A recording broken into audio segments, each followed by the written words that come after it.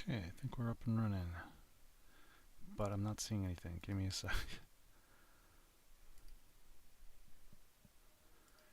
Because it's looking at the wrong fucking window. Why? There we go. Always does that. Not always, some of the time.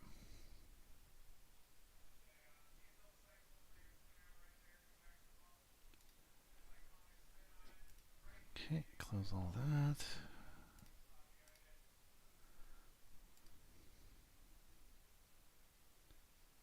Yeah, that's not right. There we go.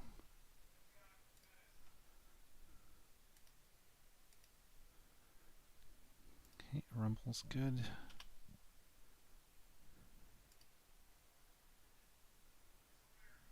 YouTube should be good. Chat. Shrinkaroonie. Put this over here. Let's see, we'll get rid of that entirely. So I cranked up the graphics to max. I don't really see a big difference. Things look slightly fuzzier, blurrier, more, with the, I don't know, the edges are less sharp, which I guess is part of it. Keep feeling like there was something I'm forgetting.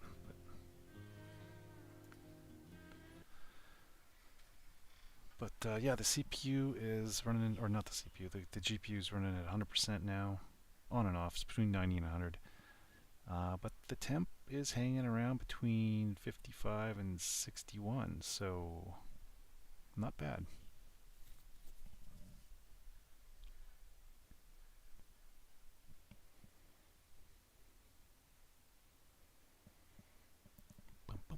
Oh, I should grab my controller here. Had a big day, driving all over the fucking city constantly. Really annoying. Could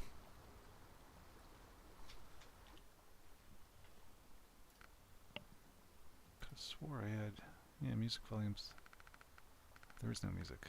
Alright.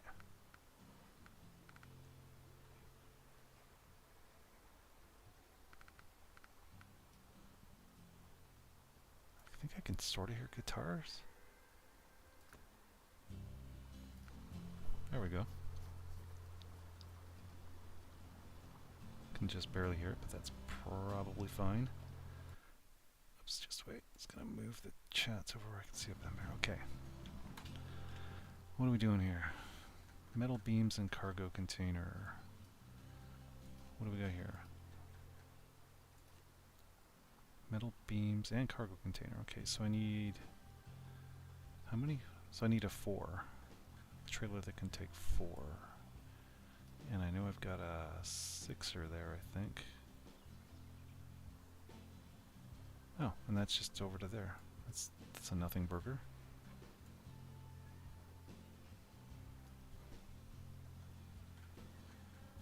Let's see, what do we have here? I don't think anybody's...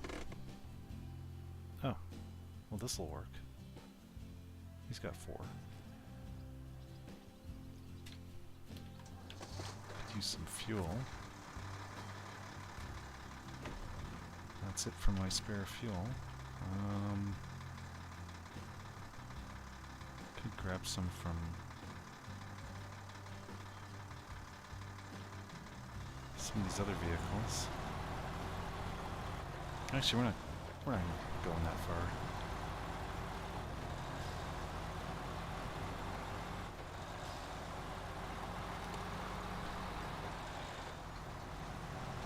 Uncle Fisher. I don't know why you sell this stuff, Uncle Fisher. Cargo container. Metal beams. And I think I just go down, yes, this road here, and that takes me right there, so I'm not even going to bother. Lighten her up.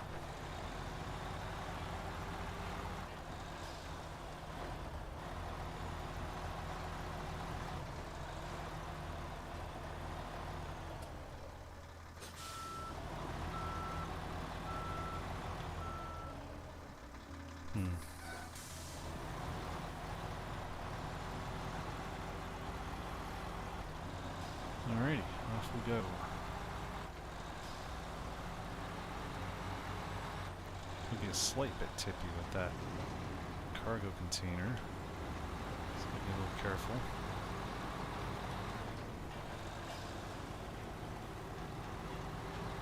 So this is max graphics. Yeah, I'm not really seeing a big difference from what I had before.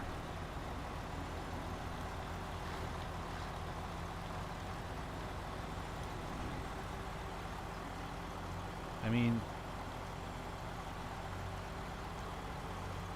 I don't know, I suppose it looks a slight bit better. Running my GPU at another 30% higher to do this, but I'm not really seeing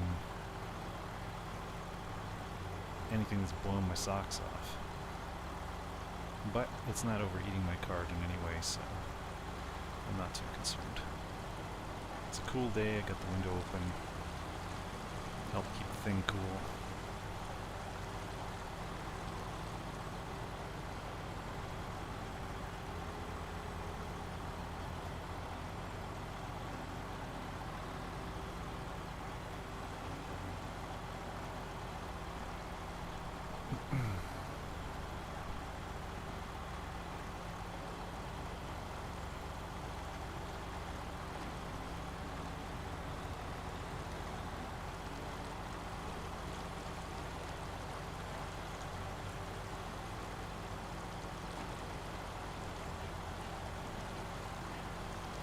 Maybe things do look a little crisper. I don't know. Maybe.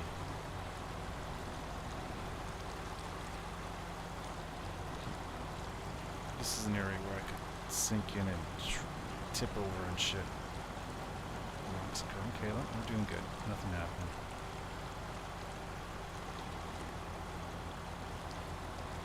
Yeah, the trees look a little bit better. Okay, I guess it's worth it.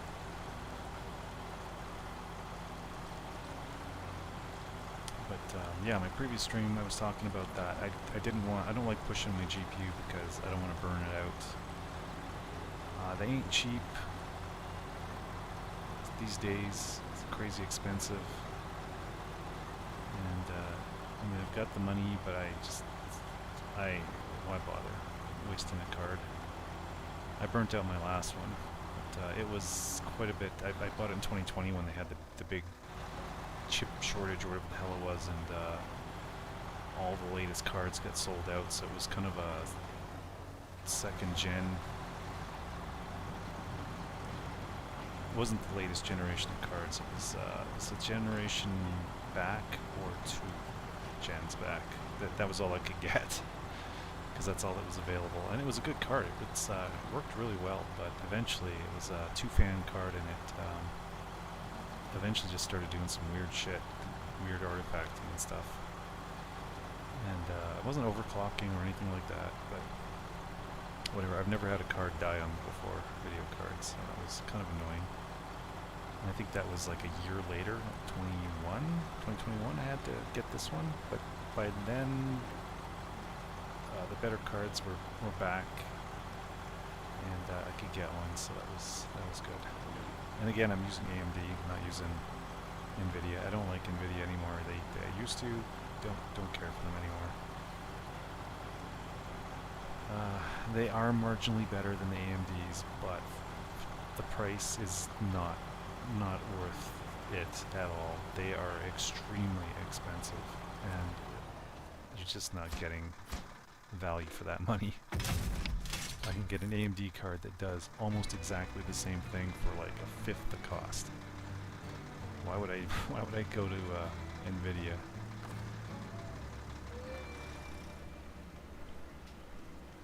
Alright, where are we at now? Visit the North Lake. That's all I need to do.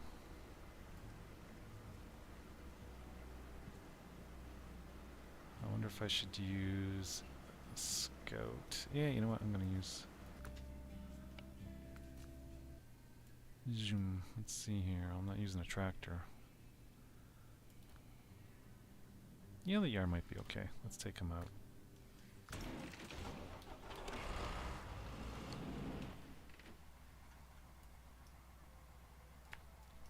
He's a half decent vehicle as far as the Scouts go, but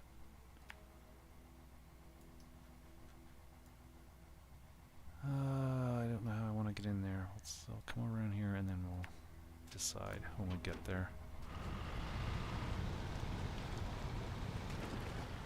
So is he rear or front wheel drive when I'm not using... Because I have all wheel drive turned off. There's a Chevy that has the same kind of setup wheel-wise. Kind of cool looking. And with him, the front wheels are the ones that have power when you're not in all-wheel drive. This guy, I'm thinking it might be the rear wheels. No, it is the front wheels. Look at him go. There we go. Come on.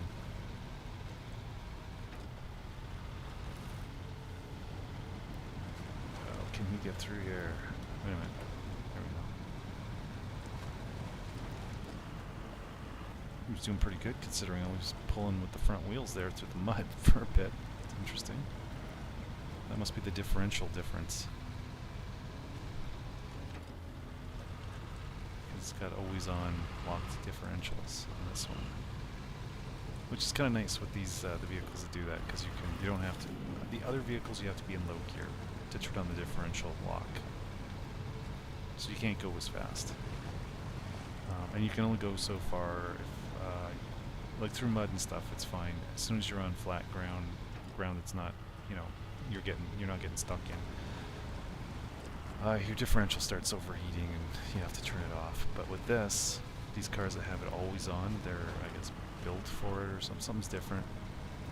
So it's not a problem, and you don't have to be in low gear all the time to use it. So kind of nice. I can go full speed with my differentials locked. See there, I was going kind of fast. It was spinning the tires, and I wasn't really going as quick. And then I put it into the low gear here, and we actually were pulling ahead of what we were doing previously. So we're spinning again. Let's slow it down, and then we're going a slight bit faster. Yeah, okay. You know what? I'm gonna say yes. The graphics are quite a bit better. Interesting. And yeah, I bumped everything up to ultra, except shadows, because I could give two farts about shadows. I always leave those at low. I don't need high definition shadows. Like, they just suck up resources for something I could care less about.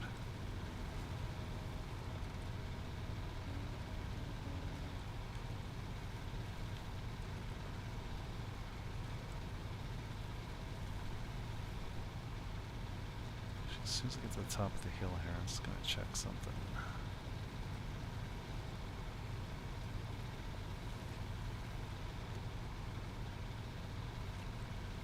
This guy's got some decent fuel economy too.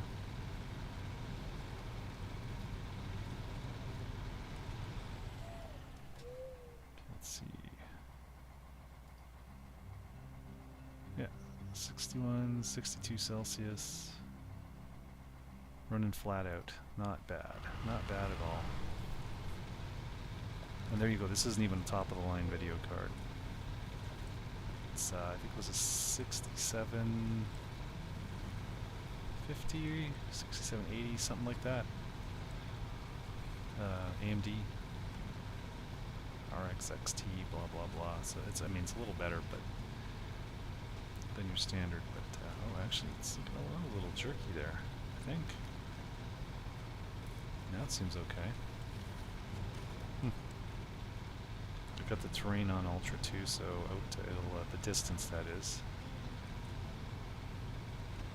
So it renders things at the max. I had some of the things I had before were on high instead of Ultra, which is one step down. And I didn't have anti-aliasing turned on, and frankly I don't care usually about that either. If I get some jaggies on the edges of things, I don't care. If it's a smoother picture, that's more important to me. But this one, I've got it all maxed out, and so far not too bad. There's a little bit of lag sometimes, a little bit of jerkiness. Yeah, I think on my wife's machine I went and got, wait a minute, I just went by it, didn't I? I'm just gonna talk and talk. Whatever.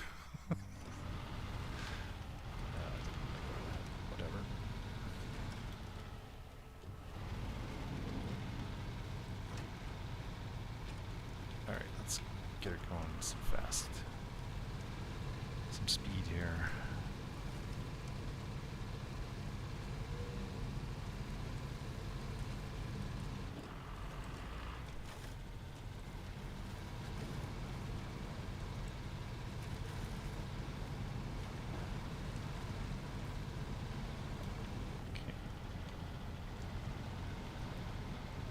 This guy's doing not too bad. He's getting through all the mud. Yeah, sometimes things are a little terrible with the scouts, but this isn't too bad. Okay, so we visited this. Now where does it want us to go? Other side of the lake? South Lake. Oh, way down here. Okay. Going back this way. Oh, you know what? Let's just bounce him back to the garage. And then we'll head out this way, down here. It's a little bit of a cheat, but who the fuck cares?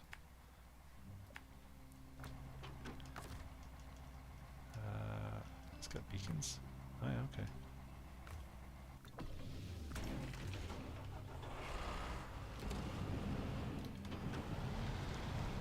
Teleport.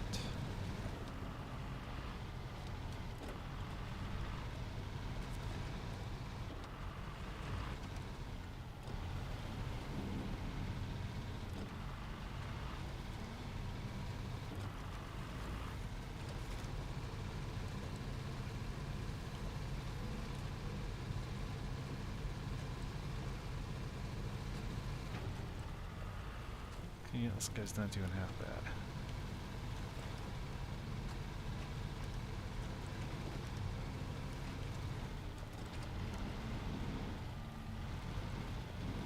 Could have flipped, blew some tires there or something. Luckily we didn't hit anything. I wonder how many of these little trips there are going to be. Is this it? Just two, or are we hitting all the lakes?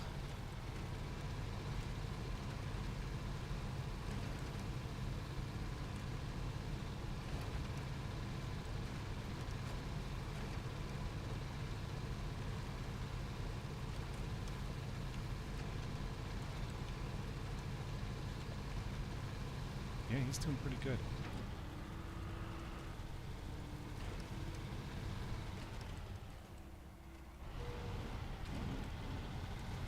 We'll go down here.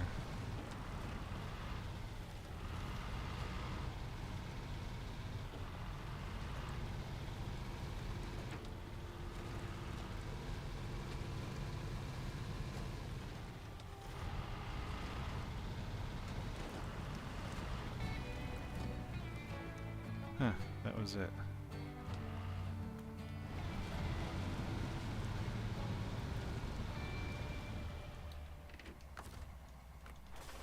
Alright, what's next? Fix the poacher's truck. Which is way over here. Okay, we'll take a truck with service. What's he need? About 100? Okay, I think we can do this.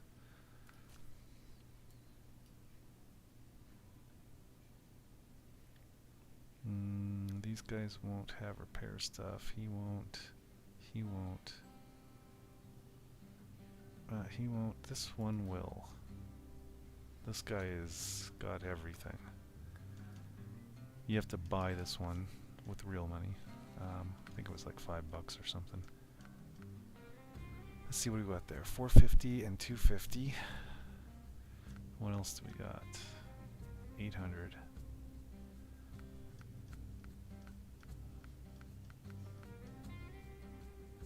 Water. Okay, I think we're just gonna do this. Should be more than I need.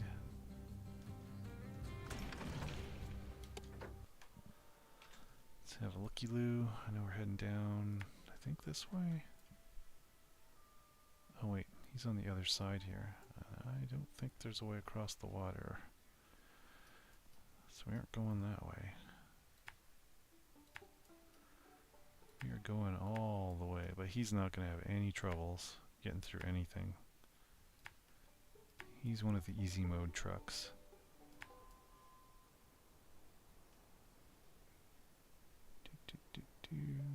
How do we? Let's go this way. I might even go cross country. I don't know. We'll see. Sometimes that's a good thing to do. Sometimes you get yourself into a problem situation that just takes a lot of extra time. So I could come up along this little road on the left here and then down in here, or I could try coming up, maybe see if I can get through the woods right here and through here and in. Or I go all the way down here and come through all this mess. This is more doable. These are like roads, but that's a lot longer trip. Maybe. It may not be. I'm going to try going through here. We'll see if we can get along the shore here and then into here. We'll see how that goes. If it doesn't work, I can always back out and go a different way. Let's turn on the beacons. Turn on the beacons. And this guy, he's loud. He's one of the louder vehicles in the game.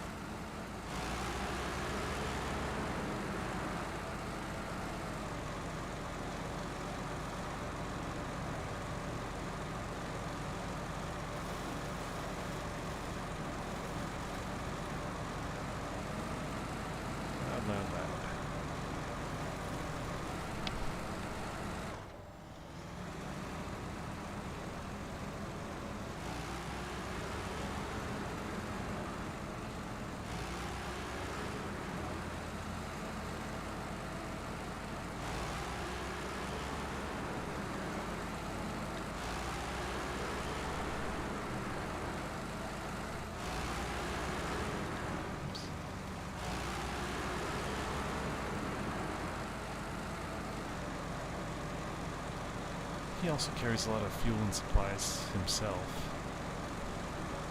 which is nice. He's just a little too easy. Although I mean, I have gotten him stuck, but he takes it a lot more to get stuck than just about any other vehicle. So.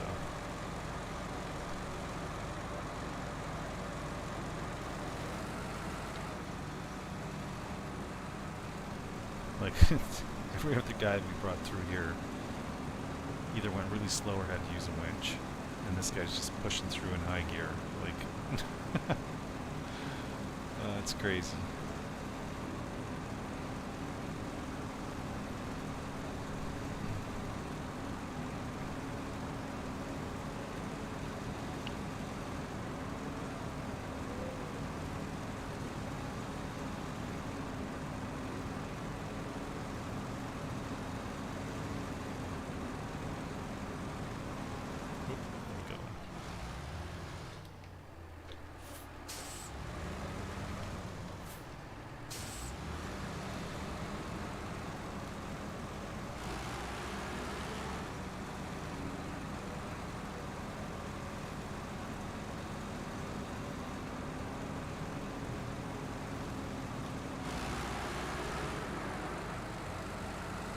This thing will be good too if I need to tow that, because some of these jobs, repair jobs, some of them you repair the vehicle, you end up getting it right away, they give it to you. Other times, you have to repair it, and then you have to tow it somewhere. And you don't always get the vehicle either, and I'm thinking this will be the case with this one. It's probably one where we'll just tow it after we fix it, so. And then it just disappears and you get some cash. Pretty damn sure that's the case with this one. But yeah, this guy will be able to tow him through just about anything.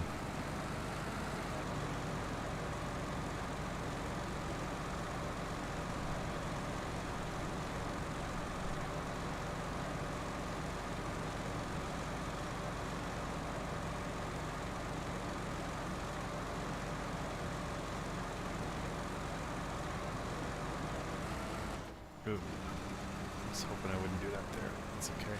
That's one of the only things with this dude. His front end is really low. He likes running into stuff. Let's do a repair job on that.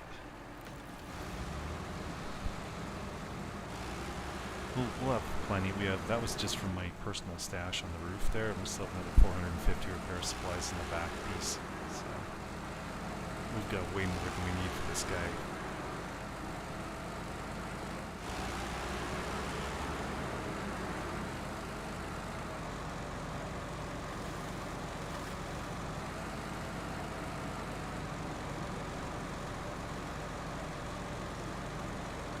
What the turn you fucking...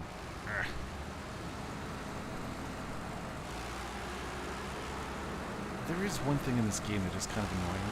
Sometimes you'll be driving along and you'll be turning and he'll turn whatever vehicle you're in, he'll turn really fast. Where normally it's like an all-day event to just turn the wheels. Sometimes it goes like really, really quick. And then you're like heading for something, and of course then it goes back to normal and you're trying to turn the wheels in the opposite direction or something, and it's just like, it's slow.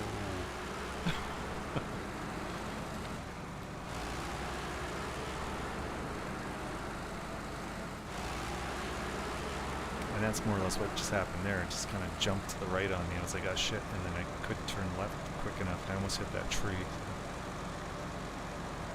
And that'll be engine damage. Sometimes it seems like if you're braking, even if you're going slow and you hit something, it'll give you damage. It smells awesome outside. Get the window open here. It's raining on and off today, and it just smells fucking incredible outside. It's like being in the woods.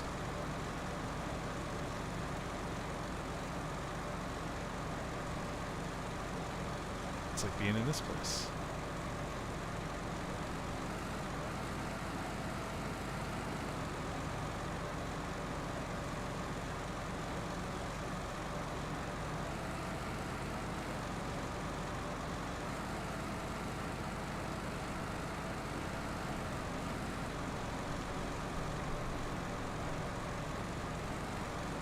But yeah, this guy just zips along. We're not having any hang-ups or flip-overs.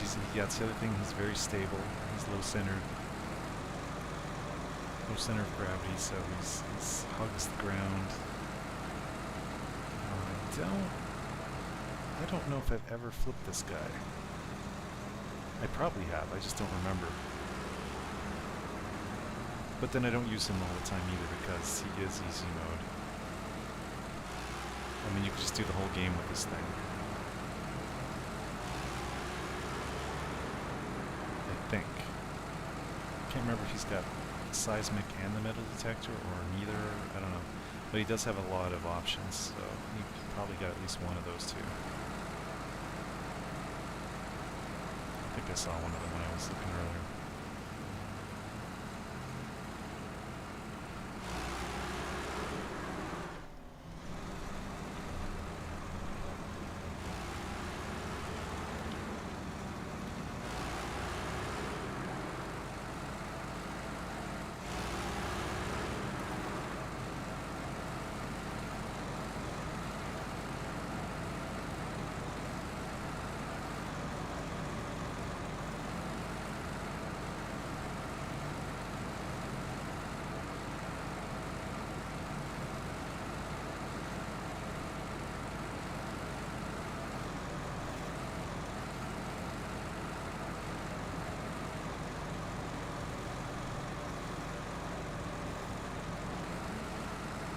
Yeah, I was turning those front wheels well before we entered the water, and it still took this long to get them turned to the right.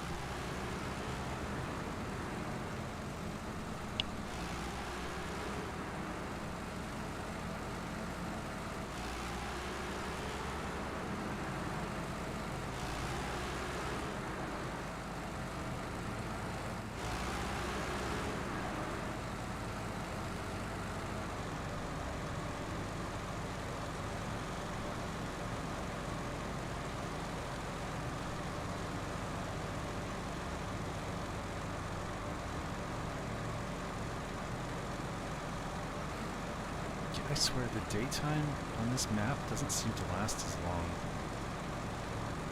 It feels like we're already moving into night. And we're always in night. It just feels like that.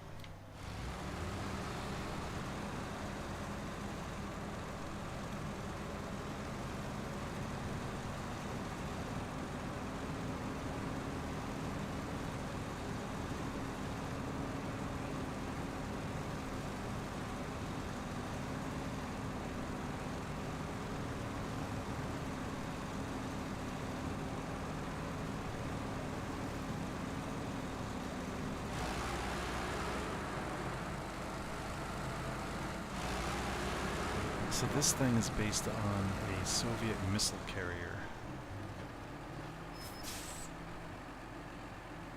I wonder how deep this is. So yeah, the way it used to work, see the cockpit's kind of divided there. So normally the missile would sit down the middle of the vehicle. The ICBM, Intercontinental Ballistic Missile. This might be a mistake, depending on how, well, it doesn't look that steep. I can see the ground there, so I think we might be okay.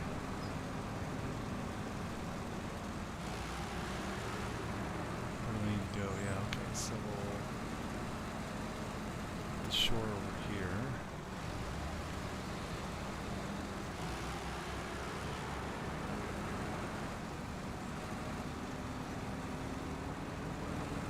But one of his pitfalls is he is a bigger vehicle, so it is harder to get him through some tight spaces. But not too bad.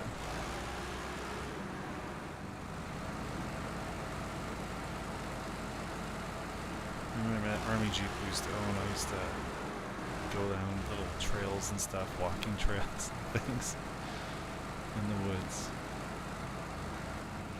Branches and shit, brushing over, knocking your mirrors around and the windshield and us. But it was fun. Always looking for somewhere to go with that thing. Always. Alright, let's see what we can see here.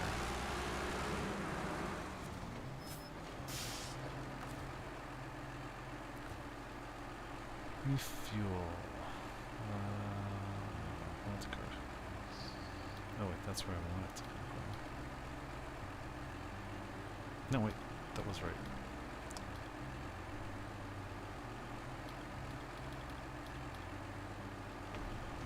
Okay. Repair. There we go, deliver it to the service center. Oh, so we're taking it back where we came from. I mean really, oh, it's a different service center. Okay.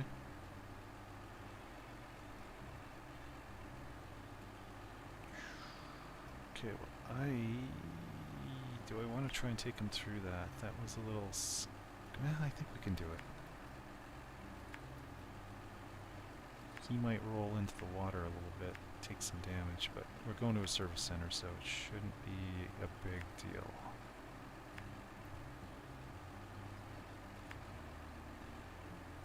Hoping I can get through there. I should be able to. Alright.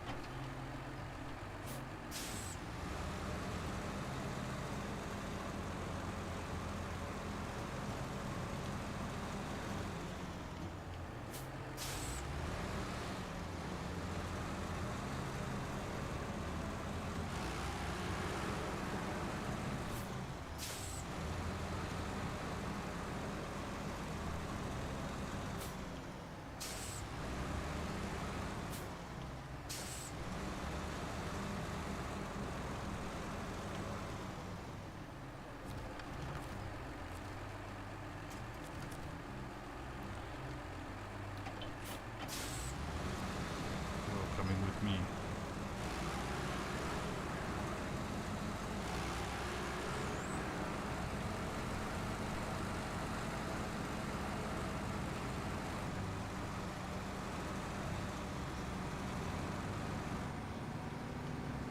Is my front end stuck in the dirt?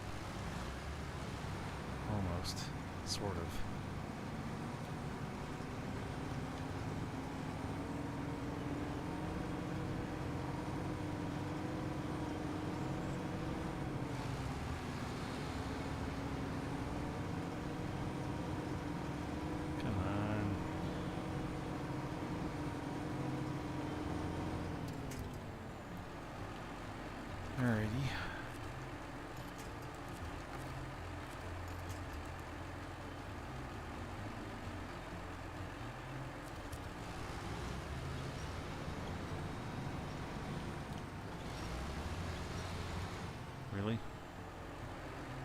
the fuck am I stuck on?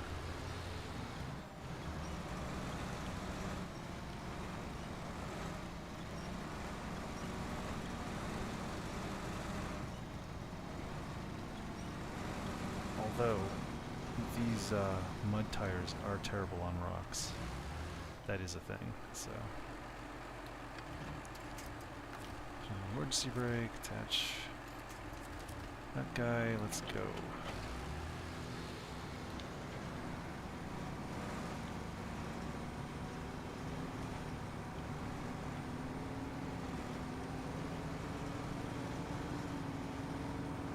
Come on, you can do it.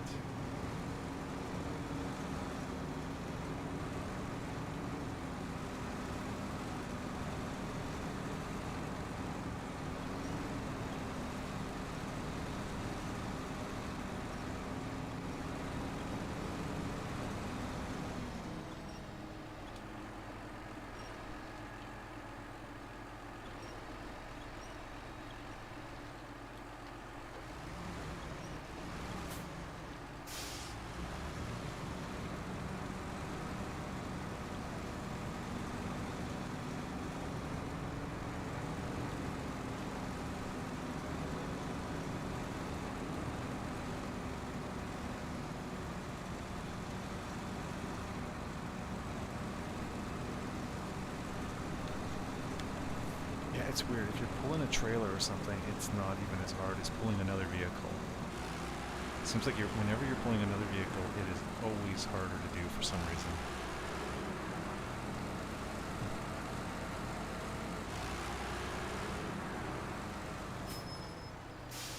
Oh, figured he was going to run into me and take some damage, but he didn't. Although getting him through these trees, well, we'll see. Hopefully he doesn't get hung up. That's always annoying. Oh, what the fuck?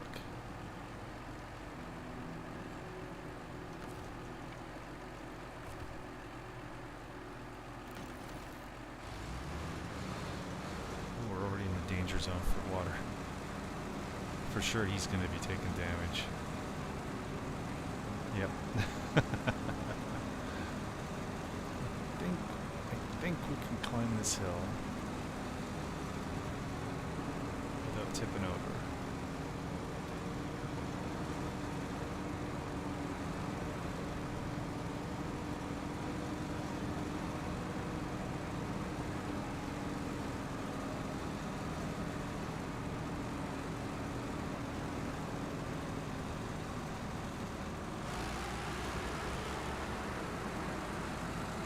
Somehow he took some damage there.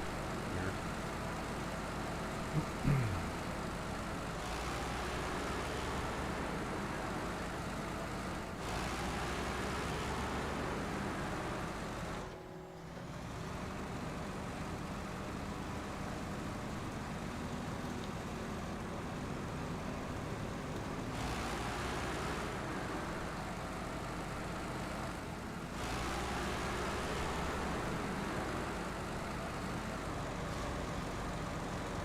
Look at all the damage he's taken, Jesus.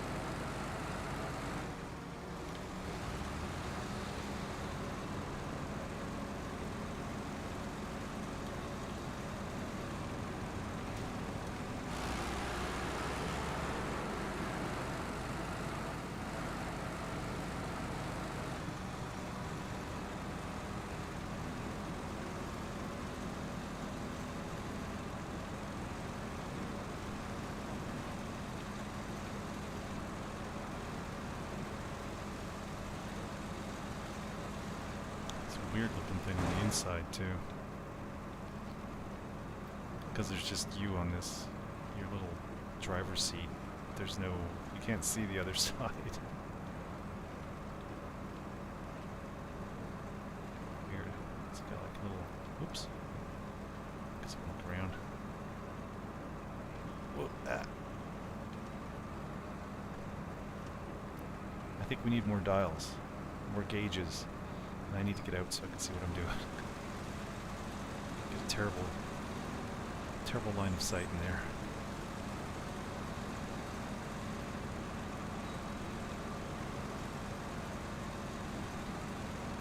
So I know in the past, sometimes, normally they don't care, but sometimes if the vehicle you're bringing gets damaged or it doesn't have a full fuel tank anymore or something like that, they won't accept it and you have to top it up, fix it up to 100 and get her fueled up. Usually they don't seem to care, the missions just work.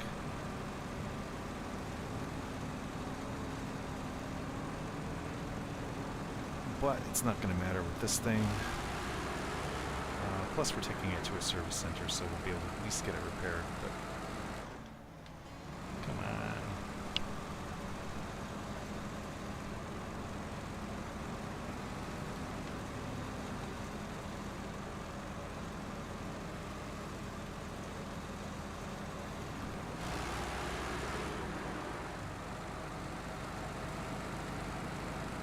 Yeah, we're almost there.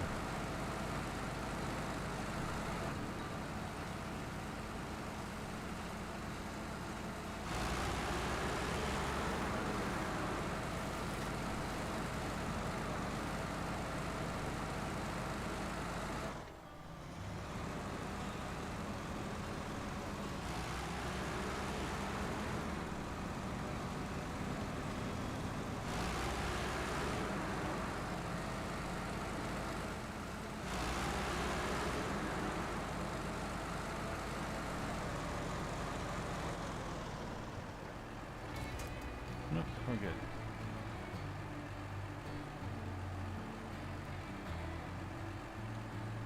This is a service? Oh, this is just a trailer. There's no service here. Oh, wait a minute.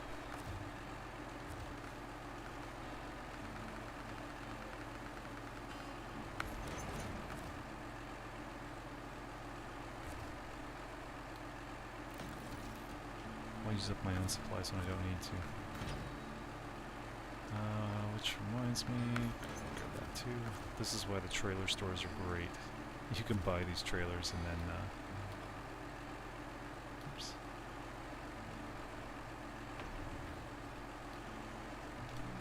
And then fill yourself up. And then sell it. The trailers always come fully stocked. Oh man, he's so fucking loud. Okay, 2 service spare parts I gotta deliver to this tower up here. We can do. Oh wow, right there.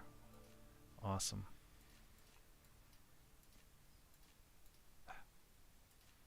Oops.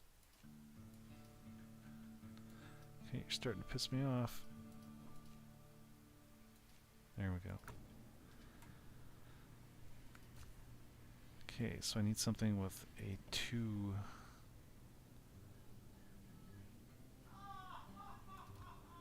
This guy, I think he's long. Yeah, he can do it. I think he's got the option for that. I hope. Yeah, he will. There we go.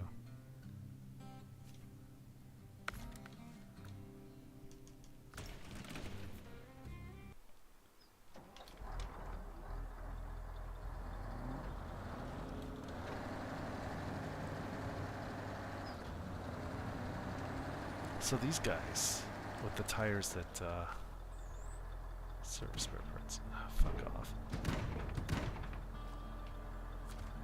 With the tires that go up and down in the middle, I find, right, that raises you up a little bit.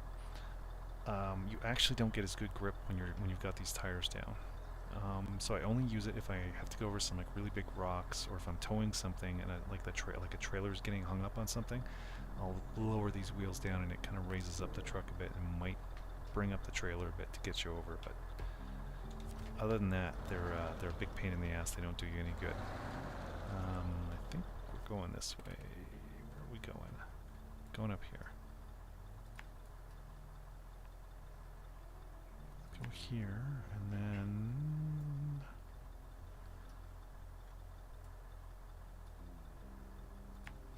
just see if there's like a visible road there somewhere for us to get through.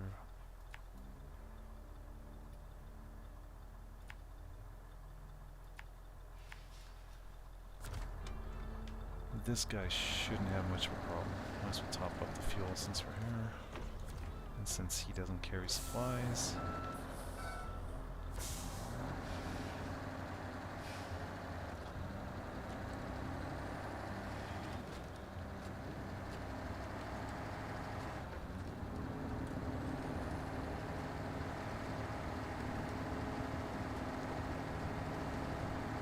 Reasonably quick so far.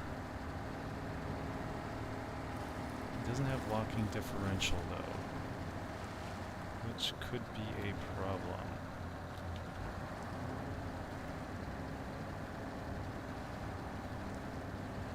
But it's decently long and has a fair amount of tires, so powered wheels, so it might be okay.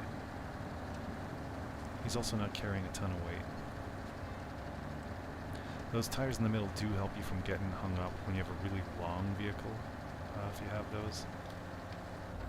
They kind of protect you. They raise up the middle of your vehicle, help you so you don't get stuck going over a little rise or damage your fuel tanks or something stupid.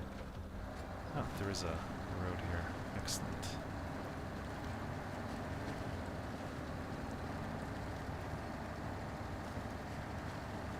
Wow, he's doing actually pretty good. Barely bogging down at all. And I jinxed it. Might have got stuck on that rock.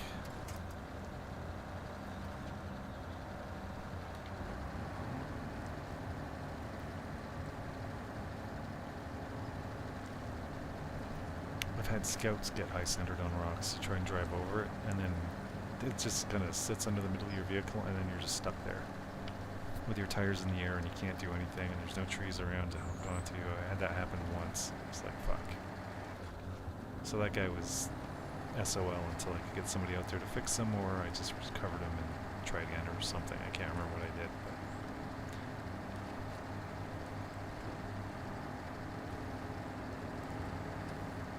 But okay, this guy is surprisingly easy mode.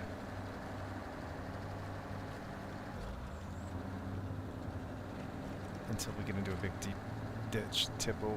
But no, I think we're good. Don't want to jinx it.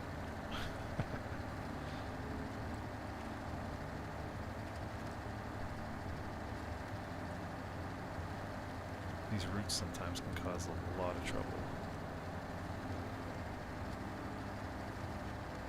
But looks like we're doing okay.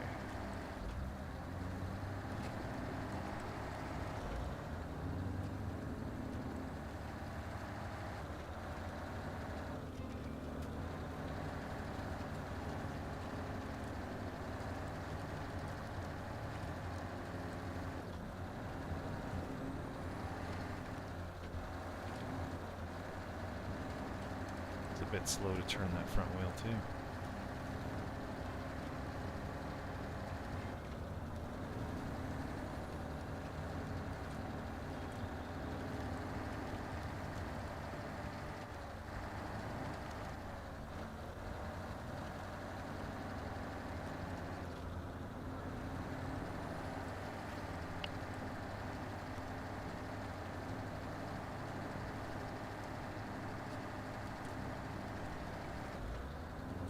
I've had this weird feeling today, like I want to watch this old movie, War Games.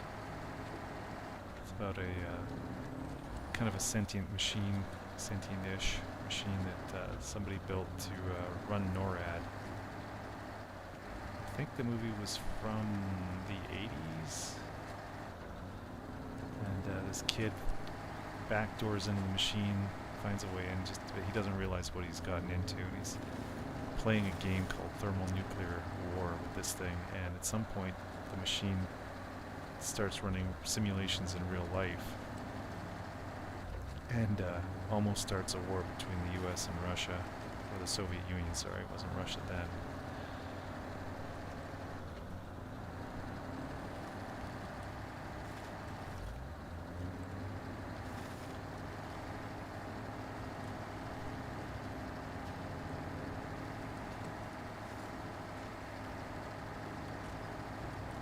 An interesting show. It was fun.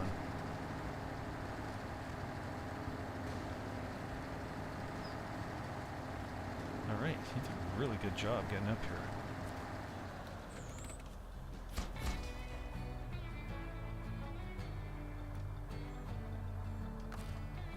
Alright. What's next? It's funny he didn't jump. Oh, these are the timed missions. Let's see. Where's the other one? Oh, we got something here. We got a couple of jobs we haven't been to yet.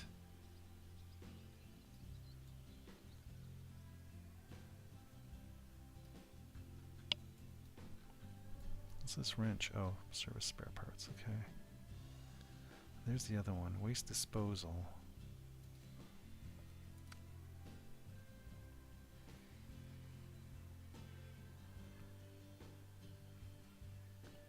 Truck with crane. Alright. Well, we could do that. How many barrels are we talking about? 2 barrels. So I need something with a crane and a deck that can handle 2 cargo. What do we got? Nope, he won't have a crane. He won't have a crane. But he won't have a flat deck. This guy won't have what I need. He might. Oddly, this is the truck we just towed. Different coloring, but I'm pretty sure I can do it with this one. Let's see. Okay, so I need the flat deck. Oh, I don't think he's gonna have room for the crane.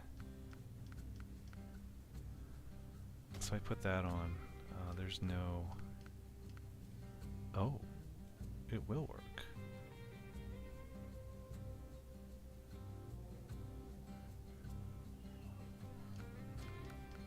Let's do this. I like this one better. Makes things, getting things on and off a little easier, although stuff can fall off, but...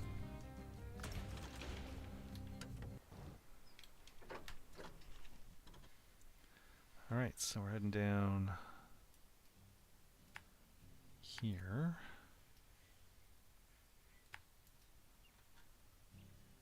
Come through that way. Nope, go this way. Get to there. Do I need the crane? Like, I'm wondering, is he just going to put it on my back and then...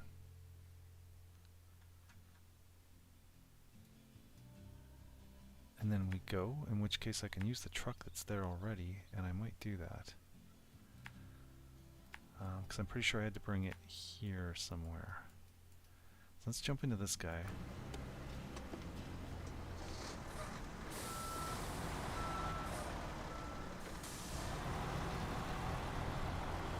I'll take a quick look at this. And we'll gas up while we're here too.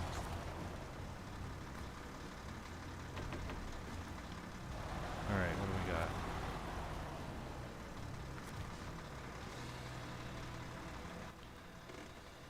Ah, okay, so we do have to pick them up. So he is not going to be able to do it. Where are they? There's one there and one over... Where is it? Way over there. So I could come here, grab this, grab that, and then out. Alright, let's get him out of the way. I'll restart the mission when I get the other guy here. Actually, as soon as I change vehicles, it's gonna cancel the mission, which is fine.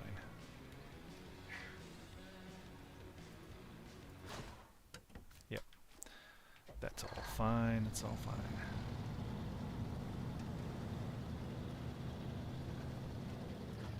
And this guy's not likely to win any awards here, so... But with these time missions, I really don't care. I just do them to... usually I do them just to get them done. Sometimes I'm interested in beating the times, but...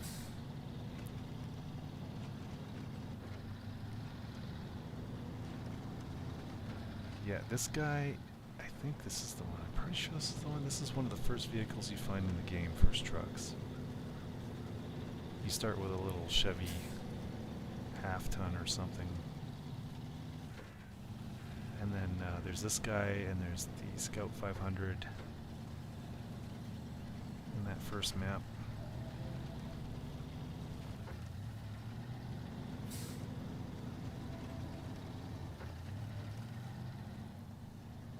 And this, he's okay. He's not like a, you know, a super duper truck, but he's certainly not bad. And once you get the upgrades and stuff, it helps a lot.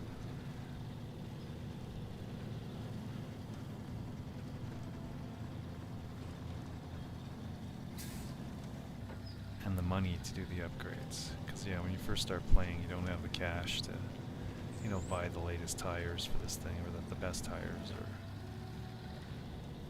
oops, sorry about that. Jesus Christ.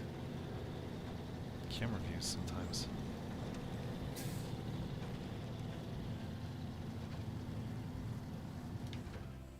Nope.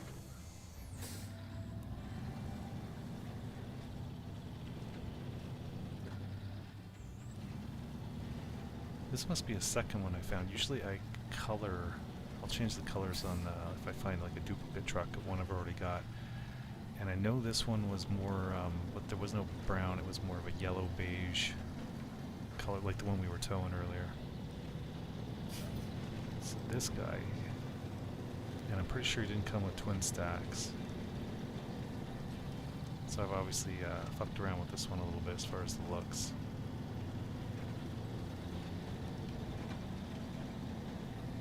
Just gotta be careful here, I'll tip myself over.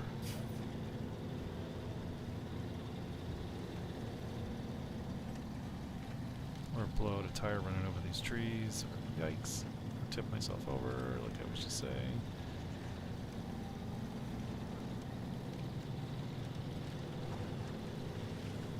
Sometimes the issues with the quick turning is that you turn and the wheels aren't gripping, and then all of a sudden they are gripping and you just turn like really fast.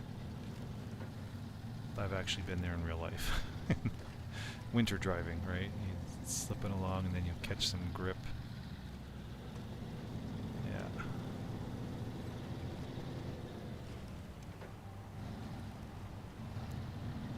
Okay, so yeah, we'll grab, let's get some fuel. I don't think I really need it, but we're going to grab it anyway.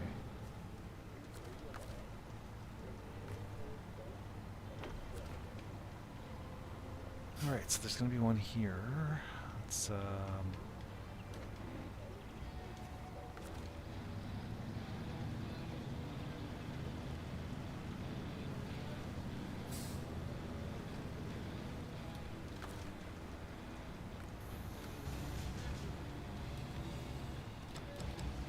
watch me flip over into the water here. Or is he going to do it? Oh, he's going to do okay.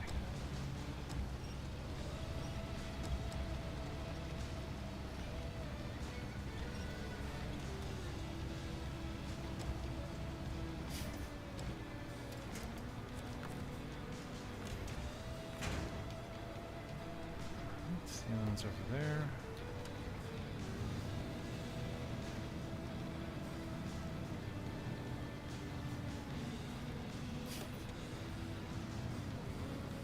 Let's go.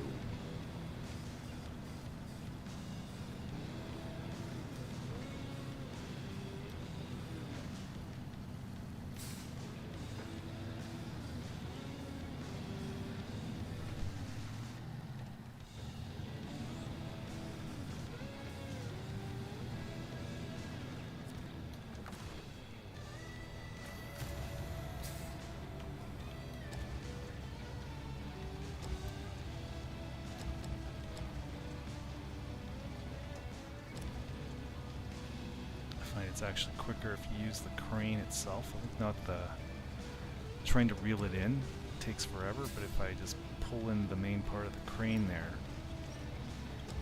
and use that, it's way easier and way faster. And I don't bother lining shit up when you don't need to here, because unpack pack. There you go.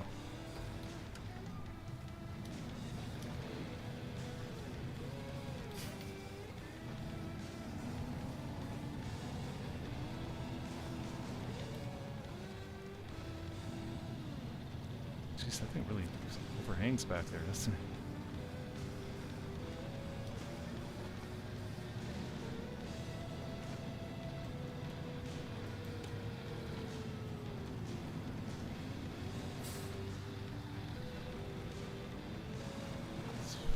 Oh, I didn't put the markers here. Well, whatever. I know where I'm going. Let's go, let's go.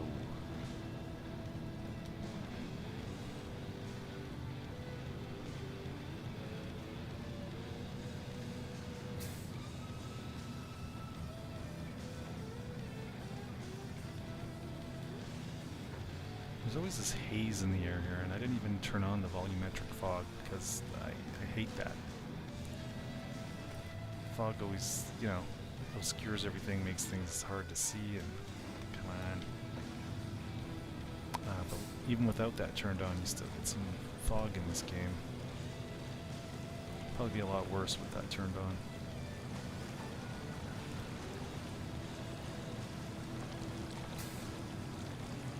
So yeah, this guy's doing okay. A little bit of a challenge, but not too bad. I should really check the map to make sure I'm going the right way. I'm pretty sure I am, but if I'm not... Oh, I do have the thing. Whatever. I know where I'm going. There's only one way to go here.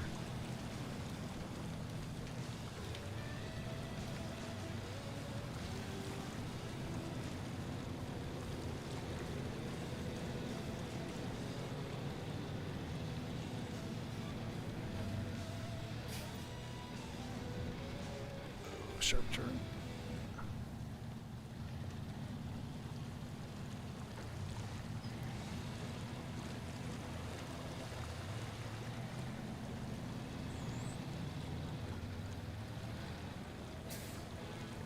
Come on.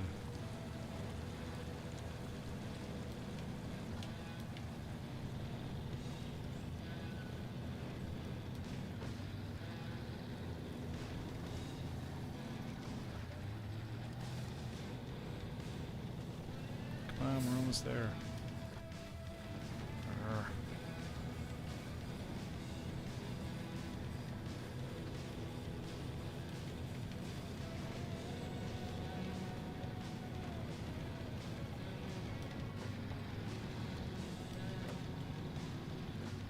And yes, if you turn off the all-wheel drive, you do drive faster. You go a little bit quicker.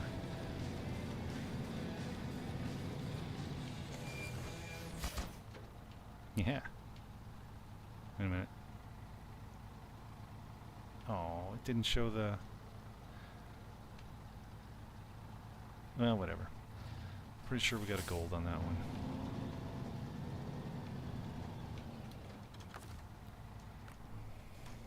Alright, next is...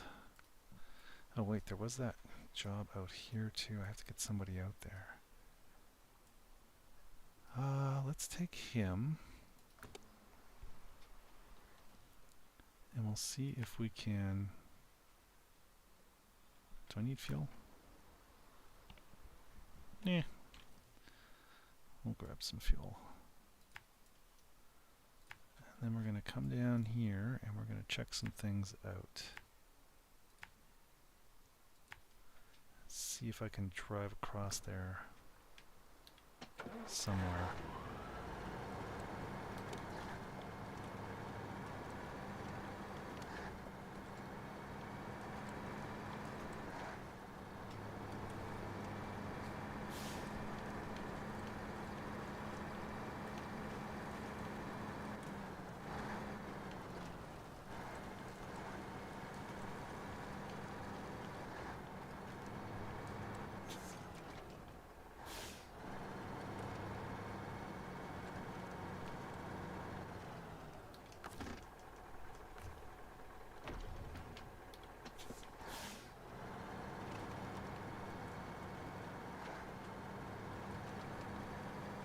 Yeah, if you run into these pylons or the barricades there at any kind of speed, it will damage you.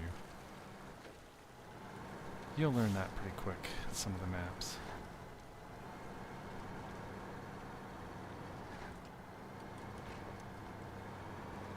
Actually, the first map, I think they had, there's a couple areas where they got those things completely blocking the road, and you can, you can drive through. But you have to drive through them to do it, and you can knock them over and stuff, but if you're going at speed, yeah, it damages shit like crazy. Fucking annoying. Oh, seriously? Fuck off.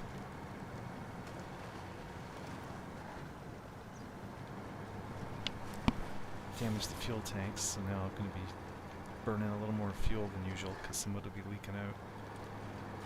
It'll be minor at this point, but still.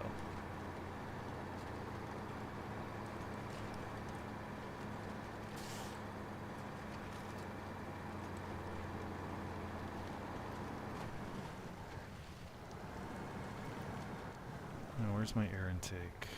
Oh, there it is on the left there. So, this would seem to be the way through. Yeah, I can see the bottom, so we're good. Yeah, we're not even going to be close to drowning the truck. And I've done it where there's like the water is, just the top of the roof is showing through of whatever truck I was in. It's like, yikes. What am I supposed to do with this thing? Oh, we don't know yet. This looks like a scout trailer a little bit. Okay. Where do you want me to take it? It's not active yet. Over there. Okay, so we basically go back the way we came.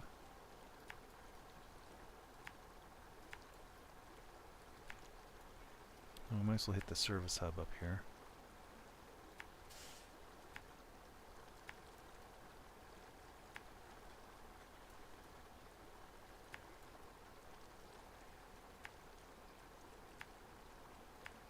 Yeah, it is a scout trailer. It says scout is recommended, but that's not going to stop us from towing it with the winch, which is what we're going to do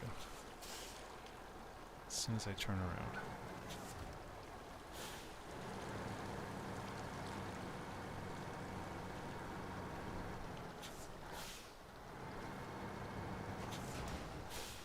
Yeah.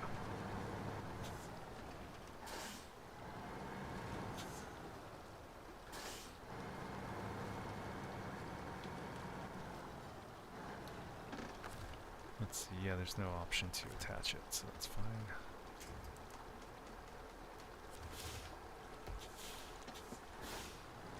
So the only thing with this is that the trailer will be a little more prone to flipping and spinning and doing weird shit, especially when I'm going fast.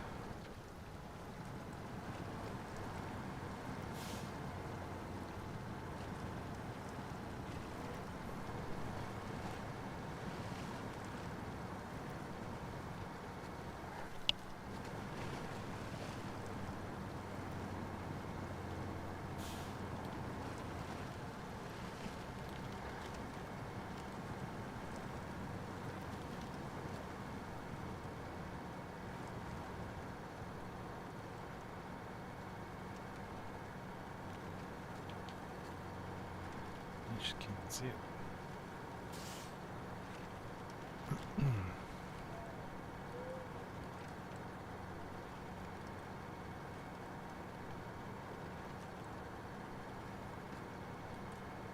This is a vehicle for this, though. Yeah, there we go. Flipping and tipping. It's going to make him a little harder to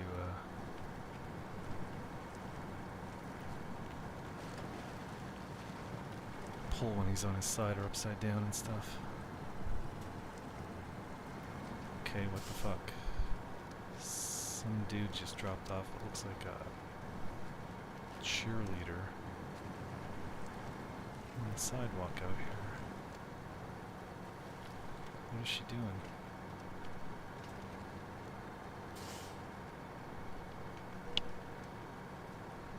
Just wait for somebody. She's on her cell phone.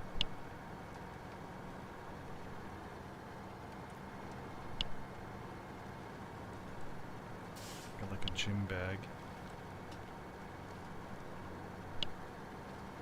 It's kind of weird.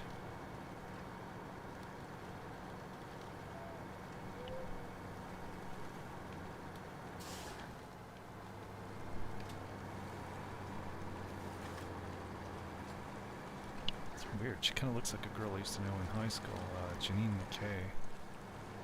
She looks a lot like her. Weird. Except she would be like 50 something now.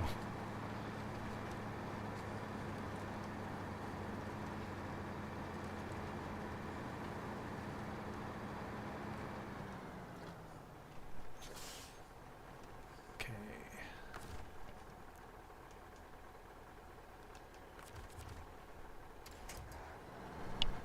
It's funny. You see these, I'm going to say ethnic kids and people. Like this kid just drove through here on his bike and he is bundled up like it's freezing outside. Oh, she's going into that house right there. Weird. I know those people, but I've never seen her before. Oh, right. Automatically fixed up. But yeah, he's just bundled up and he's riding a bike. It's nice out. It's a little cooler, like, I don't know, 19 degrees Celsius, which is, what is it, like 70 maybe or something.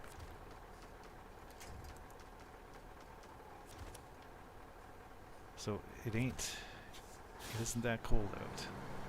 He's all bundled up. I saw another guy walking down the street. He was bundled up. I mean, bundled. He had his face covered like it's like a blizzard and 40 below outside. It's just strange sometimes. They just can't handle the cooler weather. Very odd.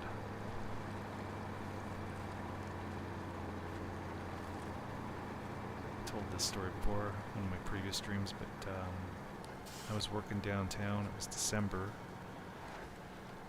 And it was unusually warm.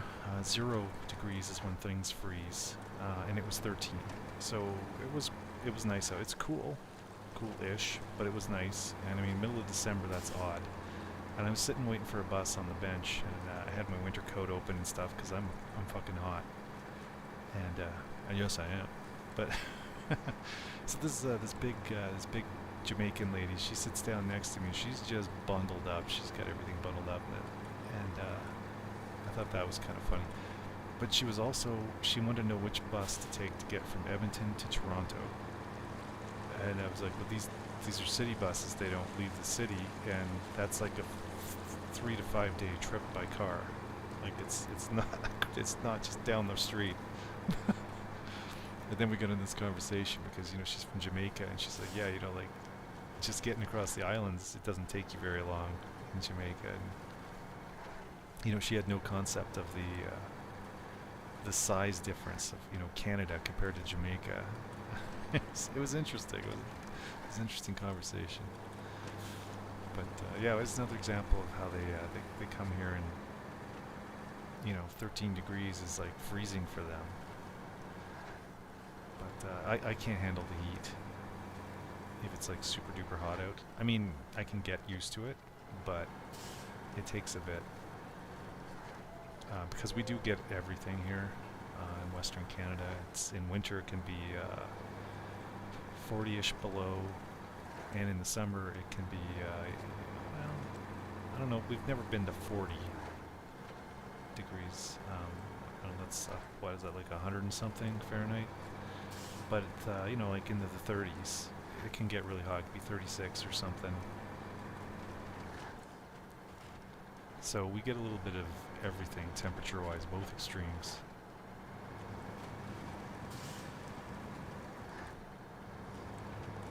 And boof. Let's just get him out of the way.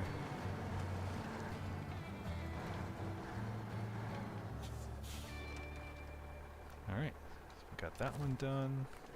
What's left? I think that is it for... Oh wait, what's this? Local support. So we do have something else right there. And of course there's that up there, and I don't think there's anything else over there. Nothing down there, okay. Well, let's take him. We'll go over to this. We'll see what this is about.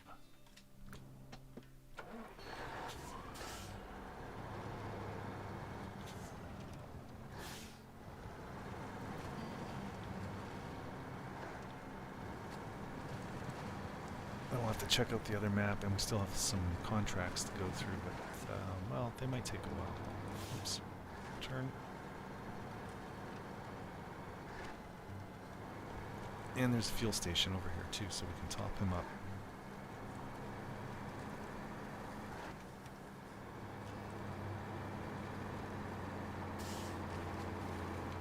I've also had a hankering for playing Halo. Go through the original 3. I thought I had it in Steam, but I think it's on the Xbox. And I'm not set up for streaming over there, so I haven't actually played that in a while. Last thing I played on the Xbox was Doom, one of the last Doom games.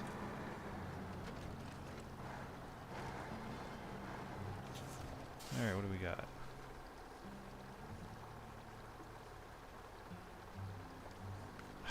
We're gonna make a service center? Really? That would have been a good thing to have. No, he's just giving me money. Start tracking. Where do we need to go? So we need to get some metal rolls and cement. Oh, there's metal rolls here. Where do you get the cement from? Way over here. Okay, well, we can grab one of these guys to get the cement. Drop it off here, and he can grab the 2 metal rolls, eh? Oh, and he doesn't have any. I'd have to buy something. Oh wait, I could take that. Okay, let's go over here, grab some fuel, and grab him. Hopefully I have the right saddle for that, and then we will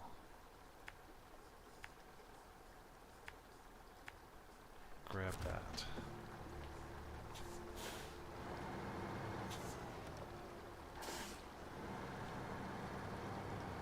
Is this a pickup place? Oh, that's where we're dropping off. Duh.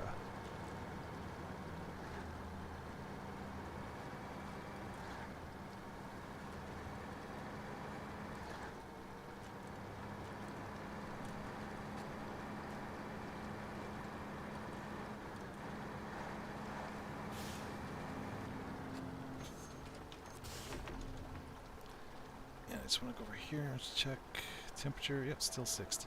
Awesome.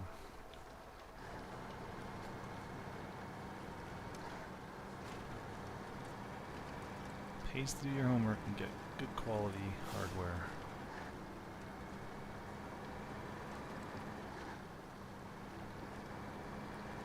Wait a minute.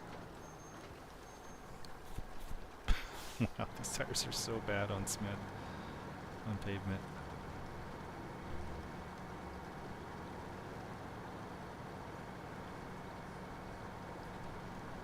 Well, but at least this trail will get some use.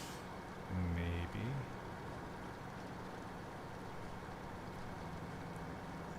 Well, we'll see if this saddle's the right one. And it is. Alright, we're in business.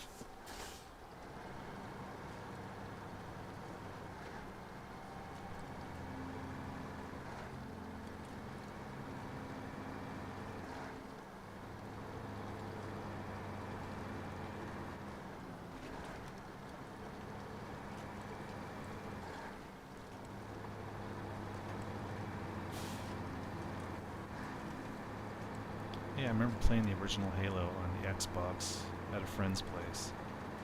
That was an awesome game. But yeah, the one the one thing I didn't like was that the up and down, looking up and down, was reversed, and there was no option to change it, to invert it. So, you know, like when I was fighting the flood and you get those little head hopper guys jumping along the floor, and I'd want to look down at them, and every time I'd look up, and it was just like so frustrating. I still remember that. It was fucking frustrating. I got used to it. I trained myself to, you know, look down when I needed to, but it was like, oh my god. But even given that, that was an awesome game. It was so fun at the time. One of the few good things Microsoft ever did, working with Bungie there. Halo 1, 2, and 3 were excellent games.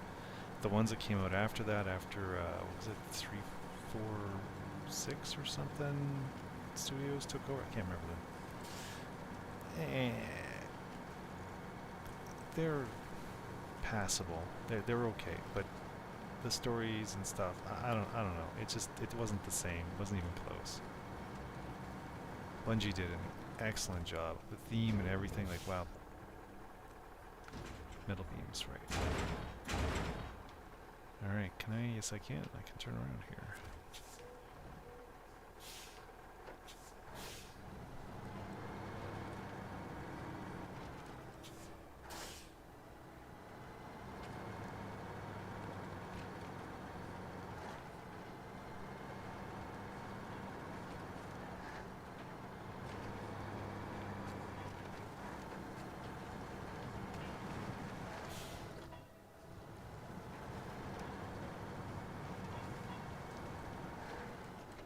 Come on.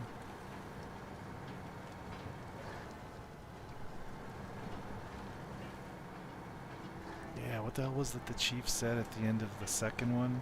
Halo 2? What are we gonna do? Finish this fight or something? And the Covenant made it to Earth, I believe it was? Yeah, I don't think it was Reach. I think it was Earth. Yeah, it was Earth.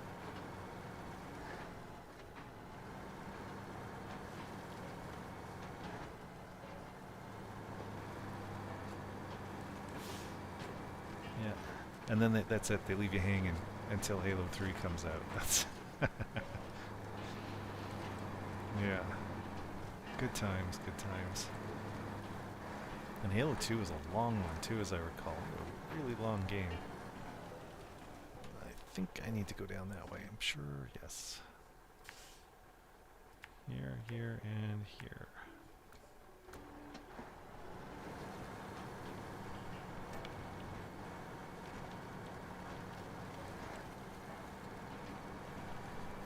And the original multiplayer of that was fun too. Well, actually, the original game was multiplayer, but like you could play co-op with your friends, which is what I was doing with my buddy. And then there was the player versus player aspect, which was fun too. I think that came along maybe with Halo 2. They brought that in.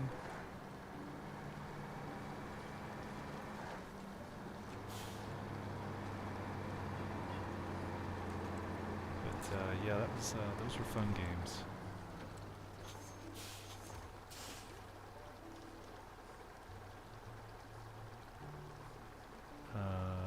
Oh, metal rolls, not metal beams. Moron.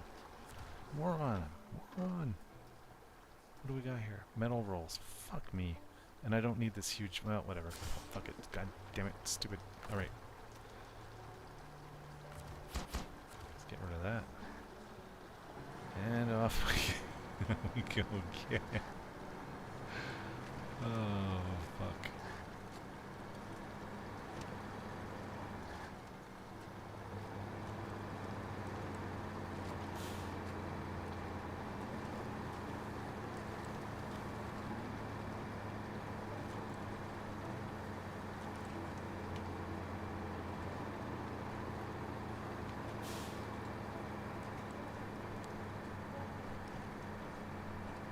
Well, he got through okay, so that's fine.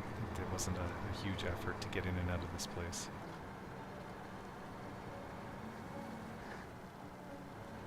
Like some maps, there's... Oh man, which one was it? I can't remember which one it was. There was a massive pain in the ass to get to this one factory.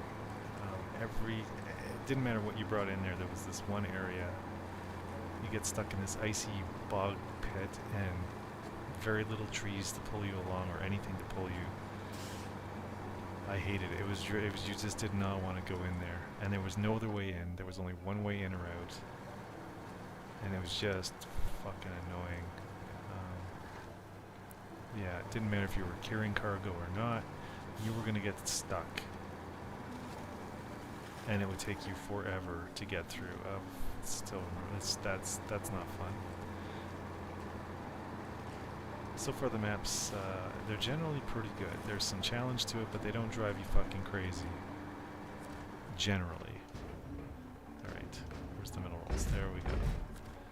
This trailer's overkill, but he didn't have a trailer and this was available. Game provided, thank you, Mr. Game.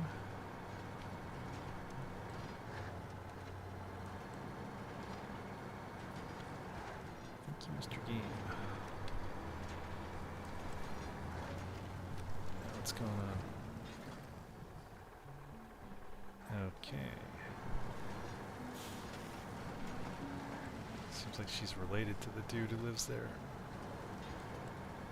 So they just came out. Kind of looks similar. Now that I see them together.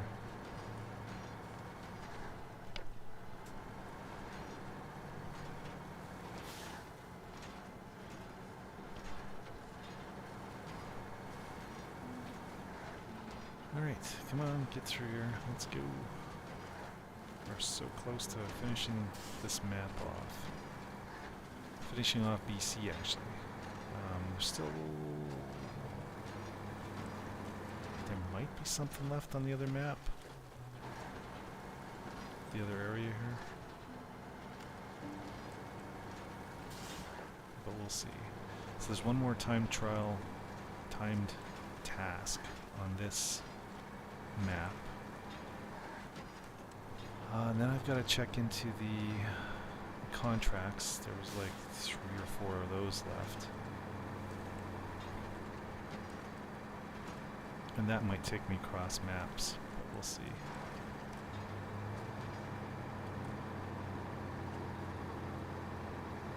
Alright, that was nice and close. That wasn't too bad for a fucking screw-up job. At least I didn't drive, you know, a huge distance and go through a lot of crap to find out I had the wrong thing. That would be fucking annoying. Okay, I'm just gonna park him over here. Because we're going to be grabbing one of the trucks that's in the area that I need to get stuff from next. Stop that. Go way over here. Is this not where I needed to go? Metal rolls. Where do you get the cement from?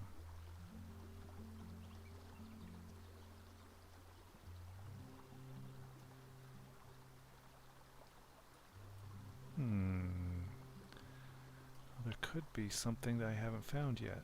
Let's do the other job then. Race cars to the top of the hill, view spectacular. Okay, let's do that.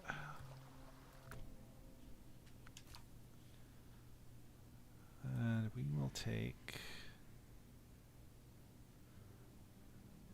These scouts aren't... Well, I don't know. They're also tippy and frustrating. Well, not all of them, but some of them are definitely annoying. So instead, I'm going to take... where is it? This guy.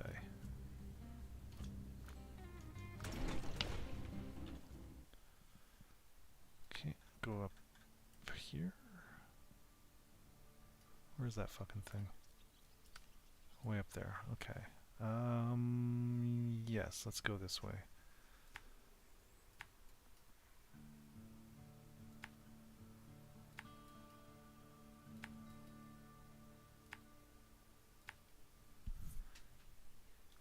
And we'll see what this is like. Maybe, I don't know.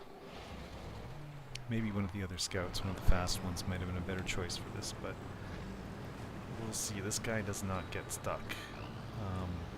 And where another scout might be faster, when it's able to be fast, it can get really bogged down and take forever to get through areas, where this guy just plows right on through like it's no problemo. Which makes up for the slower speed that he has.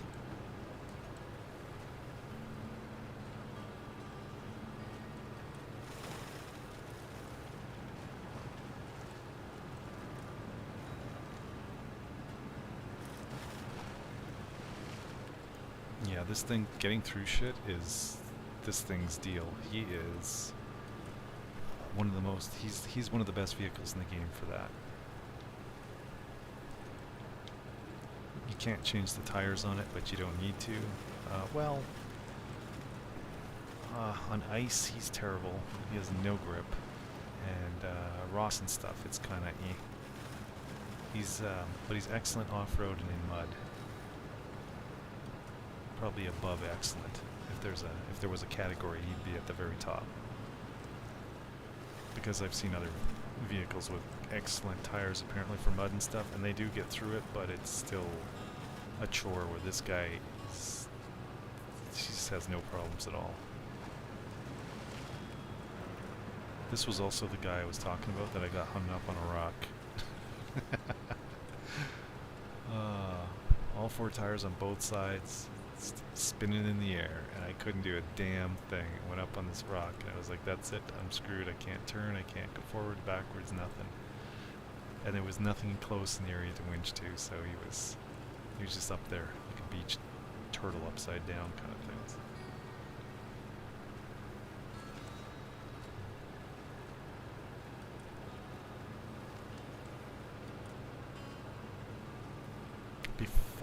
Before I got one of these, like I said, you find two of them as you play through the game. There's two on one of the earlier maps. Well, one on one map and one on another somewhere. One of the areas, two different areas have one of these. I would use some of the trucks to do my scouting because they could get through all this boggy shit way faster and easier than the scouts. Most of the scouts can.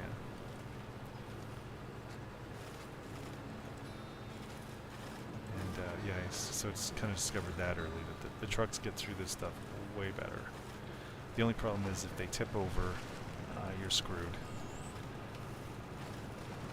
Because the winches don't work if the engine's turned off, and the engine goes off if you're past 90 degrees flipped sideways or upside down.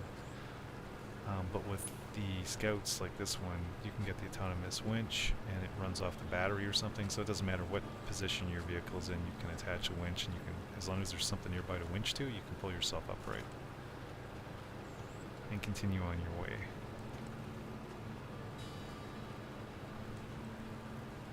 So that's kind of a downside to using a truck to do scouting. Plus, cross-country, sometimes they can be a pain. And sometimes there are places where it's really, really, really tight and a truck will not make it. Like if you have to go through two giant rocks or something in a cliff. Sometimes on some maps there's areas where you just cannot get anything through unless it's a small Scout.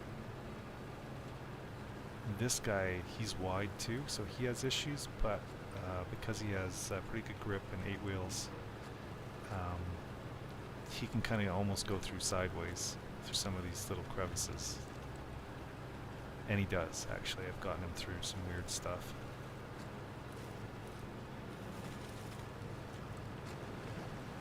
I'm just going to, let's see, do a quick repair.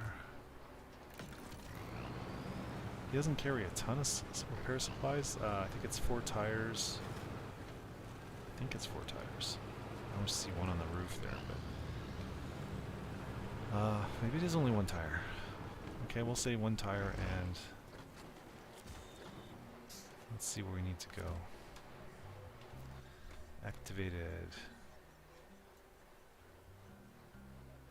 Okay, it's not showing me any waypoints. What is the deal? I did activate it, didn't I? Visit the first zone. Oh, is it right behind me here? That's fucking retarded. Okay, so it probably won't. Oh yeah. Okay, so it wants me to go in that direction.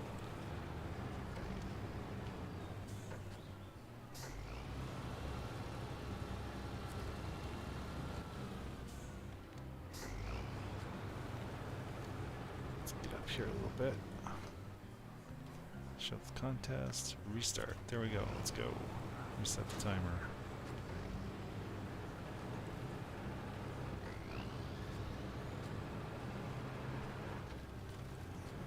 think any of this part here was too bad. I think a lot of the scouts could do this pretty decently. How the fuck do you get up there? Shit, am I supposed to go up there? Yes, I am.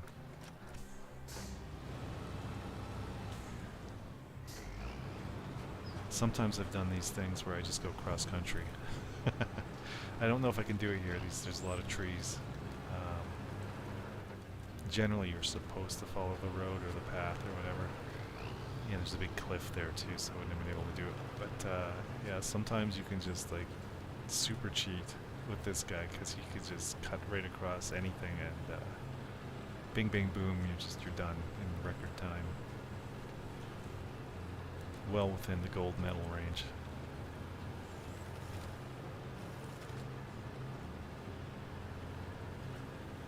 Wouldn't it be nice is if they showed you what you need to stay within to get the gold, and then what you need to stay within to get the silver at the top right there, right? It shows your time, and right now I'm still in the gold cup area, and as soon as I pass the time, that would be a gold cup. Then it shows a silver cup, and then the bronze after that is anything beyond. You just have to complete basically to get the bronze. I could take a day and a half to do it. You'd still get the bronze.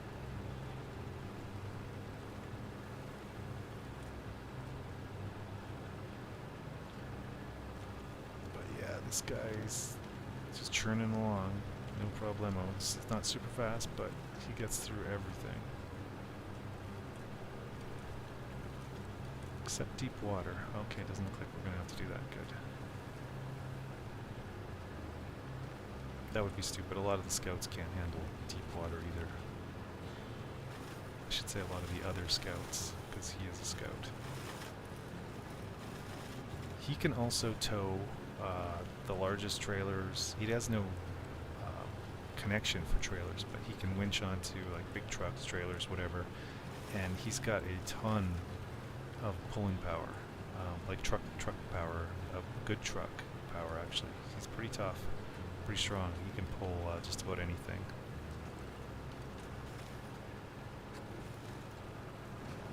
I've used him to pull big vehicles out of bogs that you find.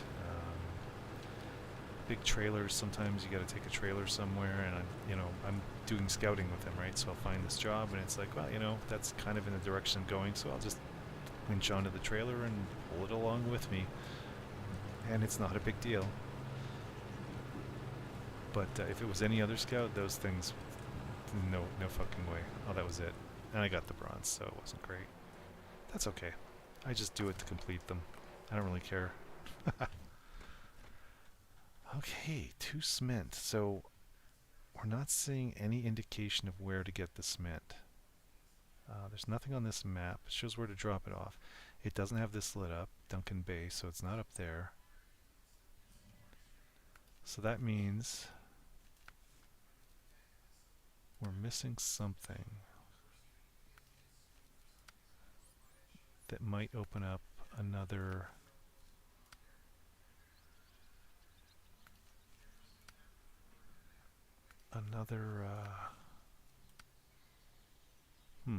no. I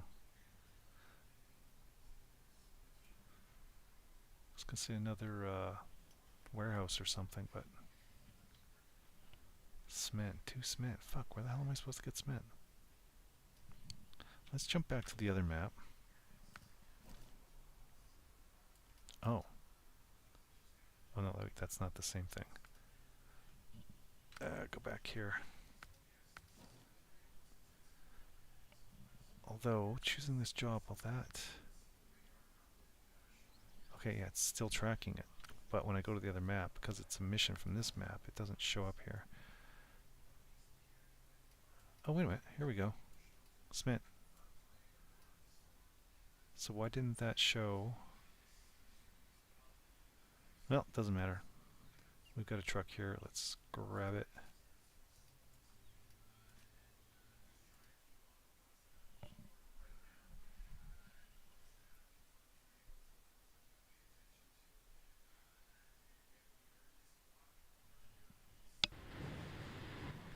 Okay, I think it was 2 cement. Oops. 2 cement that I needed. See, again, it jumps you out of there. 2 cement. Okay. So let's go back. We're hooked up.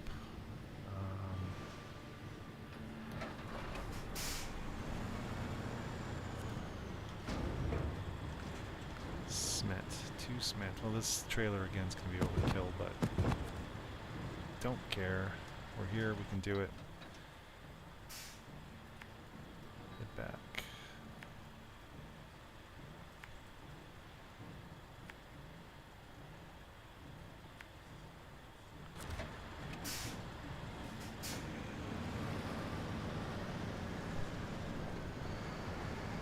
Wow, wide turning radius.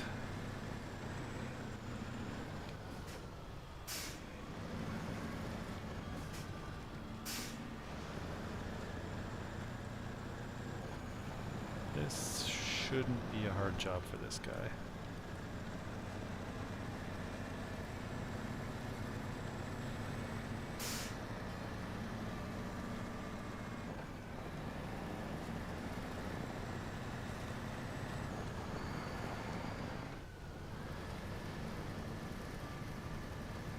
And that figures.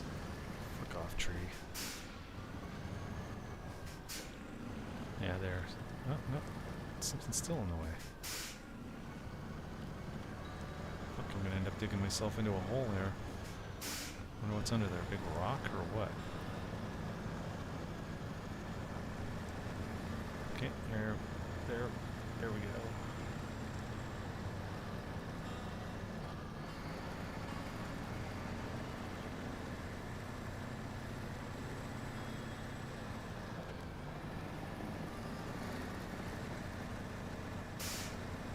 Taking the turns a little wider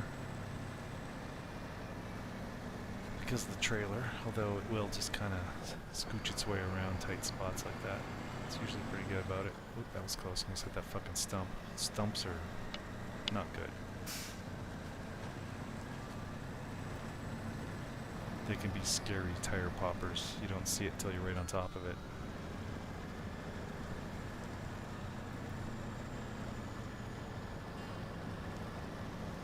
Come on, dude.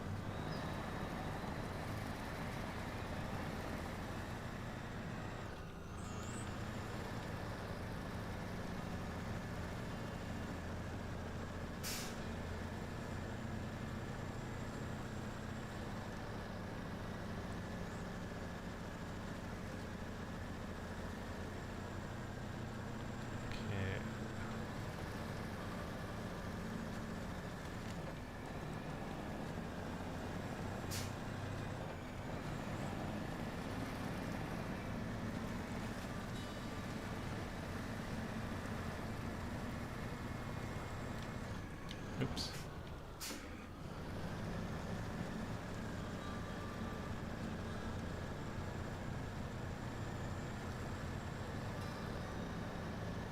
And yeah, I'm using an Xbox controller to play this on my PC. And the PC is, it's a better gaming rig, but it's running Linux Mint 22.3, which I think is the latest. And if you're into Linux at all, or if you're not, you're sort of into it. Mint is based on another version of Linux called Ubuntu, and that is based on another version of Linux that's called Debian. So the root OS is Debian Linux. And then, yeah, so they make a new version.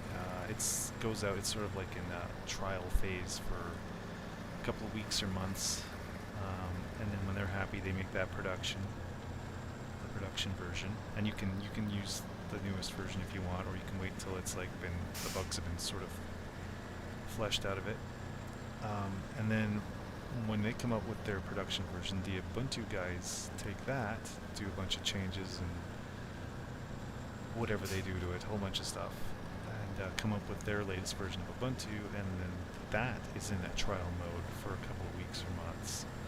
And when they make theirs production, then the Mint guys grab that and make that updated to their OS.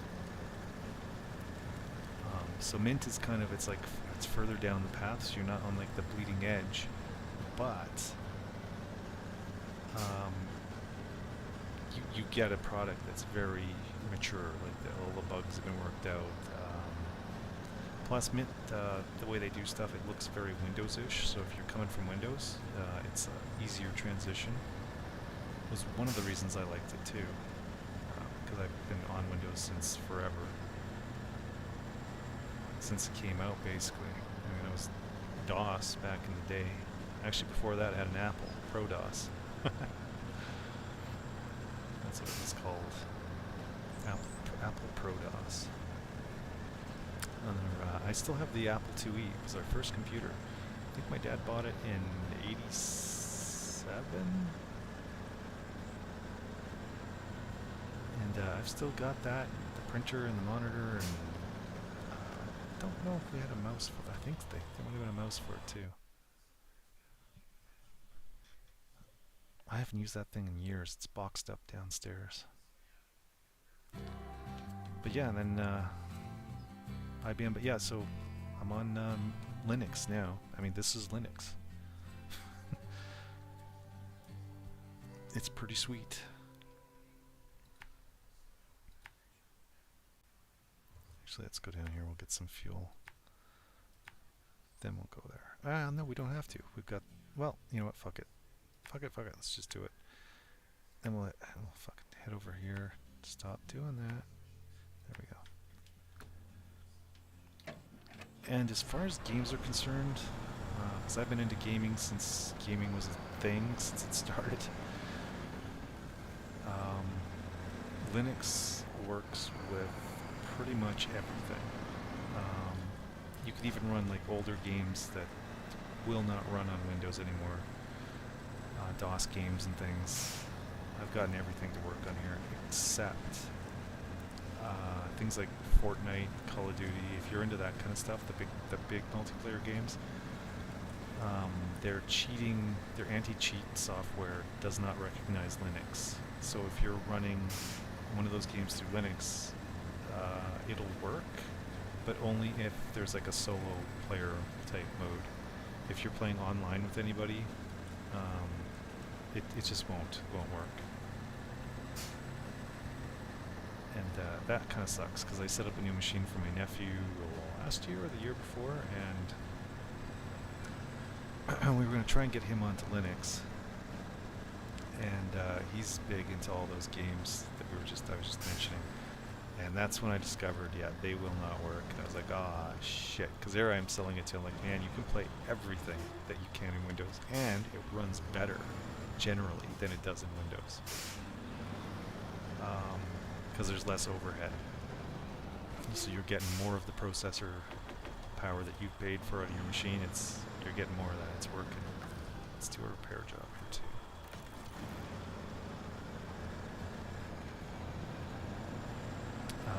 Some of the things that they do lag behind a little bit, like when ray tracing came out, it was 2 years-ish before Linux started doing it, something like that, before it was supported. And a lot of that has to do with vendors like NVIDIA and whatnot not supporting Linux. Like, there's no love there. They're not making money on it, and they don't care. But eventually we figured out there's people in the community, really smart people that work on this stuff, and they got that working, so now it works. HDR is another thing that's not quite there yet. I think some versions have it. Oops, let's attach that. But it is coming. I know Ubuntu has it, the latest version of Ubuntu, but that hasn't been, Mint hasn't grabbed that yet. That'll probably be the next version of Mint. So, but HDR, it's not a huge deal. I mean, who cares? Scout is recommended. Oh, we just have to visit these guys.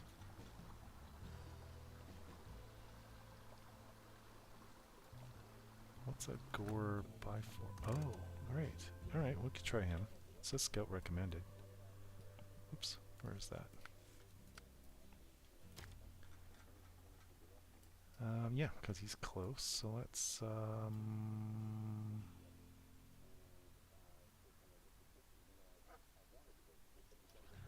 go back up the trail. Oh my god, fuck off.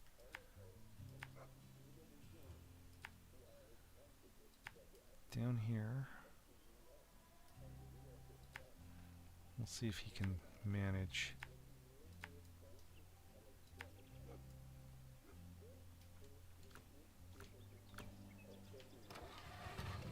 Oh shit, he's almost out of fuel. Do I have any? There's only 40 fuel in there, and that was enough. That was more than I needed.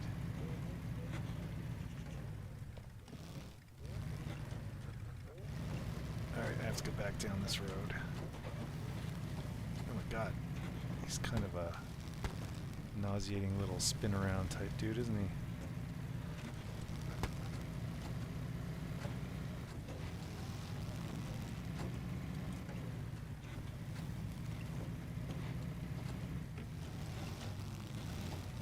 In first gear he's slow, and then when he shifts in the second it's like, whoa. Yeah, exactly. It's like, whoa. He just fucking goes. And this is what I was talking about, scouts getting bogged down real easy. Or that other guy, who is a scout, can just plow through this like it's not even here.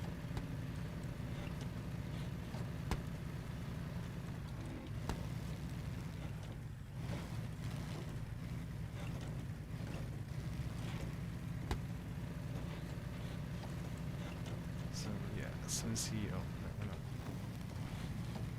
no. Nope.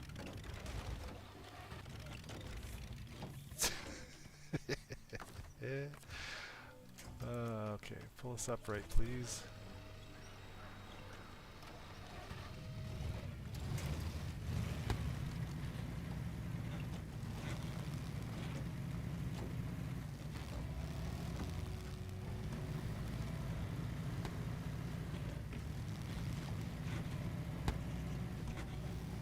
Oh my god. The cameras. Because he moves around so much, it's like bouncing the camera all over the fucking place.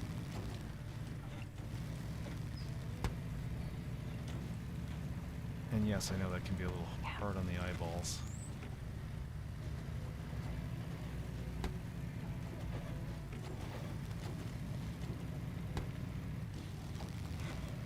There was another option in the settings for an older way of doing the third-person view. It said it was in beta, though. I wonder what that was about. I wonder what that looks like. Let's get out of this fucking deep shit. There we go. Let's just check it out.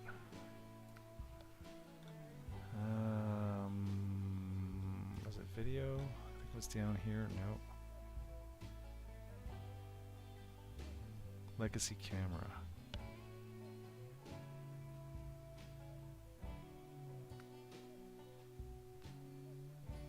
Okay.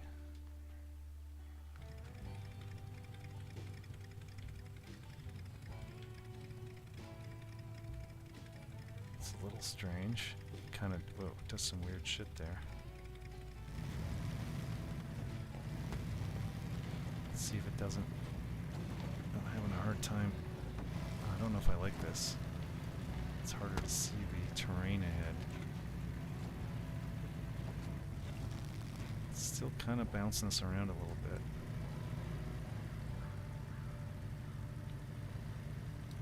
Alright, he needs some differential lock there. He was getting bogged. Oof, I do not like this view.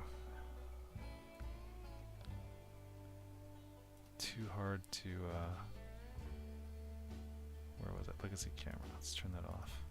Off. Thank you. Yeah, now I can get back up into a decent angle. Okay.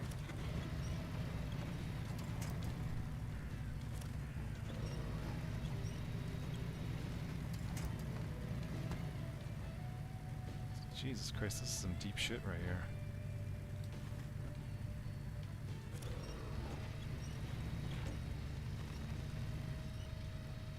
Scout recommended.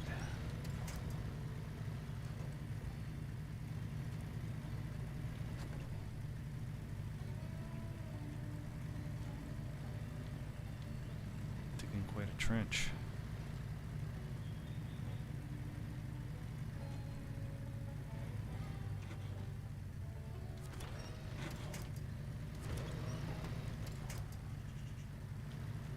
And then we're going to bounce ourselves around on these rocks. This will be fun.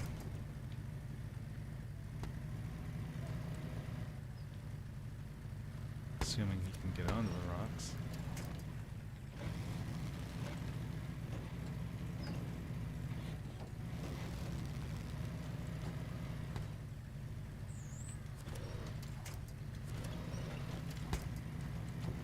Okay, let's go.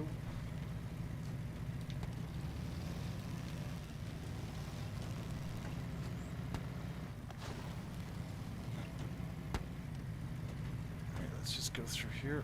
Let's head in that general direction. Actually, I should look. Nope, that'll work. We can just...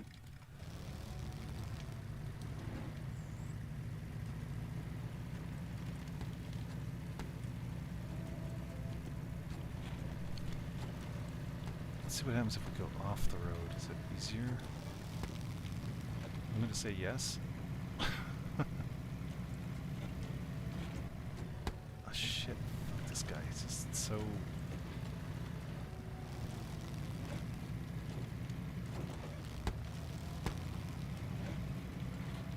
Jesus Christ, it's hard to even see what's going on. Let's see if I can go through there. I could do that. That looks like it might be a mistake, but we're doing it.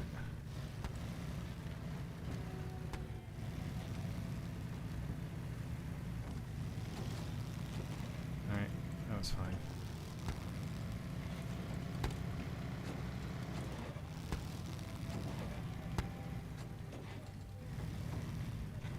God damn.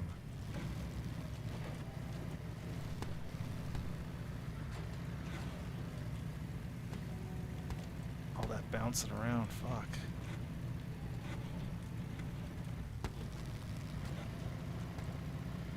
Hopefully this is the last thing we have to do here. Isn't. Oh shit. Okay, we're not gonna be able to follow the beach. I'm gonna have to go back this way.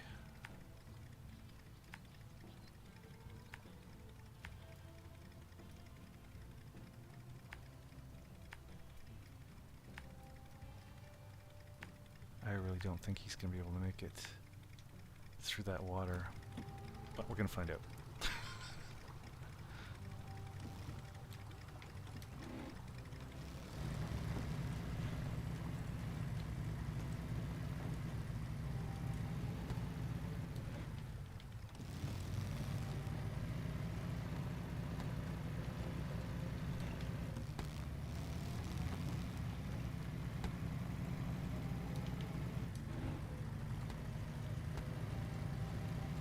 See if we make it before we run out of fuel. He's been eating it up pretty good.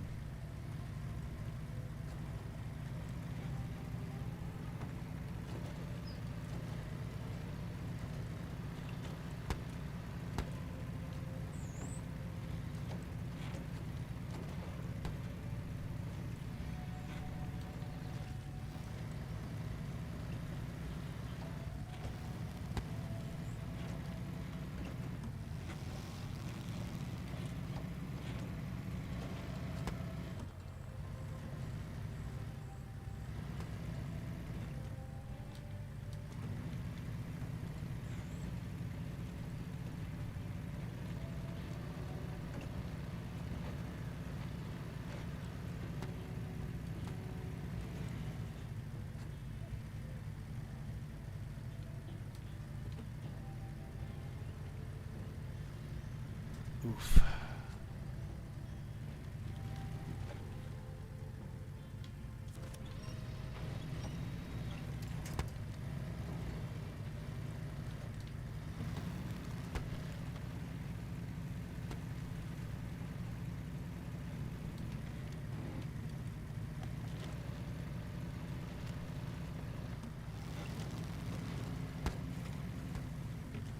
Oh, come on.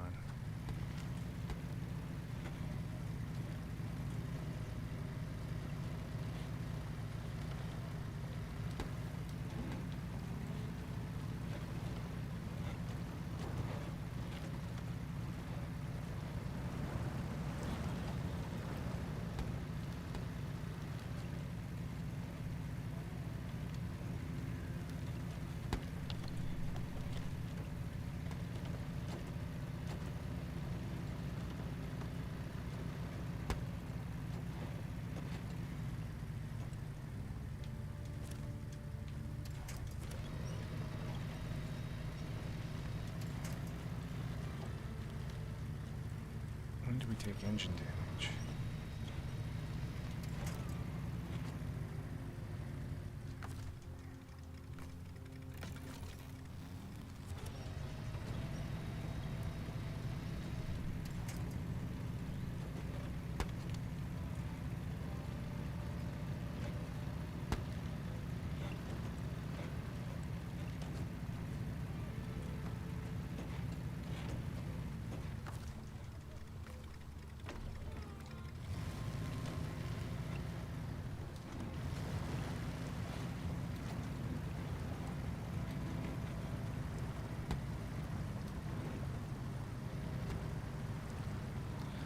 Where's my snorkel? Oh, we're in it. I think it was at the back? I don't know. Oh yeah, there's that thing on the side there. Rear window. Well, it says damaged trucks, but we made it.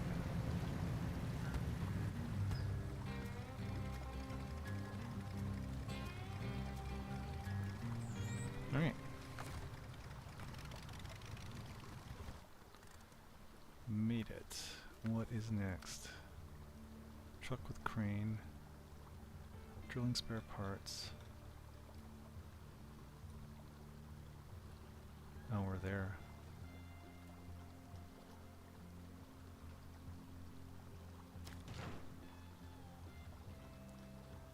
I have to tow that to the police station.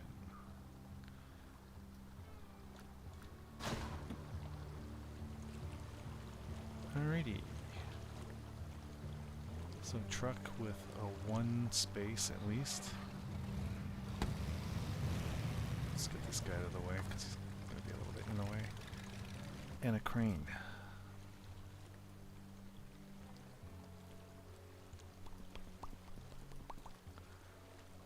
Trailer store. What does this guy got on him? Ooh, this'll work. And it's this guy. Alright.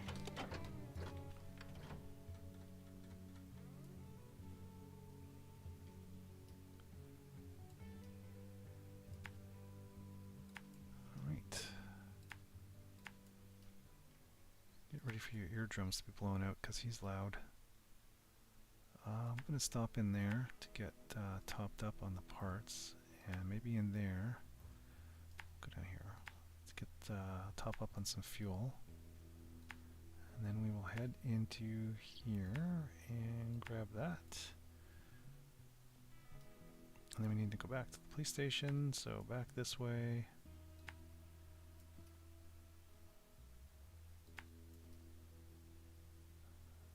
Not that way, this way.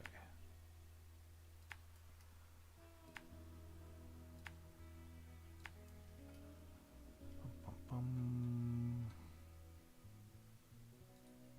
I knew that was going to happen. Let's go like that.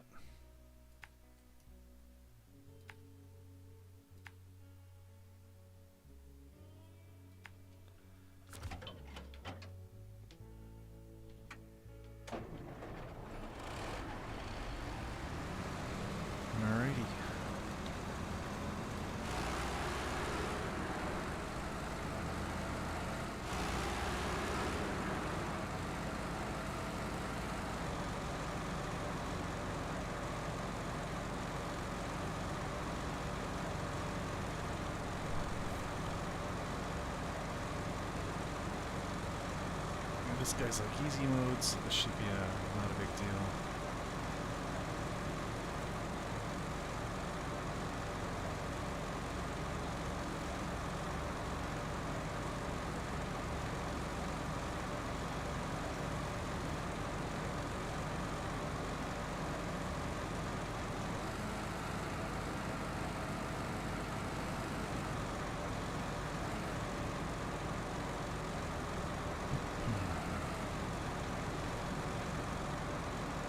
So yeah, let's see if we can clear out all the missions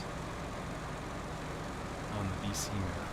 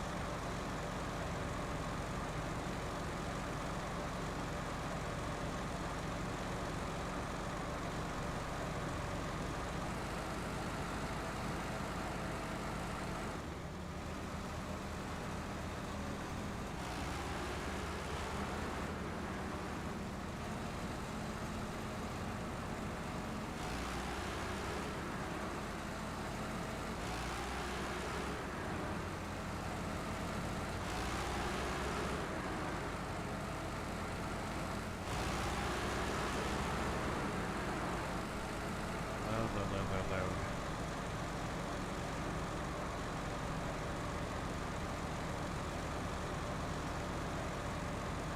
Okay, stop in here and see if we can get some power supplies topped up.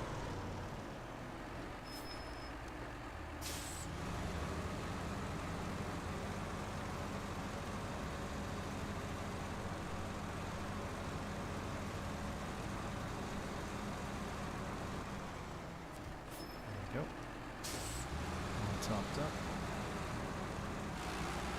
That also replenishes my supplies as well as fixing the vehicle. So I'm 100% all my repair stuff right now. That's good. I'm gonna grab some fuel over here at the tanker.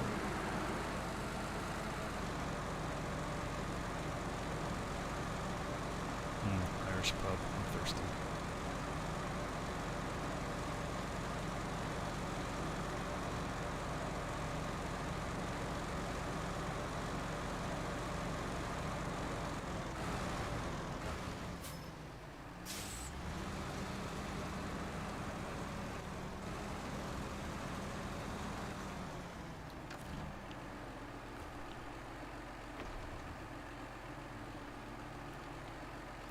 Right. Now we are 100%.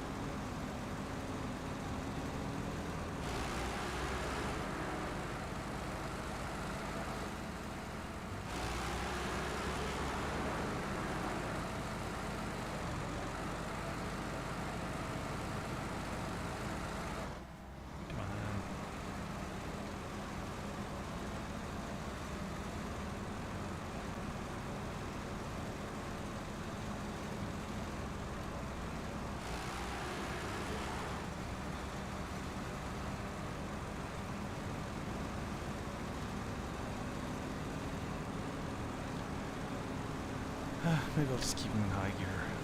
But, not as fast as 5th and 6th gear on automatic, but also very quiet compared to the automatic.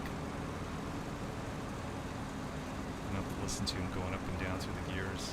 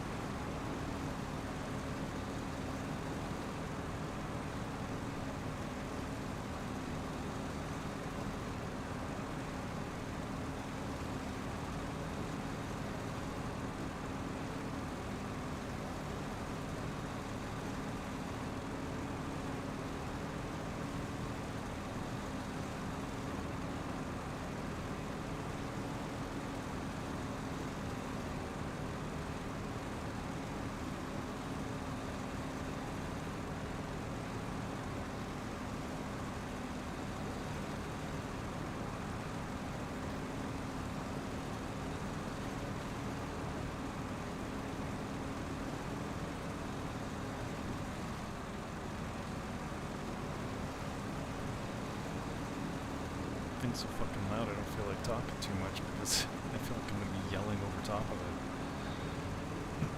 But it should be a quick mission, or relatively speaking.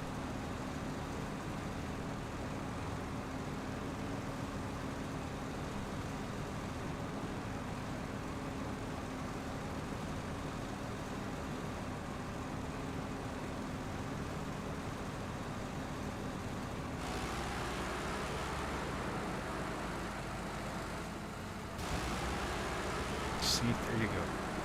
I just fucking tapped that thing and it just about blew off one of my tires. Or, well, it did a fair amount of damage, but yeah.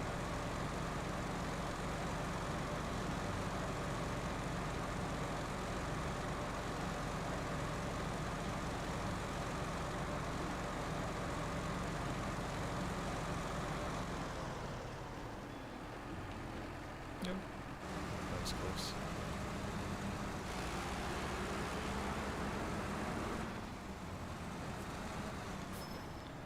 Fully repaired. Didn't have to use any of my supplies. I also remember when I first started playing this, I thought you had to pay for fuel and repairs. But you don't, which is good.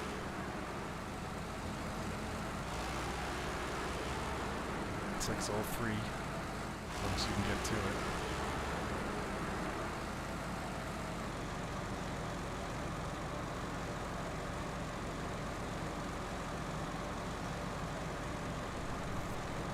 I almost never get to use that little storage area there, the one capacity, when I use this attachment.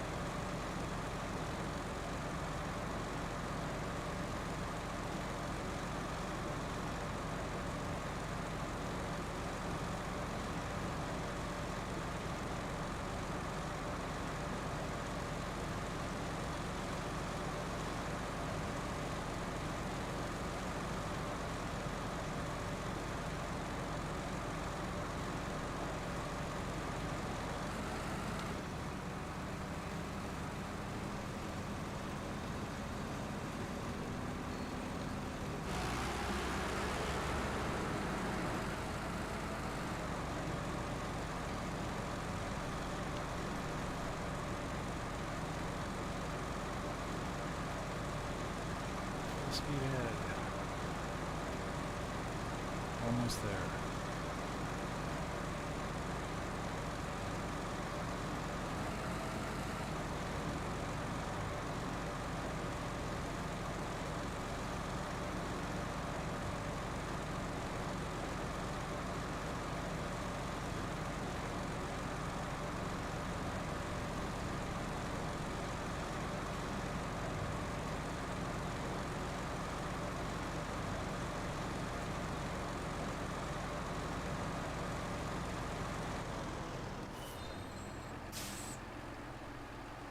Stop here.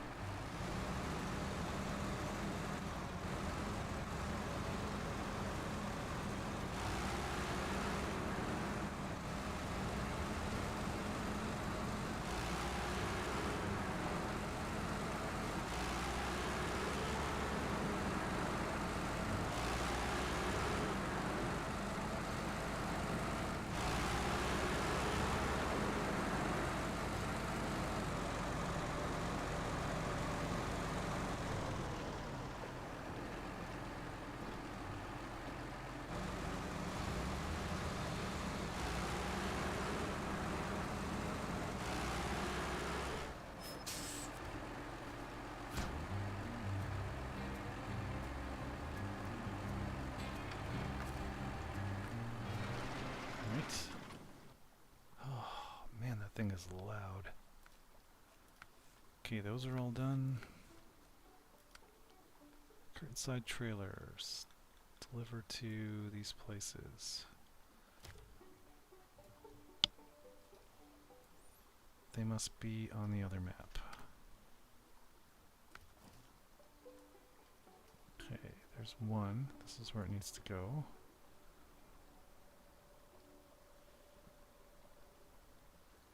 Are they both here? Or is that just a trailer store that I need? Oh yeah, they're both there. So you know what? I'm going to grab one and tow the other one. And we're taking... Oh, but they're not both going to the same place. Lookout Point. I wonder where the fuck Lookout Point is. Could be up here. Can I click on it? Was it?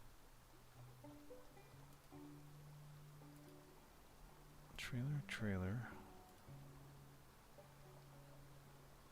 Where's it showing me here? Desolate House, Lookout Point. Because Desolate House is not here.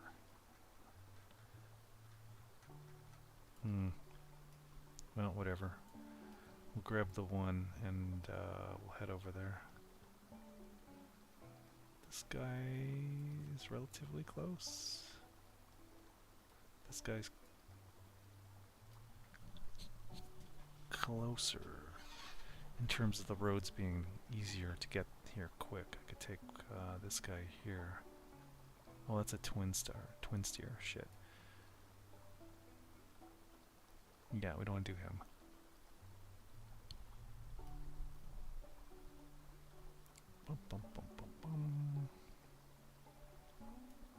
I'm just debating, is it quicker to take this dude? Because this is kind of shit terrain here. And then I have to come back this way. Or I could go down and up here. No. The only way in is over here, so it's probably quicker to come back. Alright, let's just fucking do it.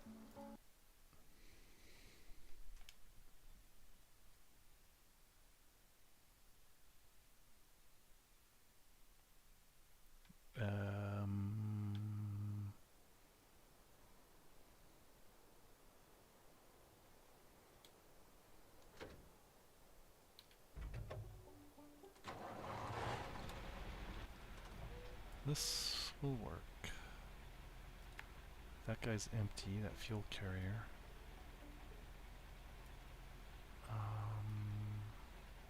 Shit, he's really low to the ground, and there's a couple of spots here where he is not going to be able to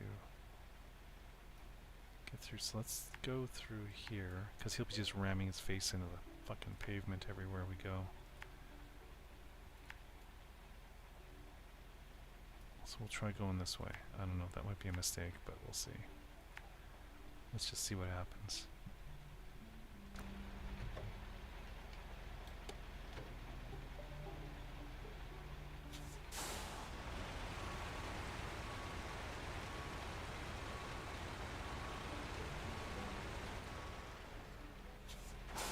Let's see, is he already raised up? Yeah.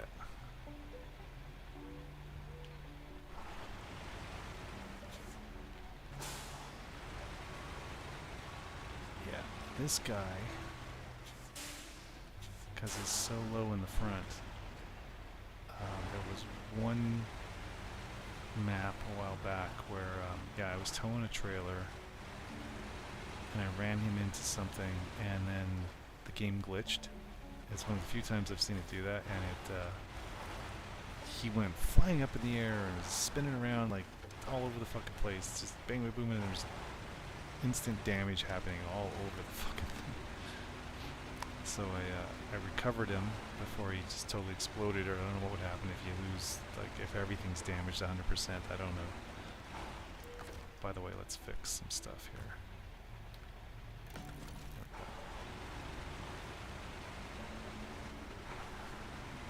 Got this big repair thing on the back when I sold repair suspension. And then I had to go back and get the trailer he was towing because it was stuck up in the air. I had to get a machine with the biggest crane I could find and reach up there, and I could almost touch the trailer, but I got close enough that if you get close enough, it I don't know if you've ever seen it in this game. If you drive up to a trailer that you've discovered, it's kind of almost sort of hanging in the air a little bit above the road, and as soon as you get close to it, it drops. Same with the vehicles and stuff. So that's kind of what happened. I got close enough with the crane, the end of the crane. It took a bit of doing, but then the trailer just dropped down to the ground and I could get it, so it was good. I didn't want to leave it up there. That's money. I think it was one of those trailers with the, it's got 4 spaces and ramps at the back that go down for vehicles. Well, this was a much better road than the other one. Even though the other one's paved, this is really fast. And windy. But, yeah, I don't have to worry about running my face into the ground.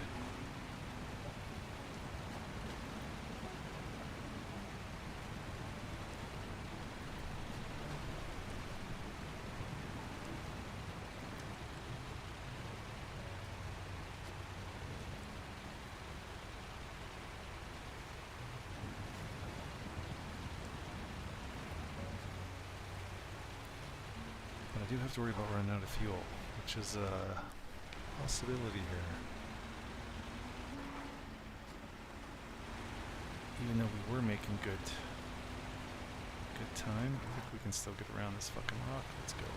And I'm pretty sure, yeah, this guy's got front and rear steering, so he turns a little sharper than a lot of the other big vehicles. Which helped me in that case, because it pushed my rear end away from that rock, because I was turning around it.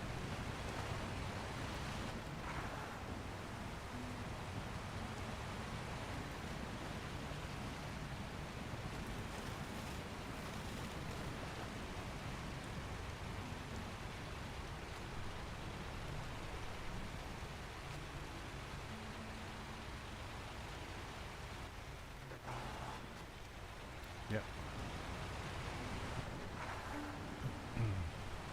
Front and back steering really does help a lot.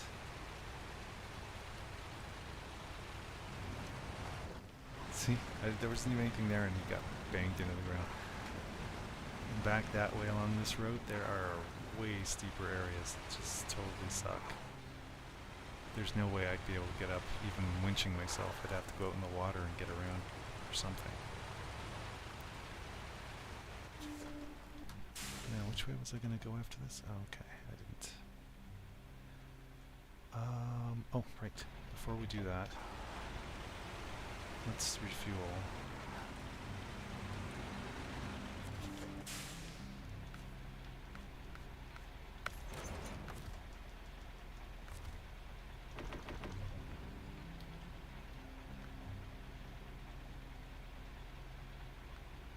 Okay, that's all I had. Yeah, he doesn't carry supplies. That kind of blows. And before we start hooking up, where do we need to go? We need to go over there. So I could come down this way, and then here, or we go back the way we came. You know what? Just to be different, let's go this way. I don't think this will be a problem.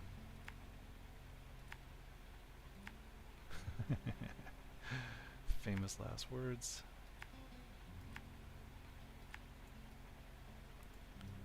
Get up here, and then I gotta go here somewhere and up there.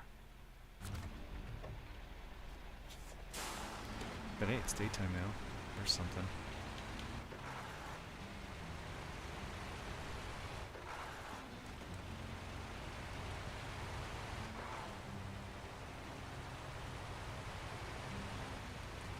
This game's nice and relaxing, somewhat. And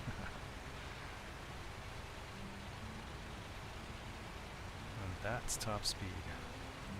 Top speed.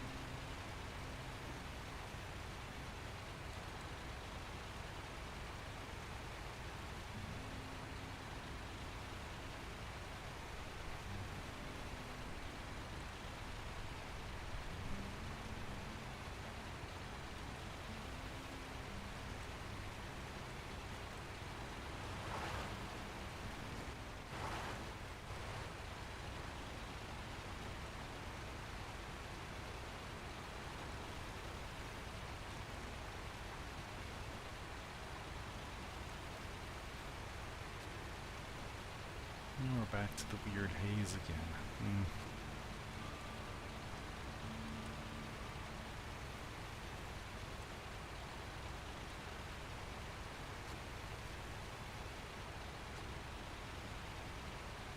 Not to mention exhaust is always hard to see through. There are a couple of trucks that just put it out, especially when you're accelerating, and it makes it hard to see anything from the third person view here.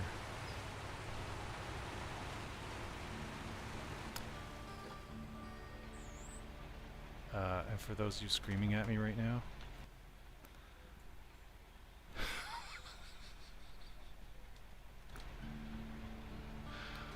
oh man, I forgot the trailer. Oh man.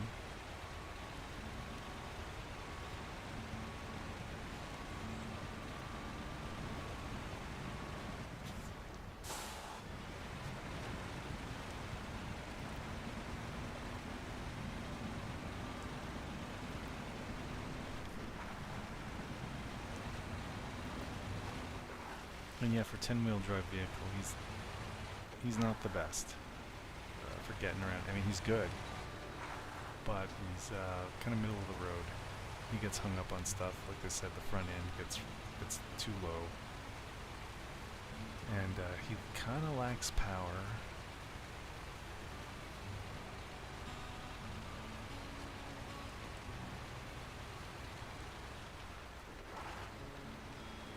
But yeah, he has a ton of attachments, options and stuff, and he's got the front and rear steering, which helps him maneuver a lot better than a lot of the other vehicles. He's got the good tires. He's half decent for getting through mud. Probably above average.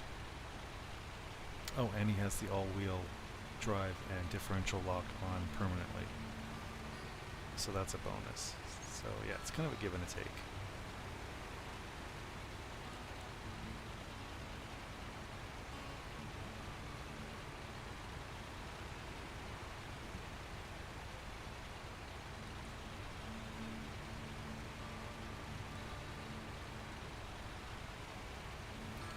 Yeah, I got all discombobulated with the grabbing some fuel from the trailer store there.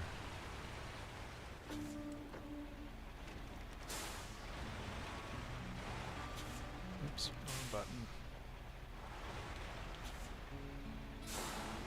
Man, I must be getting tired fucking making a lot of fucking stupid mistakes.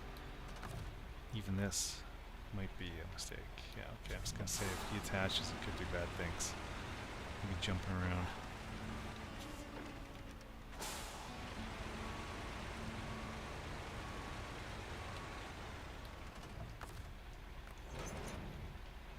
Alright.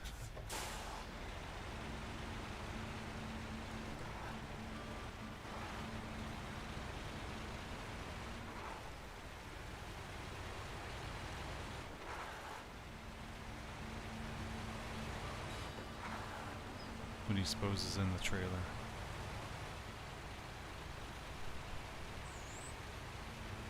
Maybe a Breaking Bad lab.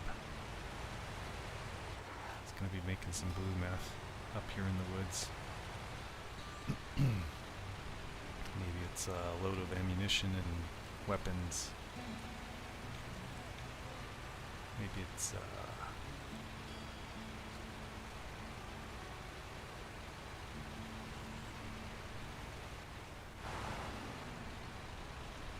I was trying to remember, was this first? Yeah, this is where I was supposed to go.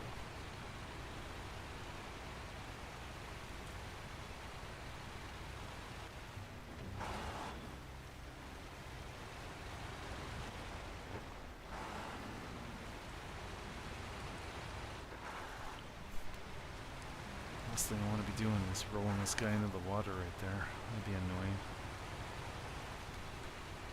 Then I'd have to go get another truck to come out here and get him. Or just recover him and get another truck out there to get the trailer. This becomes a huge headache.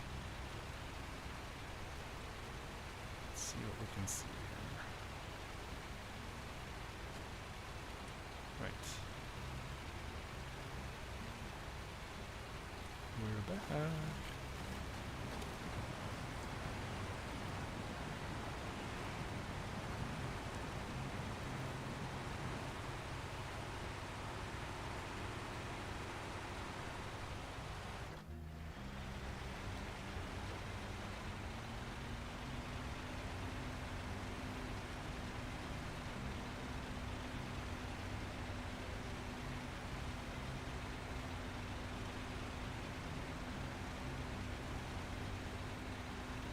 Dude with his beard.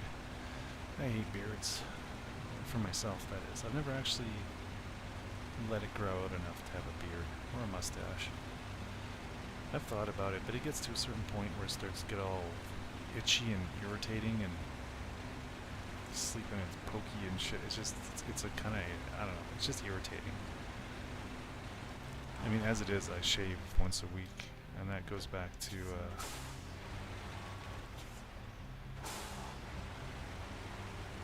when I was a kid. I started shaving when I was 7 or 10. Just because, you know, you're starting, it starts to come in, you get that weird light peach fuzzy patchy shit. I have no idea what it looks like on me because I never let it grow. Some kids, you know, they do it because they're go, hey, you know, my beard's coming in or whatever. Ooh, I'm gonna show it off, and it just looks like total shit. It's nasty. So yeah, I started shaving, and I remember thinking, that's what a fucking hassle. But I didn't have to do it very often when you were a kid, right? So it's not coming in that quick. But I kind of got into the habit of doing it every 2 days. And then I did that forever until 2017. I went to Costco to buy some new blades. And it was like $65 for a set of, I don't know, it was 12 or something, and that was a lot. And I was like, why the hell? And they say you're only supposed to, oh shit, this is a little dangerous. If that trailer goes off, you can pull me over too. Okay, good, we're good. And I thought, why am I spending money? Plus it was Gillette, and I hate Gillette. Bunch of fuckers. They came out with these commercials that were very anti-men. And there was a big push. I mean, it didn't have to be a push. I wasn't interested in giving them any more of my money. And I wasn't anyway, because I mean, that's just fucking expensive, stupid. Like, I'm gonna use one cartridge a day when there's $65 for 12 or 24 or whatever the fuck it was. So I thought, well, what did they do in the old days? They had razor blades, right? You had your straight razors. So I went and bought one of those. And I haven't looked back. That's what I've been using. Shaved with a straight razor, just like the old timers did. And I mean, the soap lasts forever. The shaving soap you get smells really fucking good too. No fucking weird chemicals and shit. It doesn't dry out your skin like you think soap, right? But I don't know. It's fantastic stuff.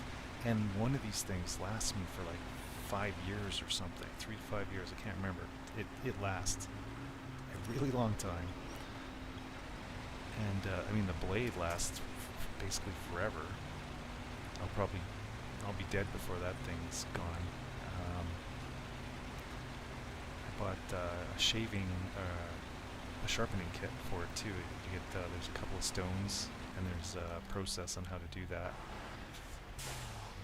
Because I could bring it into shops to get it done. There's the place I bought it from in town here. My blade. What's it called? Kingsworth or something? I can't remember the name of the company, but good place. But yeah, I bought a bunch of the stones and all that crap, and I need it's called the strop. It's like a strap. If you've ever seen a strap at school, I doubt many kids even know what that is these days. But it's a big leather thing, and you run the blade along it a bunch of times both ways to get rid of it. It gets rid of like the little microscopic imperfections and burrs on the edge of the blade. Keeps it super sharp. But eventually it will need to be sharpened, and that's where you use the stones, wet stones. And yeah, so I do my own thing, and I think it was 200 and some, maybe 300 for the blade. I mean, so there's an upfront cost. But I've been using the same blade since 2017, and when you look at them, like, you know, 24 blades, I'm sure it was 24 now, of the cartridges is like $65, and that keeps going up. I've saved money massive amounts of money. And I mean, you cut yourself sometimes, but it's never bad. They're like little nicks, and like you never pull the knife. I don't know how to explain it. Along the blade, it'll cut. It's extremely sharp. So you know, every once in a while, like, you get a little mistake. You pull it a little bit, and you shouldn't have, and you cut yourself. But if the cut is so extreme, and usually they're small cuts, not like a big long cut, even though the blade's big. It'll be a small cut, and they're so extremely fine, like the actual cut, that it bleeds for, I don't know, 10 seconds or something, and then it stops, and I couldn't even tell you where I've cut myself because there's no scars. It's such an extremely fine, thin cut. It heals up almost instantly. Closes, like the bleeding stops really quickly. You can get stuff, it's called alum or something, that you can put on cuts. Makes them stop bleeding, but I've never bought that and I've never needed it. Okay, let's see if we can get up in here. Must be the road over there, sort of. Oh yeah. Come on, turn. You're good at turning. Let's go. Alright, we're good. This guy was here before. What was I doing here? I think there was a vehicle I had to repair here and then bring back.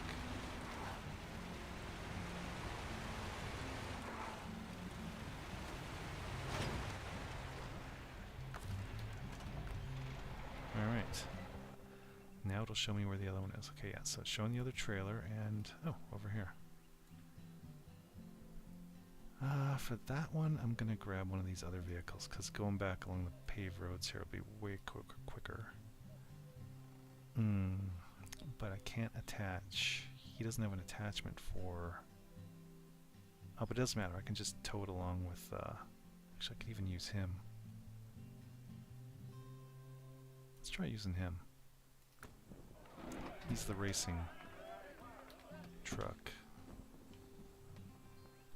Just for something different. It'd be super easy mode with this guy, the Western twin steer. As long as he doesn't tip over, it's easy mode. I think I should be able to go down there, because around here was not fun. We'll bounce up the road here. We'll get some fuel.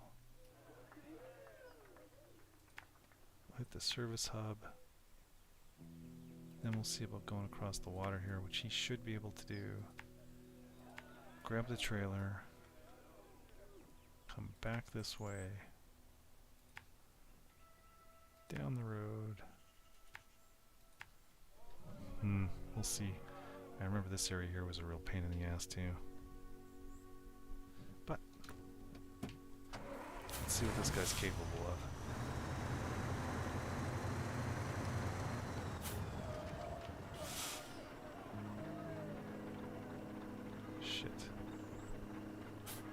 Wanted to kind of go through there, but they've got this fucking cement barricade. Anyway, can I push through this fence?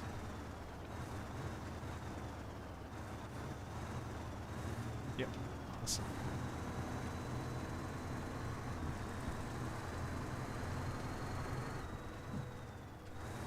So yeah, the shaving things, I highly recommend it.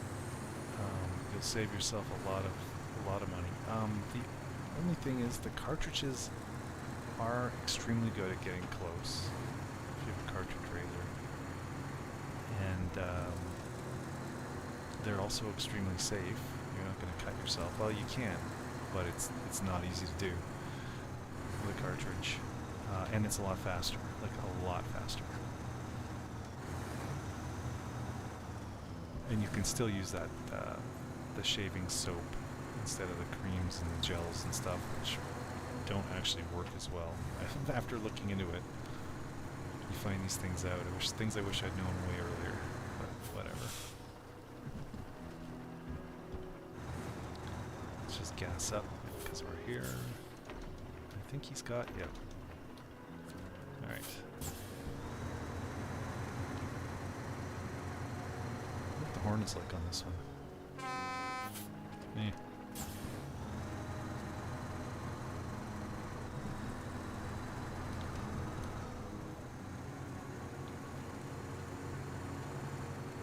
And for a race vehicle, and this is the race transmission, he is not very fast.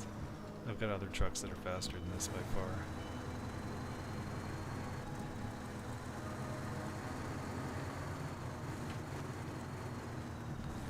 Why did I come in?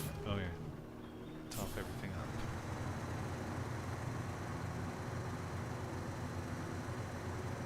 He has internal supplies, fuel and repair. I don't know if that's a winch. Or a hitch. I don't know if I'm going to be able to attach. And I'm already fucking up, aren't I? Nope, no, I'm not. I have to go pick it up over there first.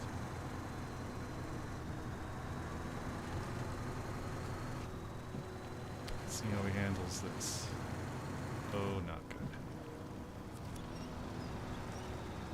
That's surprising, actually. Thought he'd do this a lot better.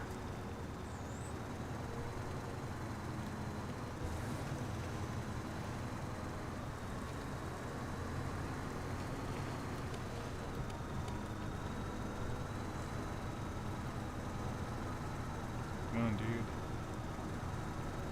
If you're having trouble getting through here, this might be a mistake.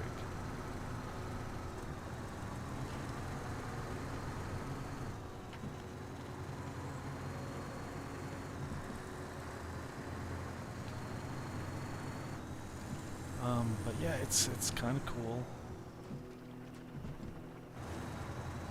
The straight racer, and it's not super hard to use or anything. I'd watch if you're going to do it. Look up some videos, and it's just you'll save yourself money if you have to shave. A straight razor will save you money. It's all right. There's no winch on this guy. Okay.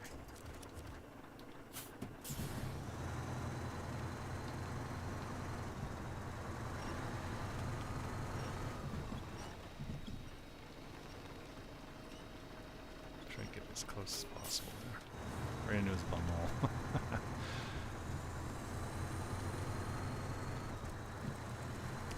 Saves money. You can brag to all the girls. I'm sure it's a macho thing to be doing. I mean, really, it's a big blade that's extremely sharp, and you can really cut yourself bad if you're stupid about it. I've never done it. Minor cuts is about all you might have to worry about.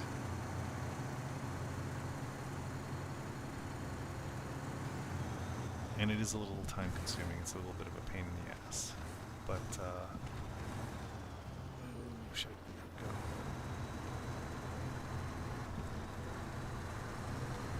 That's not bad. I also recommend, even if you're using the cartridge shave, get the shaving soap. It's actually better for you than the gels and whatnot. I think the shaving creams are not bad too. Like the older stuff. I know my dad used to use the cream. And there's a type of cartridge. It's not really even a cartridge. So you know, like the little razor blades, right? That you can get.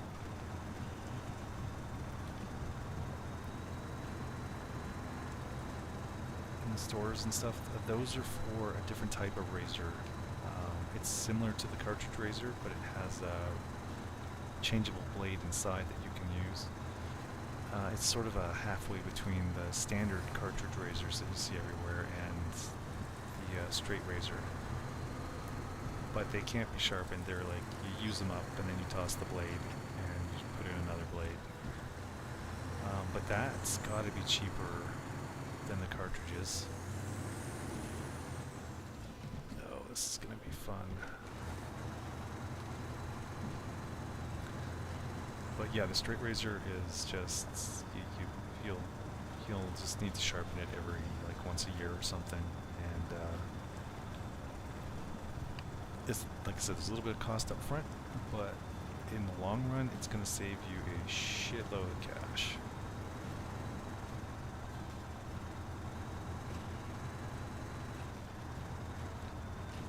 I do still use a cartridge sometimes just for cleanup, but I mean, one blade will last me like a year because I'm not really using it a whole lot. It's a little nicer to get into some of the tight areas instead of using the big blade. There's other types. Come on. Other types of straight razors. There's Japanese ones, which I'm kind of thinking might have been a better way to go. It's a shorter blade. It's like a toothbrush type. It kind of looks like a toothbrush, right? It's one handle with a little blade on the end that's about 1 inch long. It's one solid piece of metal the whole way from the handle on down. But because it looks like it might be a little easier to get into tight spots and stuff. So I'm kind of thinking if I were to do it again, I might have done it that way instead of like I have the switchblade type deal. It's the blade is 3 inches long, maybe 4. I don't know. And it's kind of in a switchbladey type deal. So when I'm done with it, you just kind of close it up, and so the blade isn't out there for everybody to accidentally get cut on and stuff. And it also kind of looks cool, right? It's the type of blade you see all the bad guys using in the movies to slit people's throats and stuff.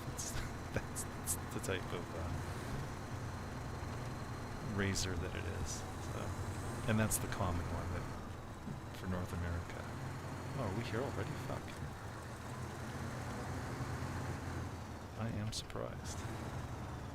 Somehow I thought it was further away.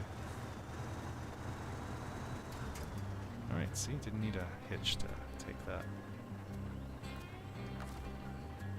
And now that I think about it, the big twin steer he would have had a hell of a time making that turn because he's a really long truck. Alright, where are we at? Cargo fishers. Another curtain side trailer? Really? Holy fuck. Oh, we're in the other map. Okay, we have to drop it off there. And that's where it's at. Okay, one of these guys can probably go get it. And then bring it there. He's too loud. I don't want to take him again. Pacific, we could do him. This guy can handle it. Yeah, let's do this guy.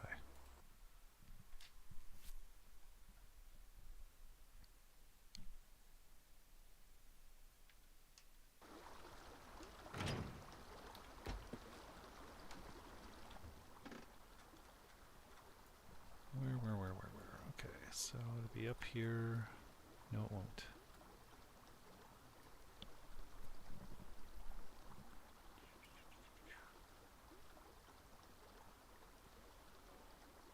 Going down there. Okay. So I'm going to go this way. Through here.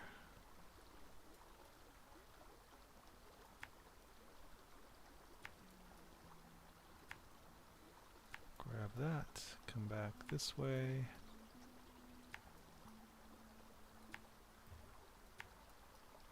Come down here.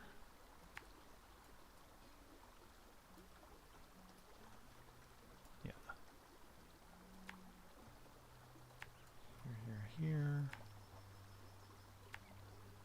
and drop them off there. Okay.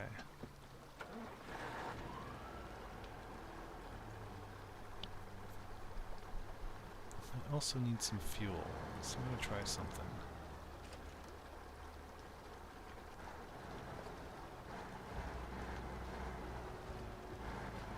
Oh, we can't get through here. Okay, good.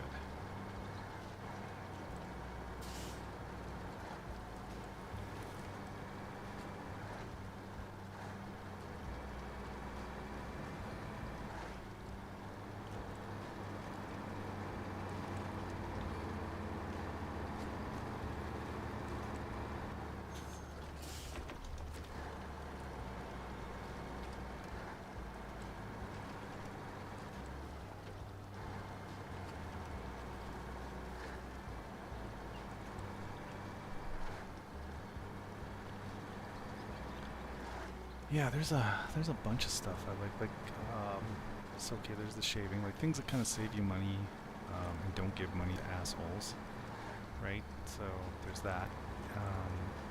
Another thing is if you own a vehicle, uh, try and learn as much as you can and get tools and whatnot to fix it yourself if you can. Unfortunately, newer vehicles are a gigantic pain in the ass, massively. They make things hard on purpose. I saw some videos recently. There was a Ford tech, and he was going over changing, I don't know if it was the brakes or something on this one vehicle, Ford truck. And he said, normally on the older vehicles, you just remove this and this and replace that and you're done. He's like, with the new vehicles, he had to remove most of the suspension parts to get at this and change things. He said, it's stupid. It's done this way on purpose to make it difficult for like a do-it-yourselfer to do it. And he was not impressed. Like, it takes a lot of time. Okay, now this leads into my next one. I saw a really big video. Lots of different technicians from Ford, GM, Toyota. It's across the board. Everybody, all these companies are losing technicians from the dealerships. And the reason is that they're basically treated like slaves. So one, you have to buy your own tools, which I didn't realize. It's pretty much the norm. All these guys need to buy their own tools, and if you've ever looked into these tools, especially the new stuff, really expensive. So they have to spend money there up front. That's a lot of cash. They have to go get all this fancy training done. That's a lot of time and money there too, which they also probably have to pay for. And then on top of this, let's get in my head there. When they get a job, let's say it's replacing a transmission or an engine or something. So there's this site company called AllData. They use that where I work to I work. Well, I won't say where I work, but whatever. It's not a car dealership or a car place. They just happen to do large diesel trucks-ish is one of the things they do. But anyway, so it's one of the things they use, AllData, and it says that this repair job takes 13.9 hours. And this, on average, is accurate, right? This is what the guy was telling me. He's like, it takes a long time to do this particular job. I think it was replacing an engine. So he said the dealer will say it takes 9 hours, and that's what they pay you for. So, you get so much an hour, they'll give you 9 hours of pay to do this job, no matter how long it takes you to do it. See where we're going? So, and I guess warranty jobs are even worse. They downplay the amount of time it takes. And lately, with the new cars, they're built so shitty. There are so many recalls, so many warranty issues. Like, it's insane the amount of work they have to do, warranty-related work. And these, I think they call it the flat rate. It's crazy. So just like that, right? Like they say it takes half the amount of time it actually does.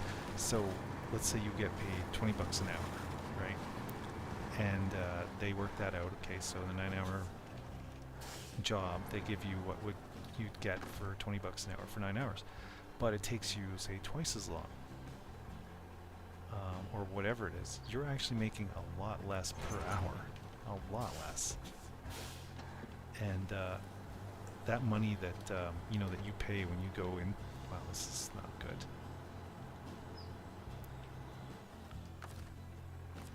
When you go into the dealer and you're paying them to do, whatever the repair is.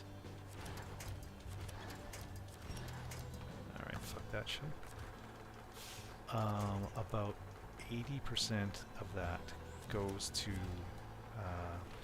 like the managers and the office staff and shit, and I guess the owners and whatever.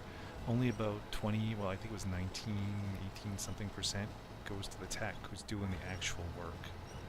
Like, it's not fair in the least. I think they're doing the lion's share of the work. Plus they have to pay for their tools and their training and all this other stuff. Wow, that thing is just wedged in behind that fucking rock.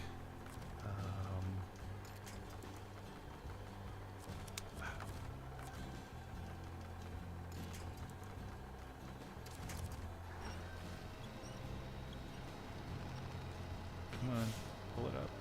Pull it over.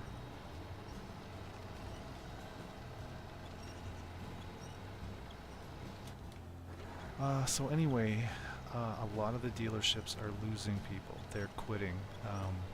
Like the one guy said, he could go work like being a forklift operator and make more money. And a lot of their skills transfer to a lot of other jobs. And so a lot of these guys, a ton of them are leaving. Like the one guy that was talking, he was from a Toyota dealership, and he said, you know, you get guys who have basically, it amounts to like 40 years experience, and they're leaving.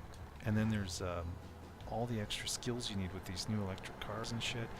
And he was like, all the guys he knew, let's say there's 4 different classifications, 1 through 4. He said everybody's at class 1 because nobody has the time or the money to go get trained up. There we go. On this stuff. It's expensive, and I assume these guys have to pay for the training themselves because they have to pay for everything else, so it kind of makes sense. Oh shit.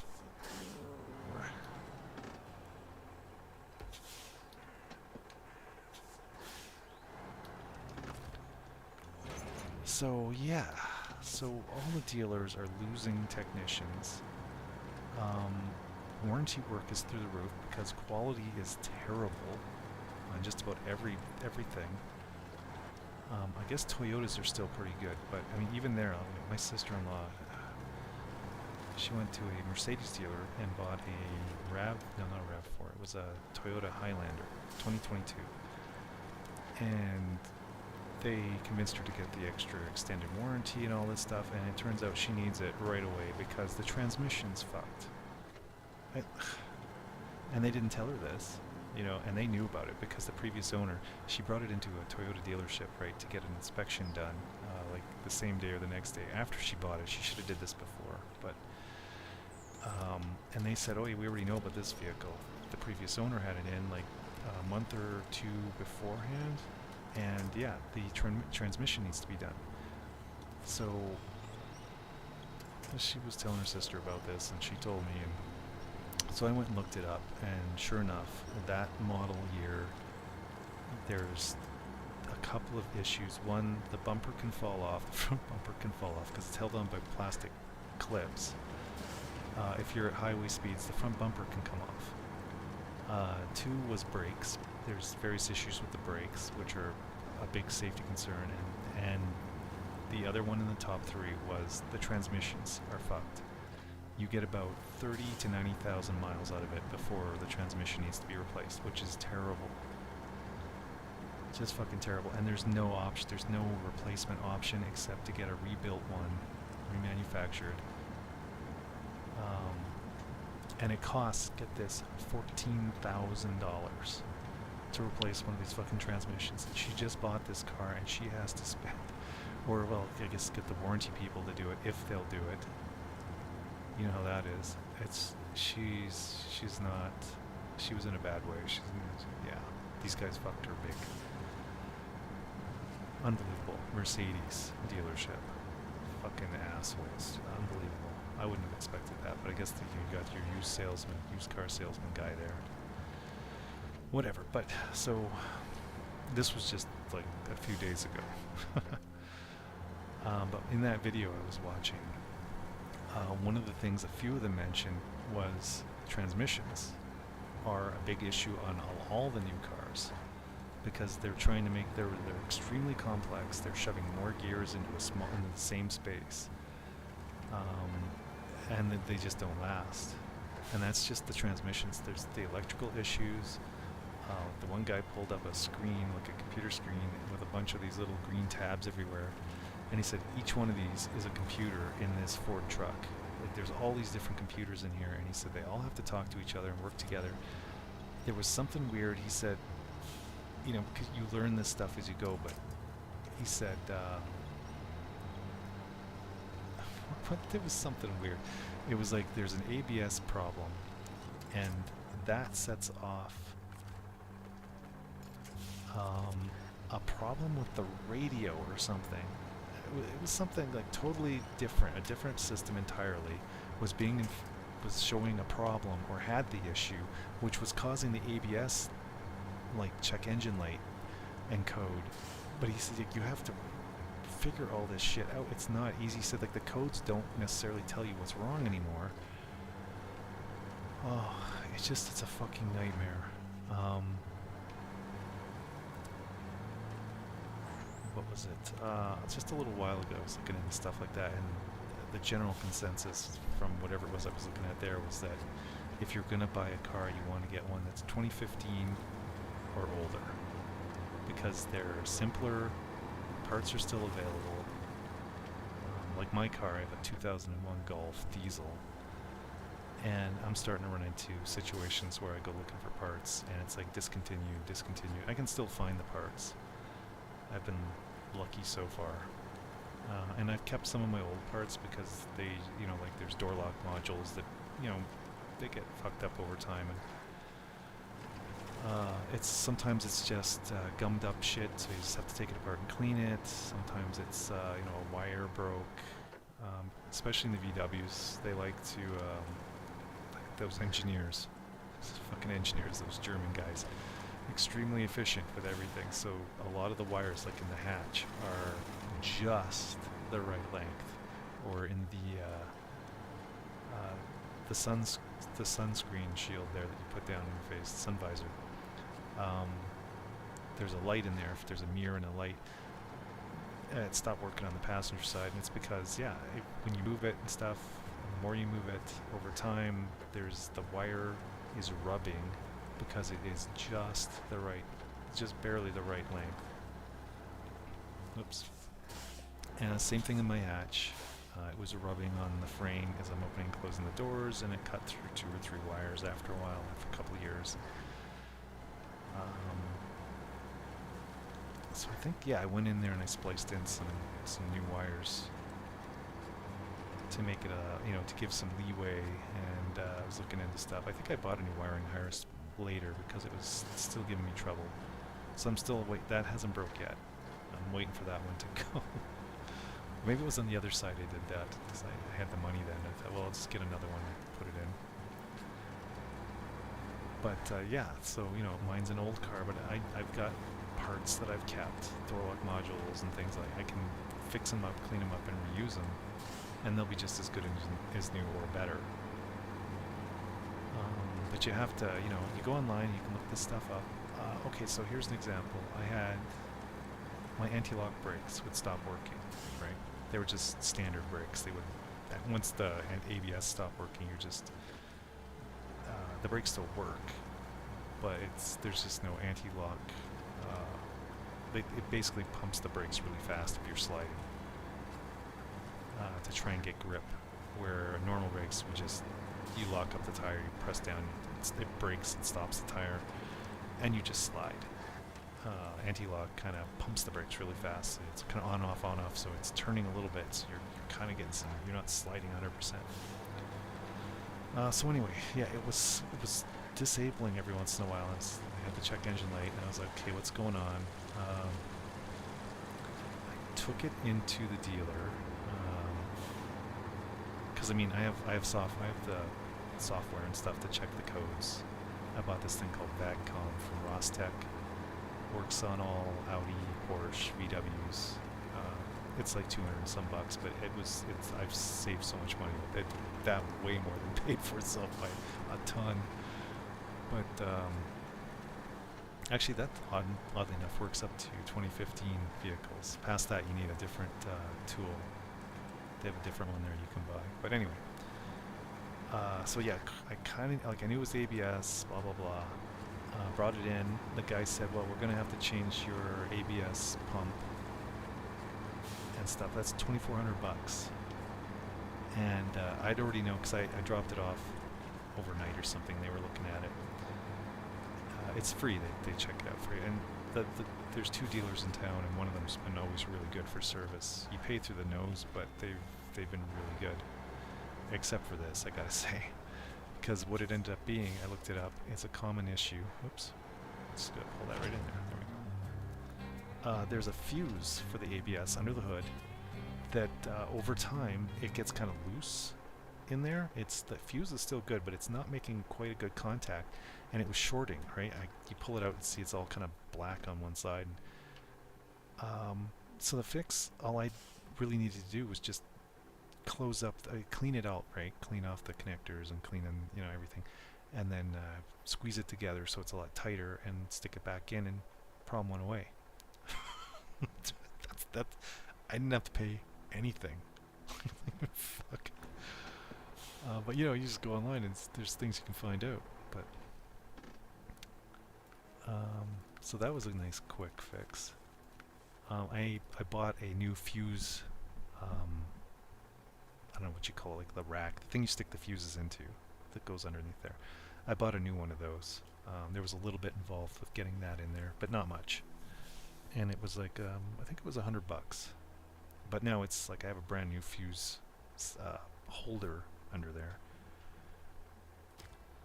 What do we need here? Cargo container, spare parts. Okay, so some stuff right here. Is it all right here? Cargo container. Okay, we got some other stuff here. Vehicle spare parts. Vehicle spare parts. That's perfect. I don't even need to look at those two.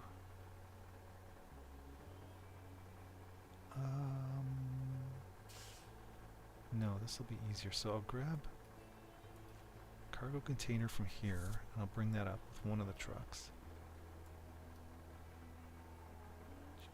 What do we got here? Well, I could use him.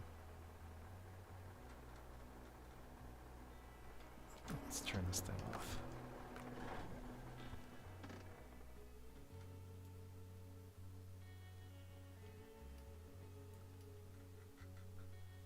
Yeah, we can use him.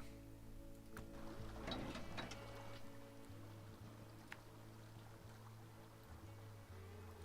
there, go there, go there, go there.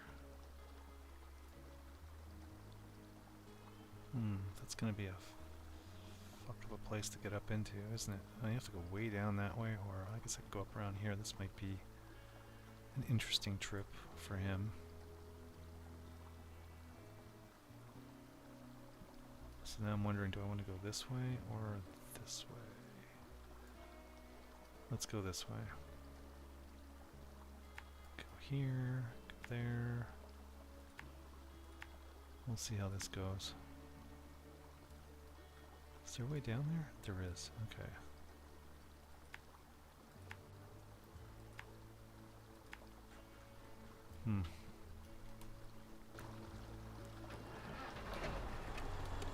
Yeah, so I got a new fuse box in there with the same fuses, all cleaned up, and everything works really well. And it saved me a ton of, because I mean, those guys would have bought a new pump. It's a high pressure brake pump, and for $2,400 plus,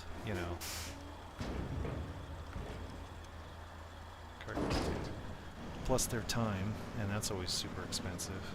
So what was I looking at? Over $3,000 maybe to get a pump in there that would not have fixed the problem, right? It would not have, because the fuse was the issue. So they would have put that in there, and I still would have had the same fucking problem. And then what would they do? Like, I don't know. It just seems weird, because I don't think they were trying to screw me. I talked to the guy, and he said this is what the book says to do with this issue. This specific code they were getting. It was a new guy, young guy, but yeah. So anyway, saved some money there, but I've saved a ton of money over the years on stuff like that I did myself. I didn't have to, brakes and I don't know, I've changed a ton of stuff. Did all my upholstery. It was charcoal gray velour, and the driver's seat was starting to wear. Because getting in and out all the time there, there's it's kind of like this, the seats that kind of hug you a bit. They're nice, kind of they got like wings that kind of stick out on the sides of it, right?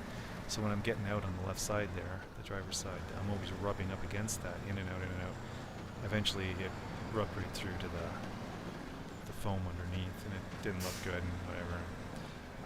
So I had some money burning a hole in my pocket, and I went and spent $2,000 a place called leatherseats.com. They have custom leather seats, they do. And I got, they don't do the work, it's just the leather and stuff. And I got two-tone black, and it's kind of like an Indian red, so that the seats are black, and then there's an insert that's like Indian red, and the stitching is I think it was cardinal red or something. It looks so good. And I had to, over Christmas, I remember I had 2 weeks off at Christmas, I took the seats out of my car, took all the upholstery off, all the velour, put on the leather. I had to replace the heated front seats, right? It comes with heated front seats. Come on, you bastard. That's sewn into the velour fabric, right? There's some that goes up the back of the seat, and then it's in the bottom of the seat. And I looked at aftermarket stuff, and it's all shit. I'd have to run a new switch, new wires, and it would just be on or off, basically. Although I think there was one that had different levels, but you know, you had to find a place to put the switch and run the wires and hook all that shit up, so it's extra work, and it doesn't look great. And the heated seats are, it's all one big wire in series. So if it breaks anywhere at any time, your seat stops. There's no more heated seat if the wire breaks anywhere. Where the one I had, the one the car came with, it was very cool. It's like some kind of I don't know, like carbon fiber stitching that was woven all through, and it's all in parallel. And so I mean, I could poke a hole through it anywhere, and it's not gonna fucking do anything. It'll just keep working. So I thought, okay, so I unstitched that. I pull all the stitches, pull that out of my velour seats, the seat covers I took out, and then I stitched that into the new seats underneath, into the leather, and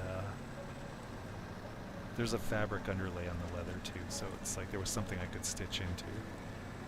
But yeah, I had to get all that out, and how it connects into the seats, I had to learn all that, and I bought a special tool here and there, a hog ring thing, and something else, because they were different from the front and the back, so they were connected differently to the seats themselves. You can plump up or puff up the foam. You just have to use steam. So we had a steam cleaner thing, so I used that. I can't say if it actually did anything or not, maybe, but because I mean, I've been sitting on these seats for whatever it was at the time, 14 years or whatever. So plump that up. I found an issue with the rail that the seat slides on. They put this grease in there to grease it up, and it turned into like a wax, basically. It was not a grease anymore, so I cleaned that all out and put some lithium, I think it was lithium grease. I put something in there that'll last. Lubed up the railing. I had to fix, there was a spring that broke. It was really stupidly done how they do that. You can pump the seat up and down with a lever on the side, and there's a big fucking super spring in there attached to that helps, right? It makes it easier. You can do it without the spring, and it had been, right? Well, you don't, how often do you change the seat, how you do it, and then you're good at it for the rest of your time with the car. But oh, come on, you piece of shit. This giant spring is attached to the lever on one end, and on the other end it was attached to, it was basically like an aluminum rivet, because whatever it was a really soft metal, and it had just basically broke at some point. It snapped, and so what I did was I took that rivet out. I mean, it was basically just hanging in there, so you just kind of pop it out. And I found a bolt, a screw and a nut, a bolt and a nut, I guess, that fits in the hole. Stuck it in there, tightened her up, and I can attach the spring to that. It works great. It's steel, so it's never gonna fucking break like that fucking aluminum piece they had. Oh shit, I'm not gonna make it. And I think I did that on the other side too. I think it was also broken on the passenger side.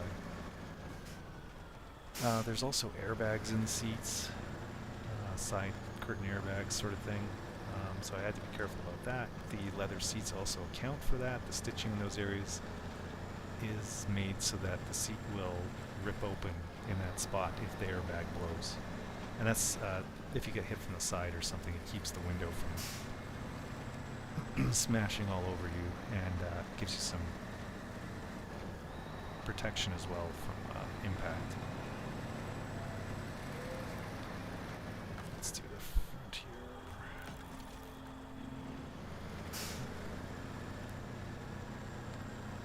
So yeah, I did all that myself, front and back. It looks fantastic. I'm really happy with it. I would highly recommend if you want to do yourself. It takes a little bit of time, but it's not brain surgery. It wasn't hard.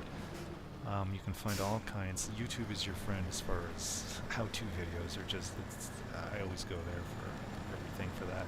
It's about the only good thing about YouTube. Bunch of fucking, I hate Google. Come on. What else did I do? Change the fuel injectors, change the software in the car. That was interesting. I went to a guy, Malone Tunes, or Malone Tuning. You can look him up too. I don't know if he does anything other than VW, Audi, and Porsche, but I think he's based out of BC, although he might have moved down to California at one point. But yeah, his was really nice. I got a custom tune from him. I used that tool I was talking about before, the VACCOM, to grab logs of my new setup because I changed the turbo and fuel injectors and the map sensor, the exhaust system. I changed a bunch of stuff because my turbo blew at one point too, and that was from a shoddy job at another shop. I can't remember what I had it in there for. Oh right, I wanted to get the. It was going in limp mode all the time because I was using crappy diesel, and it was coking up my air intake. There's a thing that recirculates exhaust into the engine, and because it's a diesel, and I was using shitty fuel, it was gumming up the works. So it basically clogged things up. So the engine wasn't getting enough air. And it's easy enough to clean, but I couldn't get the damn thing off because it uses aluminum nuts, and I rounded one off trying to get it out. It's in a really hard to get spot too, and I worked on that for a couple days, and I was like, you know what, fuck this shit. So I brought it in. I figured it's an easy job for these guys. They can do it. They've got the tools to do that stuff. And they did, but some of that shit fell down into the turbo, and I know that's what happened. So when I was driving away, the imbalance in the impellers in there caused that whole thing to just blow. And yeah, I lost my turbo. It's interesting. It blows out an awful lot of smoke out of the tailpipe because the impellers in there, the blades catch the exhaust gases and push the air into the engine and stuff. The hingey part there, there's oil that goes through there, engine oil. There's a pipe. It circulates through there to keep it lubricated. Because that thing broke, oil from that area was going straight into the exhaust system, and yeah, it wasn't good. When I got it home, there was like a teeny bit of oil left on the end of the dipstick.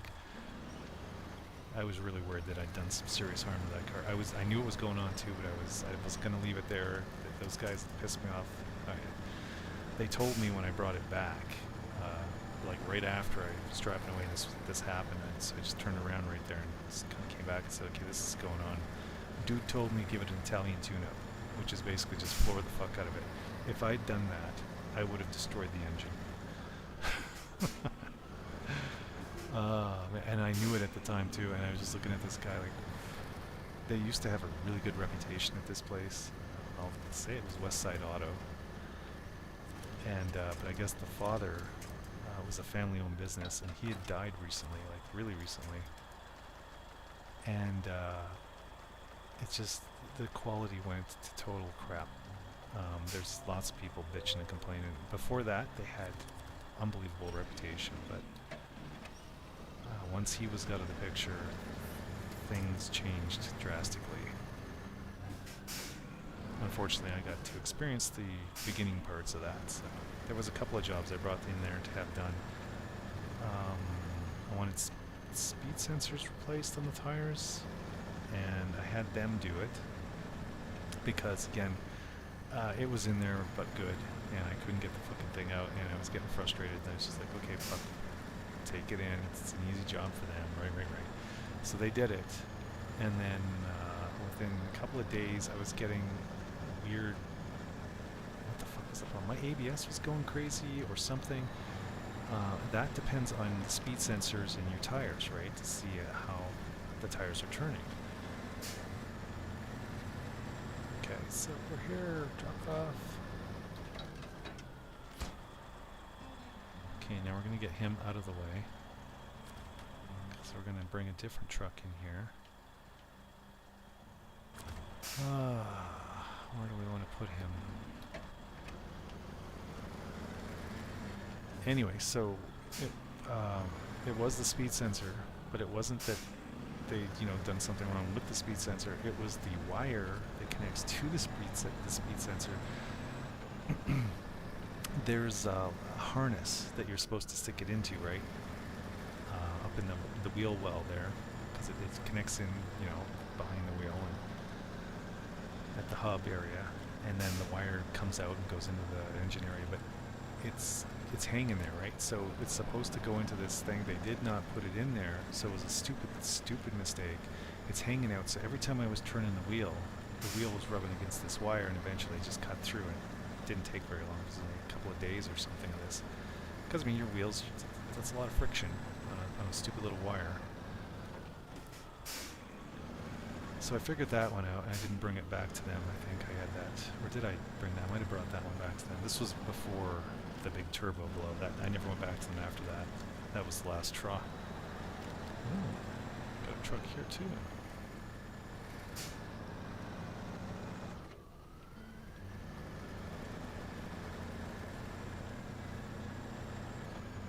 Let's pull this up out of the way. Okay, that should be good. Yeah, I forgot about him. Doesn't matter. We're gonna go service spare parts, which is 1. So I just need a vehicle. Doesn't need to be anything big. That has a 1er. Won't be these guys. Won't be him. Won't be him.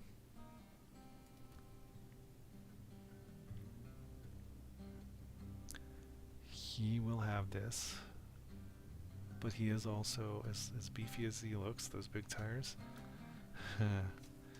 He is not a fun one to drive around. He's terrible. Sometimes I use him just to pull, I bring some fuel out or something because he's got a fuel thing or service parts or something.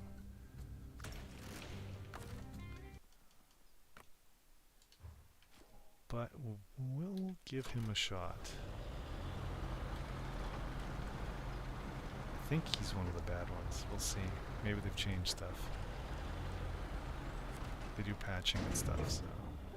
Service spare parts. That's exactly what I need. Which way are we going here? We're going this way. Yeah, this might be fun. Let's go across there.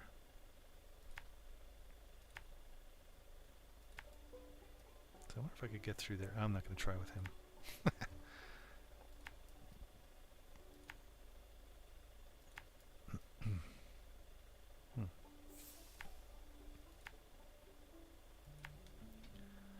Alright, let's try her out.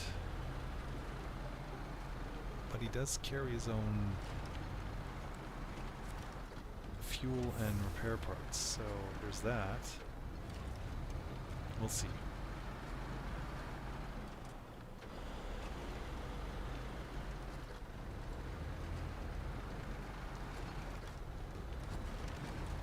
apparently in real life people like this truck in Russia, or at least the former Soviet Union, I suppose. A lot of those Eastern Bloc countries are so nice now. So nice. Because they, you know, you get rid of, when you learn what communism is all about, then you don't want to go back to that. So yeah, they learn the lesson, and wow, they have some really nice, they're nice. They still have a lot of those shit, old Soviet Union apartment type buildings that are just like cement blocks, cells, and stuff like that. A lot of them, but a lot of them have, yeah, I don't know. It's surprising how far they've come, and the media, it doesn't tell you anything. They never say shit. You would never know. You never hear about those places. Czechoslovakia, Hungary, Estonia. Like, you never hear a damn thing about them.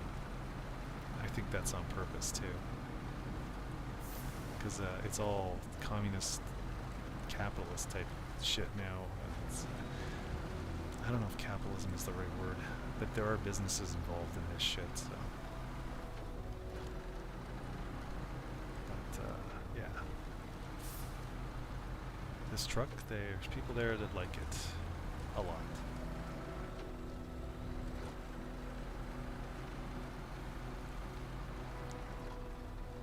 They do have a lot of interesting machines in Russia.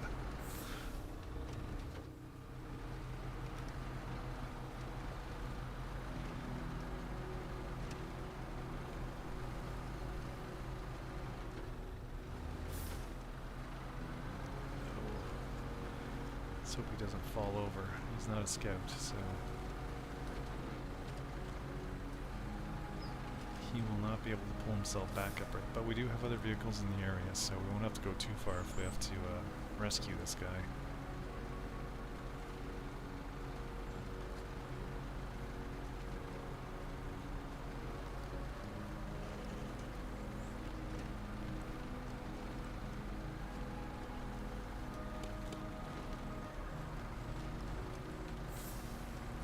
So yeah, if you can work on your own car, your own vehicle, do it. And if you need to buy a new vehicle, avoid the new stuff.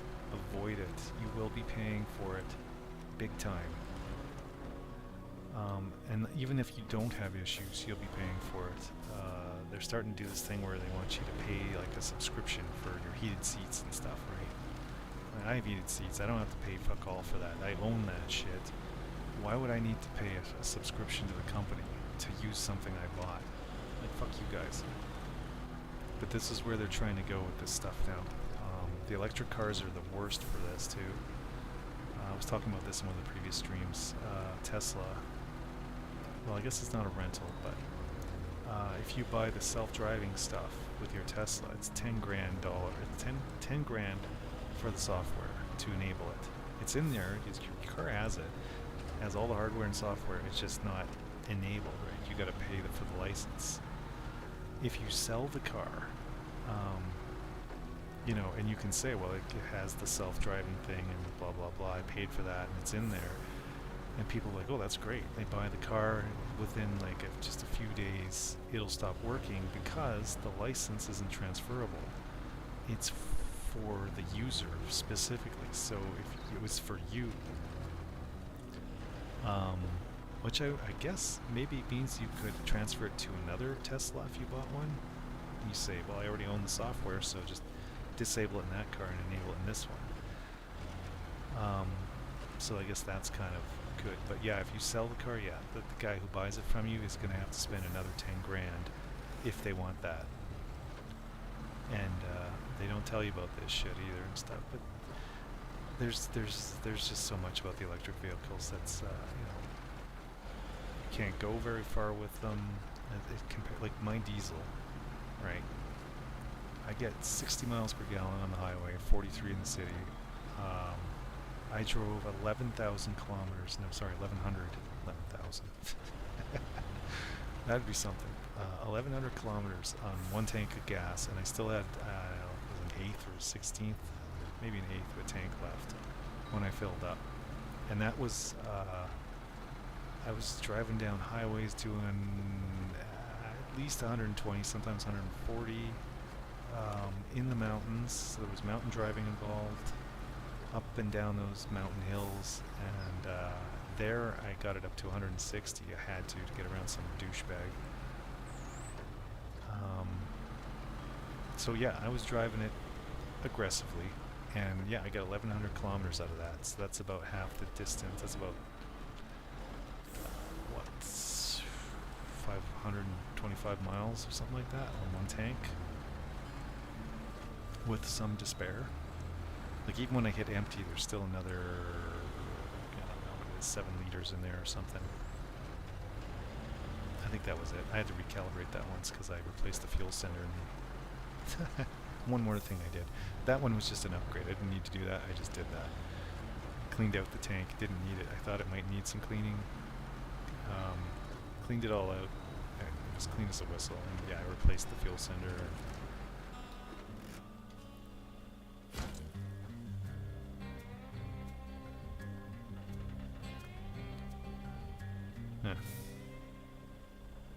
Alright, that's done. What is left? Is anything left? Oh, I think we're done. You know how we can find out? How do we do that? Here we go. 96%. Okay, so we're not done yet. We're missing something. Okay, we got all of those. They're all green check marks, all the contracts. Tasks. We must be missing some tasks. We're not. Contests? Oh, maybe? No, I got bronze on those and gold on that.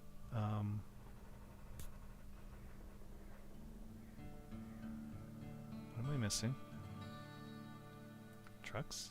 No, this doesn't show you anyway what trucks are in there. Yeah, Tennessee I didn't complete because there are races that you need to do. It's multiplayer type deal there. So that's fine, I let that go. But yeah, I've done all of these. I started with Michigan and worked my way to the right here through these. Alaska was interesting, difficulty-wise. It was kind of a pain. Tamer was difficult. Don't really remember that one. Yukon, I don't remember too much. Wisconsin, Ammer was the worst. Dawn, I don't remember. Yeah. Glades, I think that was the one where you do all the farming. It's different. Ontario was easy, or it was comfortable to do, and then there's British Columbia. So I still got all of these down this way to do. Oh, what's this?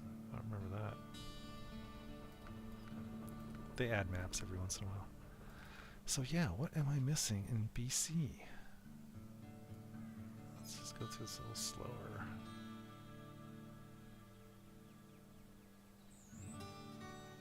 Okay, nothing there. Contracts. I have all the contracts. That was...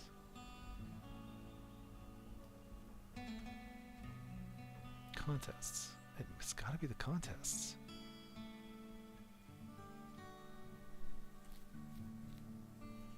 Isn't it? Maybe I did these two and I didn't do these ones. Waste disposal. How do you know if you've done it? Well, I know I did one I got the bronze on it. Waste disposal and deadly race. Duncan Bay, deadly race. Oops. No, let's go back there. No, I did deadly race. I remember doing that.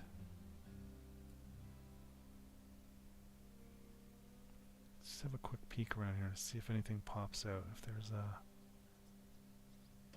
a mission I was supposed to do that I didn't. I'm not seeing anything. Yeah, they don't even show up. Because it would be here if I... Unless I haven't driven over it yet.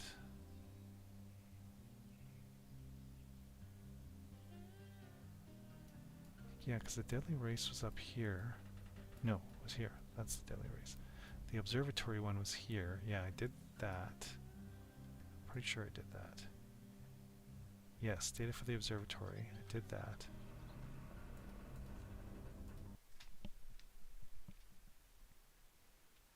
I think that's why this Apache is sitting here. This was the other scout that looks like it should do really well. Because, I mean, he's got these big 6 beefy looking tires, but he's kind of eh.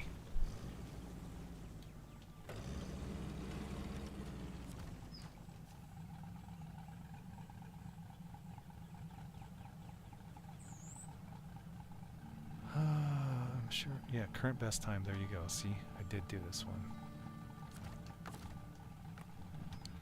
Okay, so I did both of these. I know I did this one. That's why I had the race truck there. Right. Okay, so there's 2 in each map.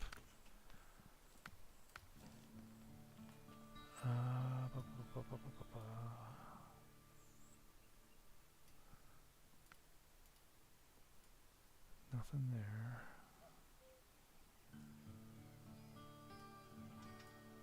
There's this area here that's kind of blacked out. I don't think there's anything down there.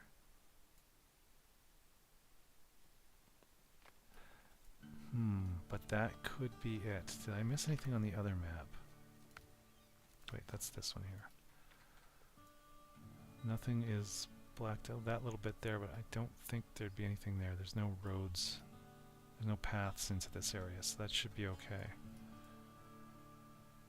There's this little chunk here, same thing, it's in the middle of the forest, nothing to worry about. Although I don't think I went to this watchtower. Maybe that's the problem. Actually, I know I didn't go to that watchtower. So we'll try that just for the hell of it. Oh, there's that truck that I was talking about. It's the first one you come across in the very first map there. It's this guy, my very first truck in this game. You have to pull him out of a swamp. He's in there pretty good too. I think I got him out with that little Kodiak truck, which was, oops, turned the wrong way. I thought I had to go over there, but I didn't. Which was a royal pain in the ass, but I got him out, obviously.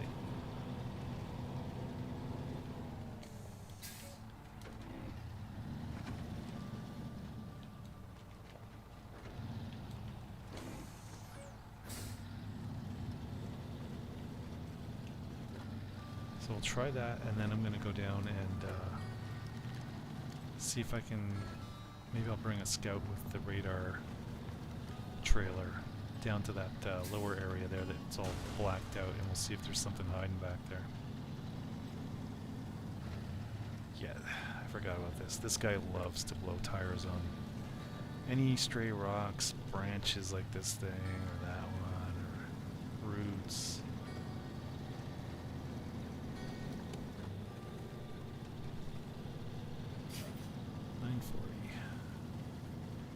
Still feel kind of energetic, but yeah, it's been a really long day. Speaking of working on my car, I have to do my brakes. I forgot. I'm on vacation for 2 weeks, and I was gonna do them, and I totally forgot to.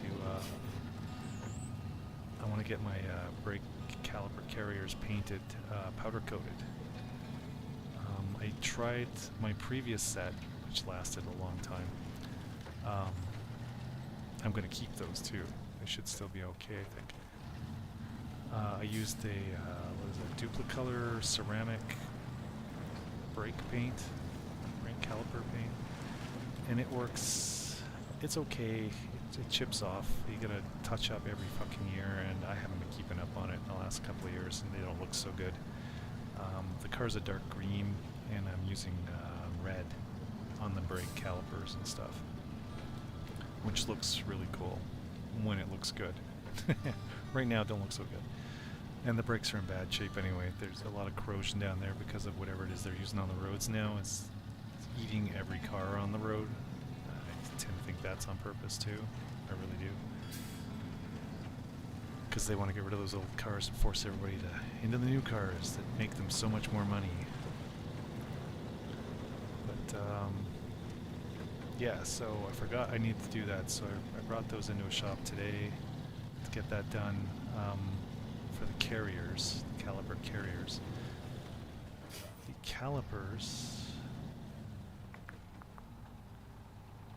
Just wondering if I want to go through there or through there. I won't go this way. The calipers are the things that have the piston in them that pushes the brake pads against the rotor. If you have a car with rotors and not drums. To get that powder coated, because they have to bake it for I don't know how many hours and all, they do all this other stuff, and it's it'll destroy some of the components, the rubber components in there. So you basically got to take it all apart, and then because you do that, apparently you got to replace them with new parts. And I mean, these calipers are brand new. I just bought them, and I don't feel like ripping it apart and then buying a repair kit to, you know, after it gets powder coated. Maybe that's a good thing to do, maybe not. But I found there's something better than the ceramic coating. It's an epoxy G2 something or other. Looks pretty good. And same thing, you can touch it up if you need to. Okay, yeah, that was something. That was totally something. So I got 50 experience for that. I'm already maxed out on experience. I have been for a long time. But I'll bet you anything that was it. Let's find out. Whoops. I think I hit down. Oh, fuck you. That wasn't it. Alright. So what we're doing next, I think it was the other map. Yep. I'm gonna grab a scout.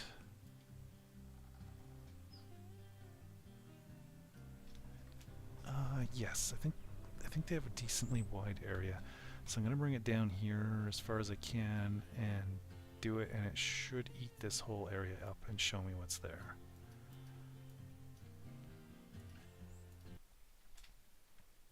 And I'll bet there's something in there I have to go get. Maybe an upgrade. I think I've only seen one of those so far.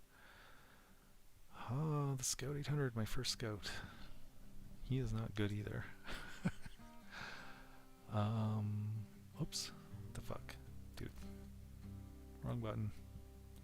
But he's at the bottom of the list here, so we're gonna take him out.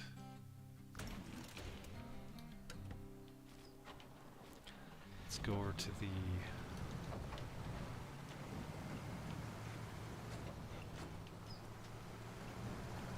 trailer store, and we'll get one of them fancy trailers.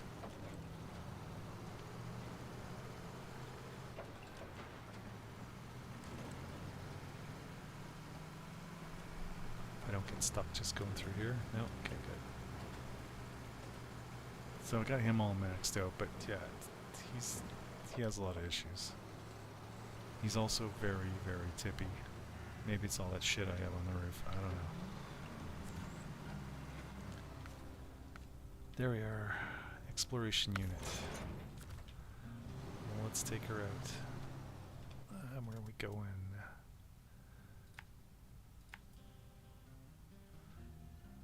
Let's go up to... I don't want to go down that road. That might not be a fun trip with this thing. We'll go here. That's a piece of shit, but I'll have him to help me get through that, so that should be okay. And then we'll try and get ourselves down here, maybe over here. And we'll see how that works.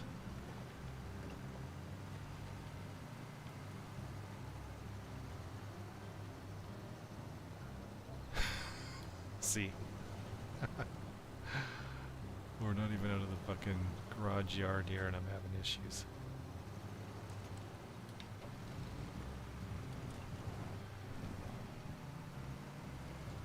And those are the best mud tires you can get for this thing, so yeah.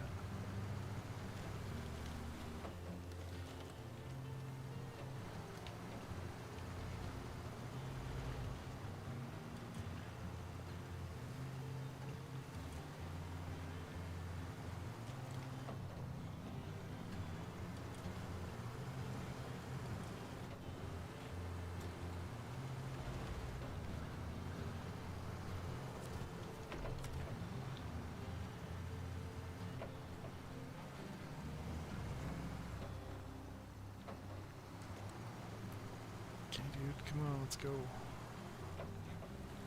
We're getting very close to the last mission here in BC.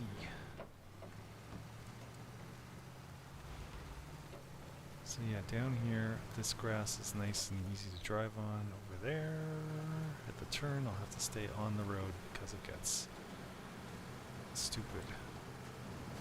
As it is, I'm probably, yeah, gonna get stuck.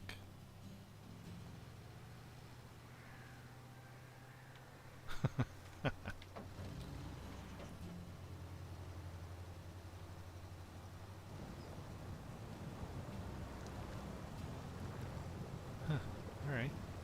He's moving. I kind of want to use that pole a little bit, but everything close to that pole is... What do you mean no visible? How am I not close enough? There we go.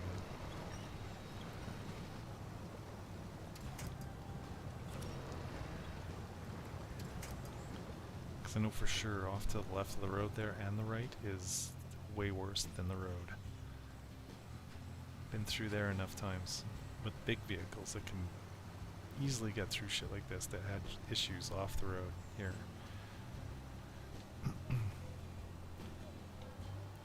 Oh, come on, dude. You can do it. I think.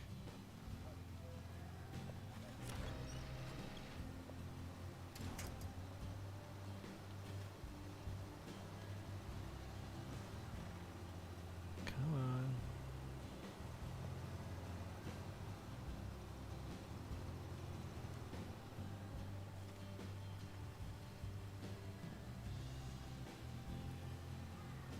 Yeah, for the first scout you find in the game, this guy is not super duper good. He may be one of the worst ones.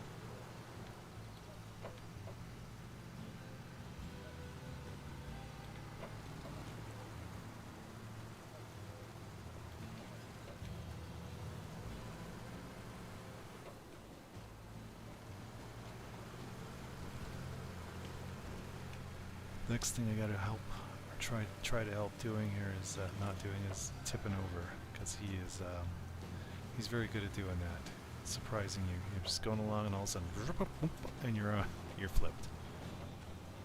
This guy's actually the first vehicle in this game that I rolled. I went up a big mountainside to the very top with some mission that was I had to get to the very top of this really shitty peak, and then I thought, well, I'm gonna take a shortcut down the side because I think I can do it. Yeah, I made it down the side alright, but not in one piece. He rolled most of the way down. He was all beat to shit. Dents everywhere, and yeah, I made it, but yeah.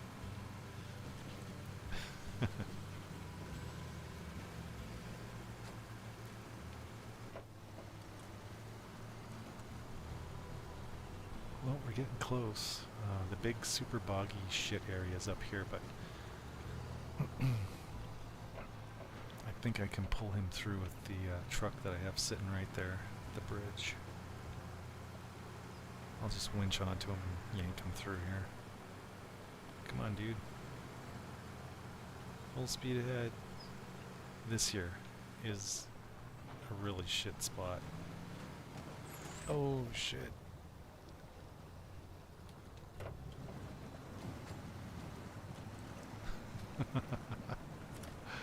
That was new. Come on.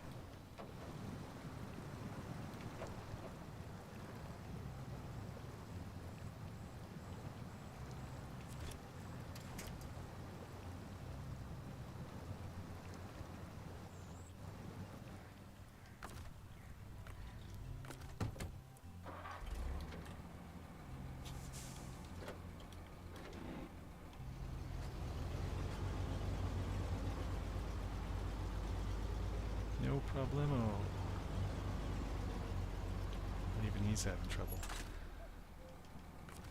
Let's see, are we close enough? Oops. We are.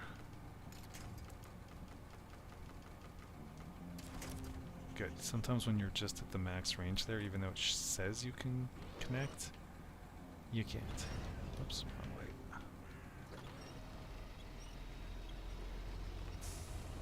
Wow, even he's having trouble.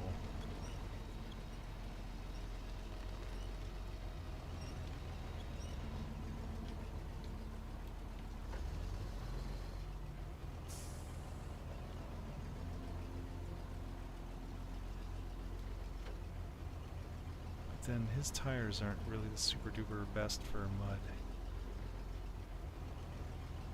They're probably rated as good or something. But for mud, this is the best you can get for this guy. He doesn't have tires like the guy back there has. Okay, we're up on some decent ground now. I should be able to...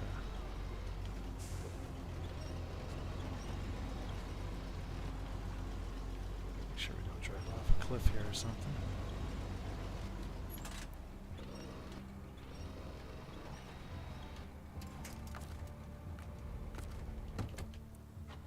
Okay, this little spot here is a bit of a pain in the ass too, but we'll see.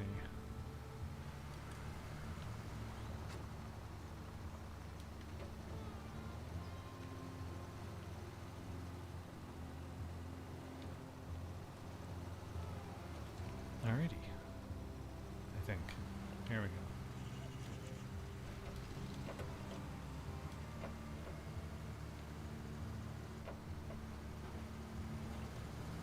What the hell? It's just in high gear. He should have been top speeding it already.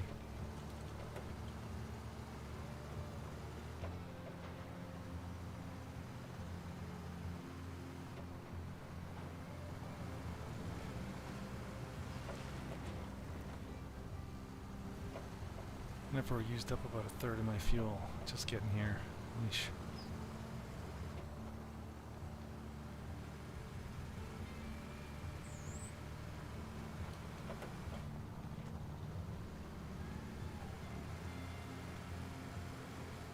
Alright, let's see what's over in this corner.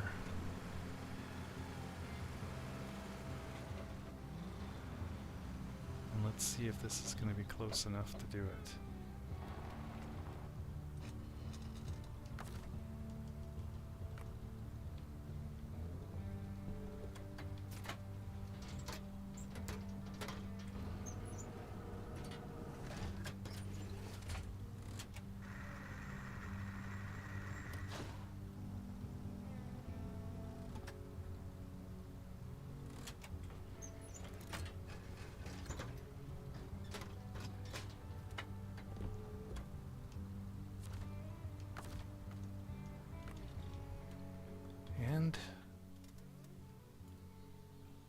Okay, well I ate it up. There's nothing here.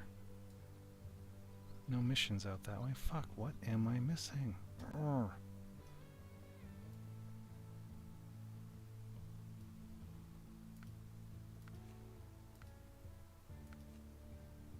Maybe I didn't get... Okay, so I know I got the two on the other map. That's Duncan Bay. What else do we have? Duncan Bay. So there's two in Duncan Bay and North Peak. So I did the waste disposal, but this shows... I wish it would show you here what you did. All for the Great View waste disposal.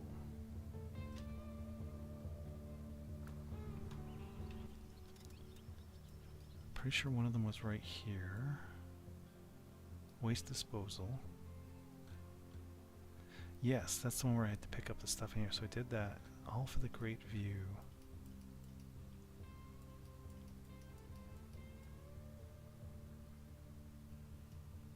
There it is. I think I remember doing that one too.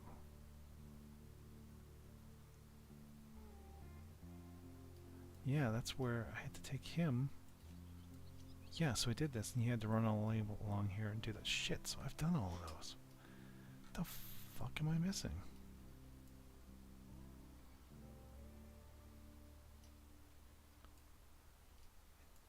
It says I grabbed all the missions.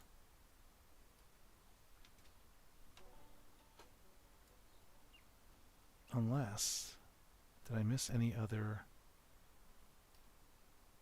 Watchtowers. Because I remember thinking there were some watchtowers that were... Nothing out here.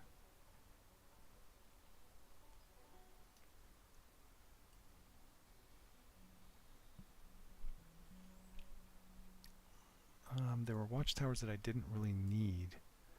I must have done him. Because I think there was a big black area out here. Yeah, he would have been done.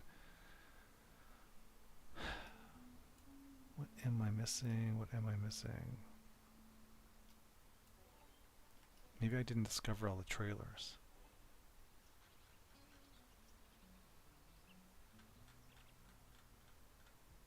That could be. That could be. Or there's a truck somewhere I didn't find. Alright. Give me a sec. I'm just gonna pull up. Oh, what's this?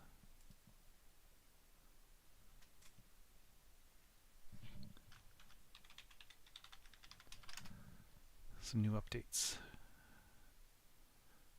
Bum, bum, bum, and done. Okay, let's pull up another thing here. SnowRunner.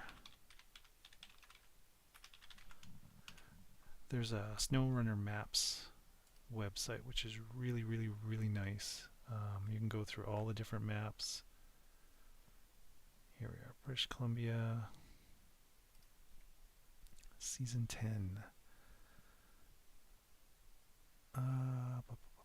Okay, so what do we got here? I don't want to show any of this. Fuck off. Oh yeah, okay, so contest gone. Let's just see updates and trucks. Wait, Western Star we did. There's a couple of trailers. Oh, there's an upgrade way down there.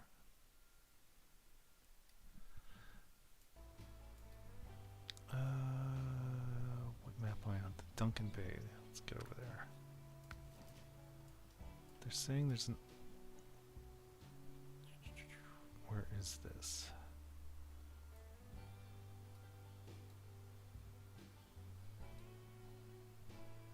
Am I looking at this right? Yeah. There is supposedly a vehicle and, well, that's here. Oh no, there's the fuel trailer. Okay. Fuel carrier, White Western Star, yeah, we got that. And right in here somewhere should be an upgrade, but I probably got it already. Because wouldn't it show up?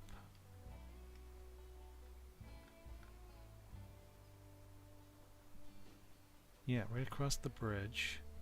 And it should be right here. So I definitely would have seen that and grabbed it. So that's... I'm zooming in and out of the other map and it's affecting this one too. And then as soon as I click off, the sound stops, so that's okay.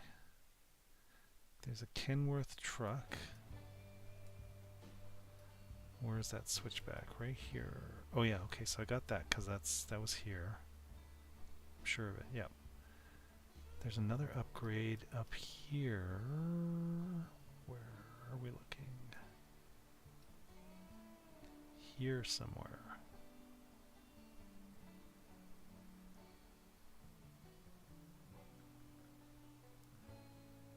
No. He's right off the road. It's like right here. I would have seen it and grabbed it. It's too close to the road. Yeah, it was like right here. What's that for? H6 Wanderer. What is this? That's for the Kenworth 963. Powerful engine. Yes, I definitely got that because I maxed him out. Okay. Let's go to the other... Thank God for these guys. You have to like fuck around all over trying to find stuff. You know what I mean? Like I found most of it, but okay. So it's saying there's a truck right here, and yes, I remember getting that one. And he would show up here. You'd see him. He's gone.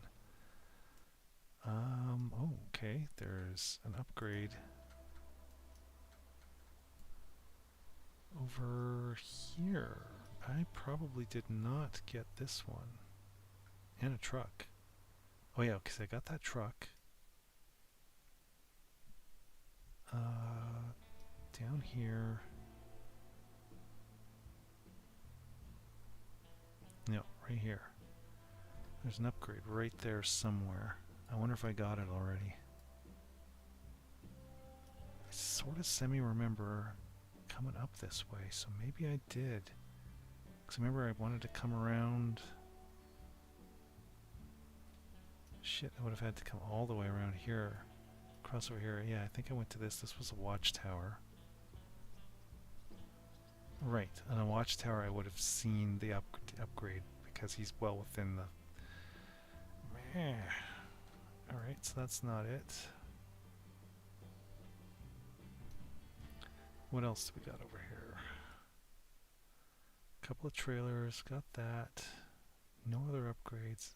It could just be trailers. Because I think if you don't drive up to the trailer, it doesn't find it. Okay, so what we're going to do, I'm going to start taking guys back. What's that? Is that a house? Must be, yeah. Because you'll see trucks and stuff on this map. Even if you haven't like actually run into them yet or found them.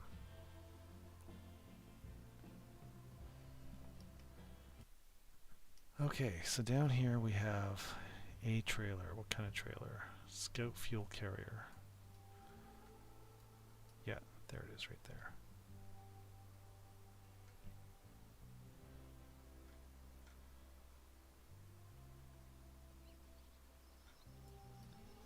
This must be a waste disposal. Right, that's that job. So I'm going to grab him.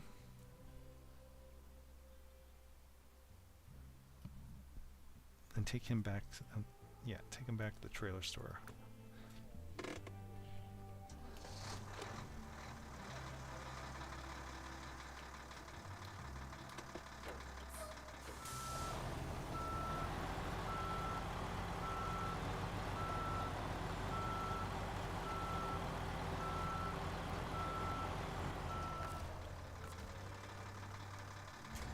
Winch him up.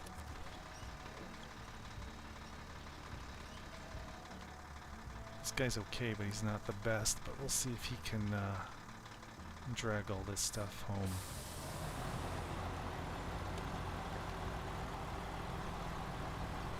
Oops.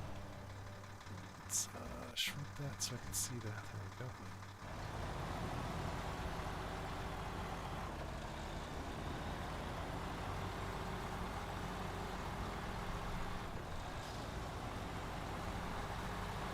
So yeah, usually at the end... Oh shit, is that a big rock? No, it's just a plant. I return all the trailers on the map to the trailer stores, sell them, get all the money. Return all the trucks to the garage so they're available on the next map, because if you don't, they won't be. And remove any extras, like get rid of the cargo area at the back of this guy. I'll put that back into storage. A lot of these can be used on other trucks, and yeah, it just frees things up. Instead of having, you need one and you have to spend some money on it, well, because you have it loaded on another truck somewhere in your inventory, I just unload that stuff. That doesn't go for the repair supplies and stuff. That's usually specific to that specific truck, so it's not used on any other truck. Okay, it's doing okay so far.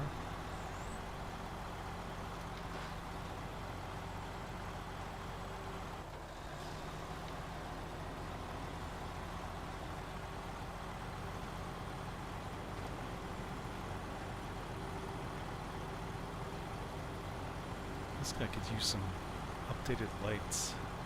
Oh yeah, no, because if you put that stuff on the roof, there's no room for extra spotlights and stuff. There might be a grill that you can put on the front that adds some extra lights, but that also makes your truck a lot more prone to taking engine damage and running into things, because a lot of those bumpers and grills and stuff, they stick out a lot more. And if you hit anything with them, it's contrary to what you would think, it doesn't protect you. It goes straight to the engine and take damage. We're doing pretty good here, though. This is good. Yeah, I'm gonna guess that it's probably a trailer or two, probably a couple of trailers that I haven't discovered, quote unquote, yet. I know where they are, I can see them, I just never drove close to them, so they're not considered found.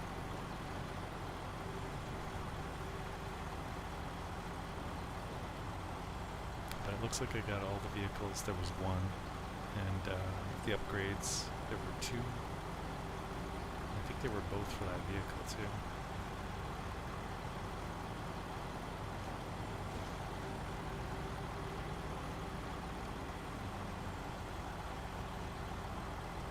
Yeah, here's the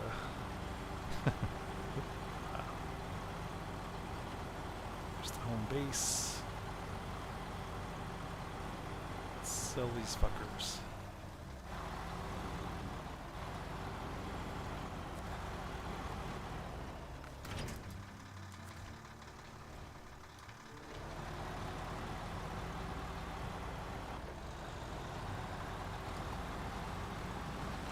I assume I discovered this one, yeah. It's, usually if you haven't discovered them yet, their hitch is like kind of up at the air, not laying down on the ground like this one is. Plus when you get close,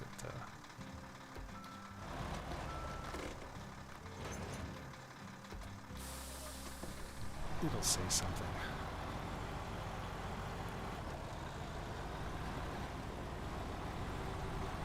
So I can't sell that guy yet. I need a scout to do that. We can do that in a bit. Alright. Recover. Let's take off his back end here. No, well, let's keep that on for now. Okay, he's off the playing board. Who else do we have down here? Nobody there. We have these guys.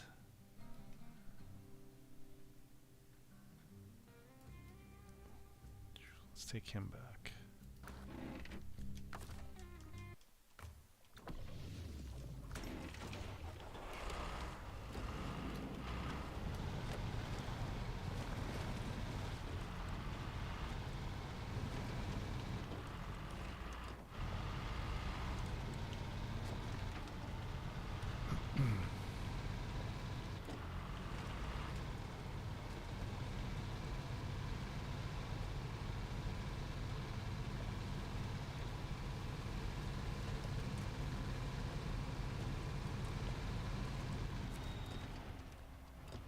Does he have a winch? A hitch, sorry. He does indeed. Excellent. After I get him over here, like, you know, does he have a hitch? I don't know. Let's find out. Okay, cover him. Stick him in storage. Oh, let's just do it like this. Let's see. White Western Star. I don't see any other.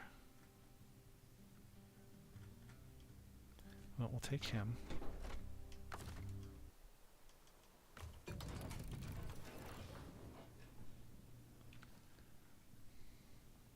Bounce back up there. Take this guy.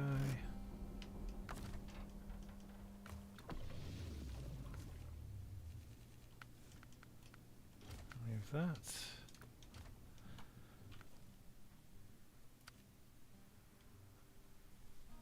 I'm going to leave this dude here for now, but I'm going to take the other one.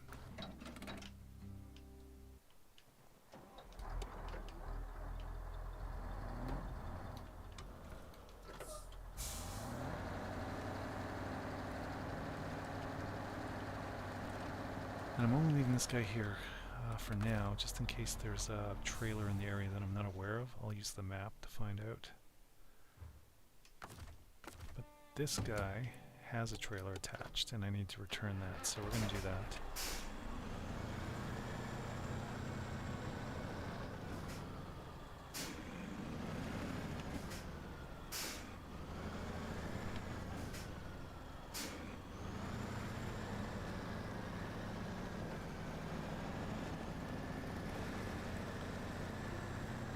Okay, dude, full speed ahead. Let's go.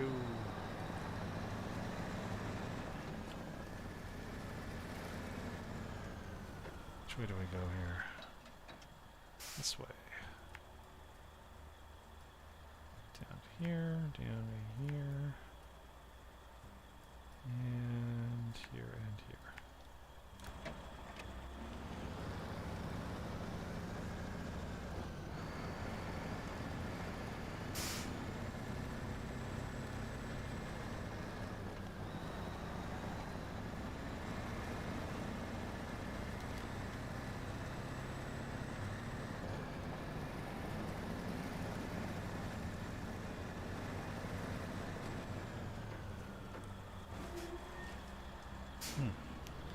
That is a tight turn.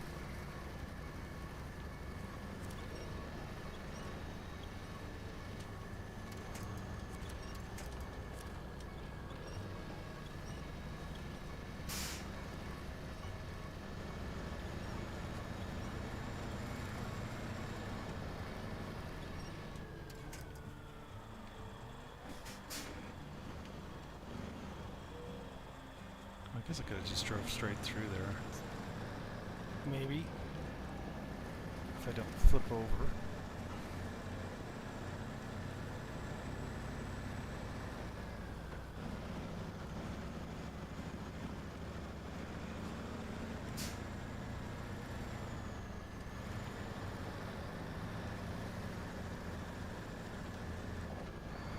Yeah, no problem. No problem at all.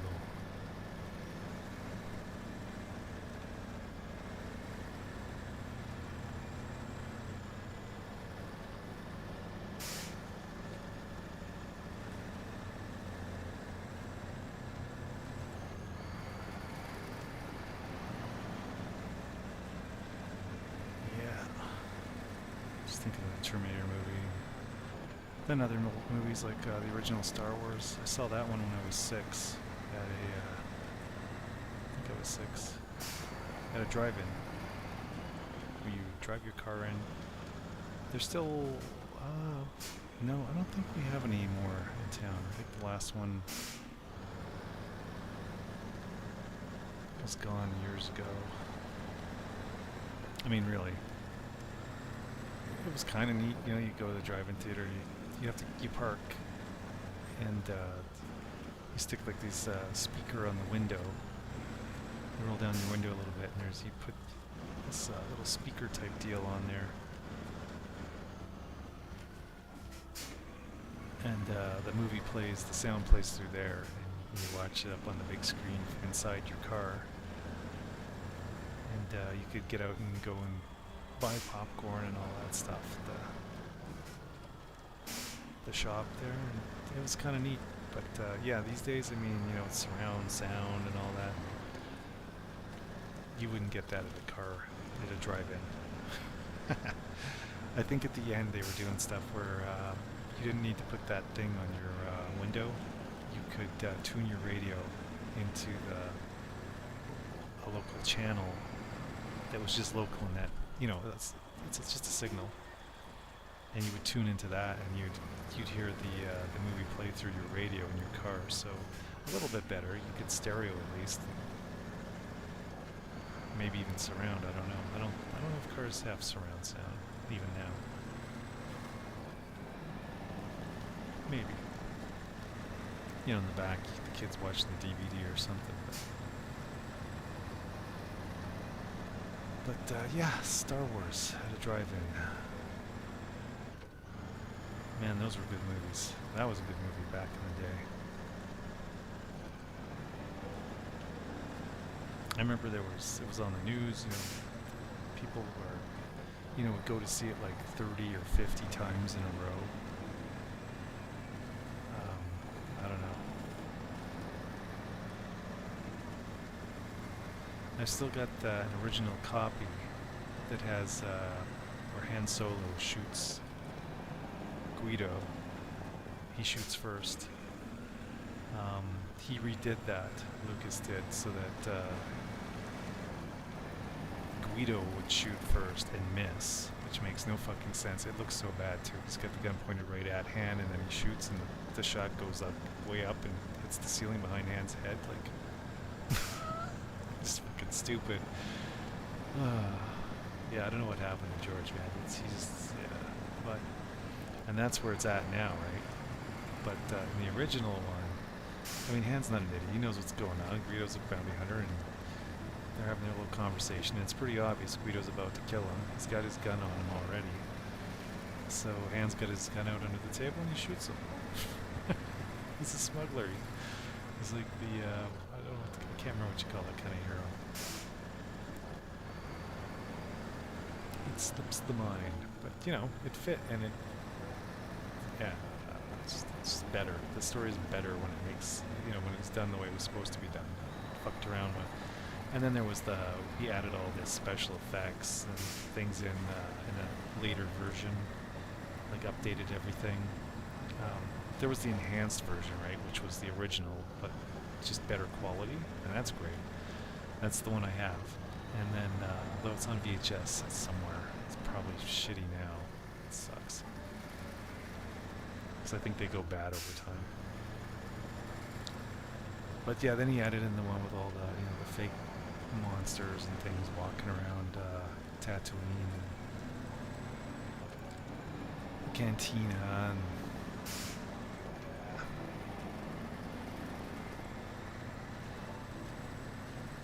the movie's just a lot more fun, better in its original format, I think, if you can find it.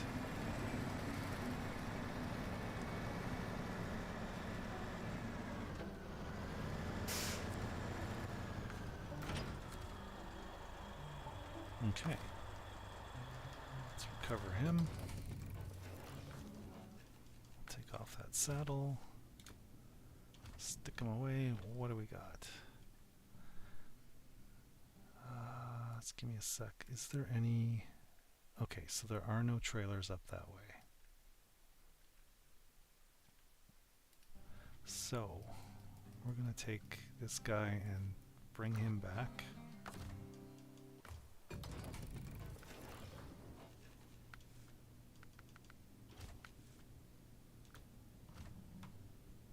Stick him away.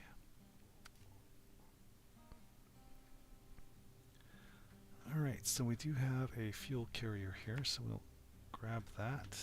And then, do we have a trailer? Oh, we do have a trailer store on this side. Okay.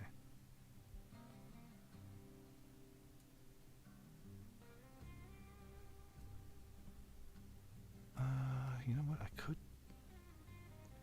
I don't know what's better. Probably going back this way. This way, I'm not so sure what the conditions are like. So we'll head back. Go up here, here. Let's sell that trailer. Whoops. Let's jump in there.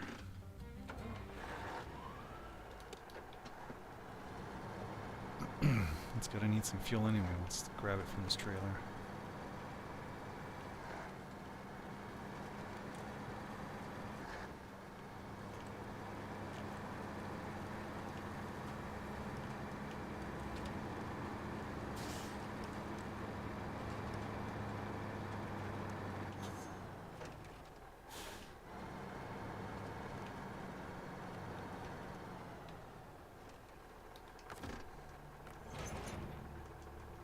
Let's refuel. Alright, where are we going? Back up the road.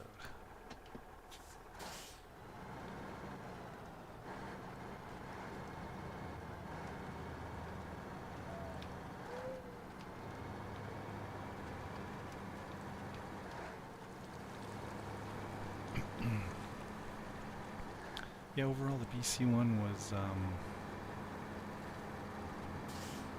not too over challenging. It was probably just about right.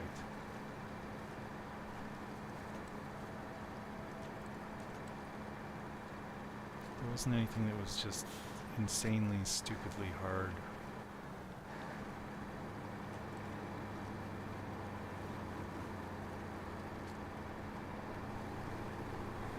Or overly long. Like, every once in a while you'll run into a mission that is just like, wow, it takes forever to get through it.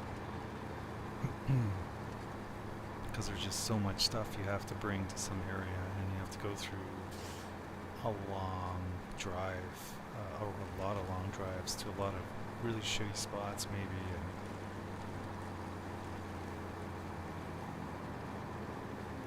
and this wasn't too bad. Plus, I like the green maps way more than I like the snow maps.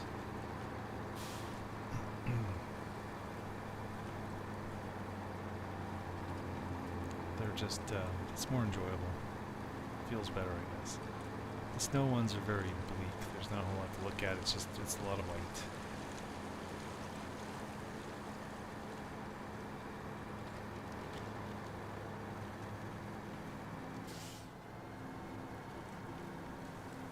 This truck's not half bad, fuck. He's, pretty fast.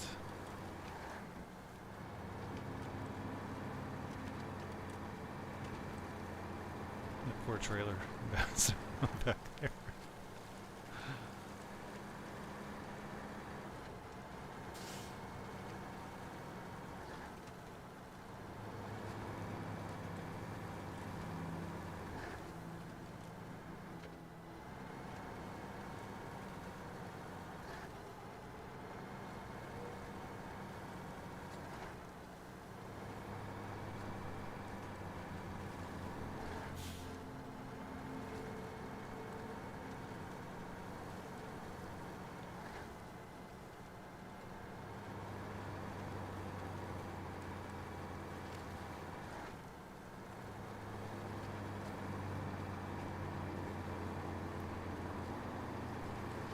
He's, I think, got a high hitch there, so I'm gonna wait.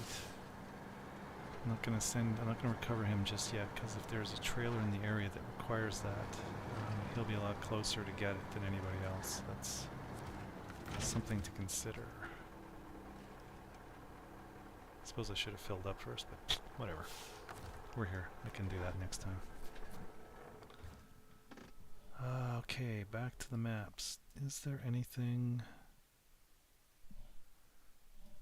He is... Am I in the right?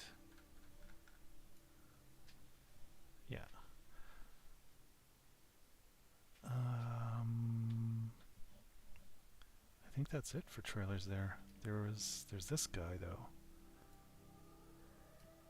What does he have? No, he doesn't have a connection for that, so I can't use him.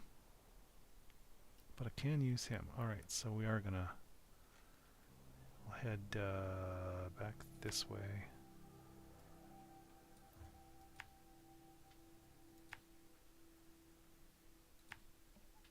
And then, oops, back to the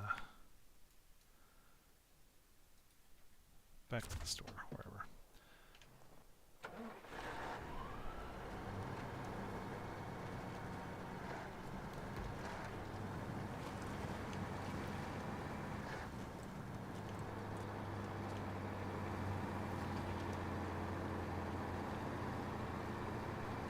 And I really hope it's the trailers that's holding me up on getting 100% done on this. Because if it isn't, I don't know what it is. I'm going to have to do some digging online and see if this is, yeah, see if anybody else has run into this, if there's something I'm missing somewhere, obviously, or is it just a glitch? Maybe the game is saying I'm missing something, but I'm not.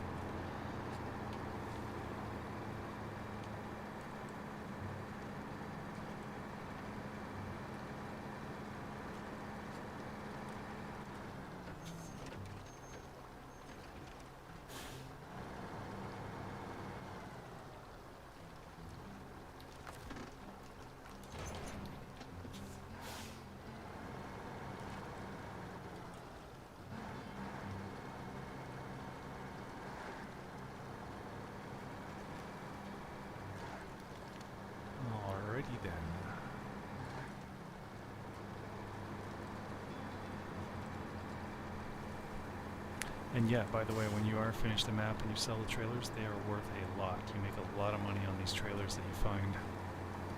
A lot of money. I mean, it helps.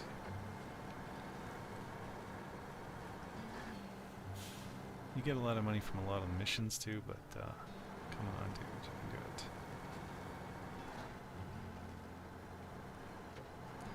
But yeah, when you're closing down a map and you're selling all these trailers off, you make a ton of dough.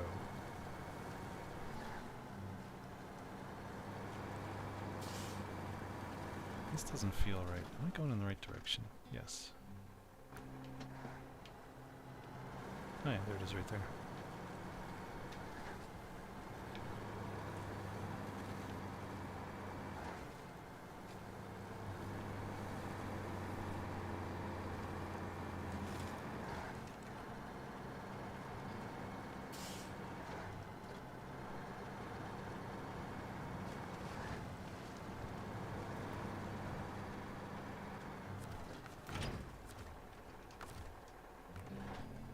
Right, is there anything else over here? There's something. Fuel carrier. Yep, I do see that. Can I... who do I want to send there? He'd have to go... yeah, this one might be the better one to do it. Although he's loud, but... here we go.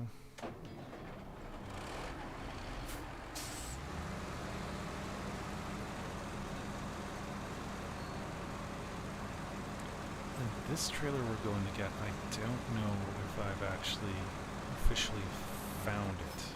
I've seen it, but I don't know if I've driven up to it and, as far as the game is concerned, found it.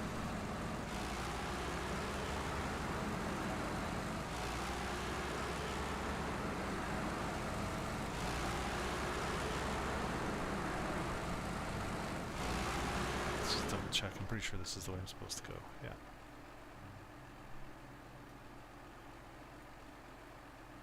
We'll just mark them off just to be 100%.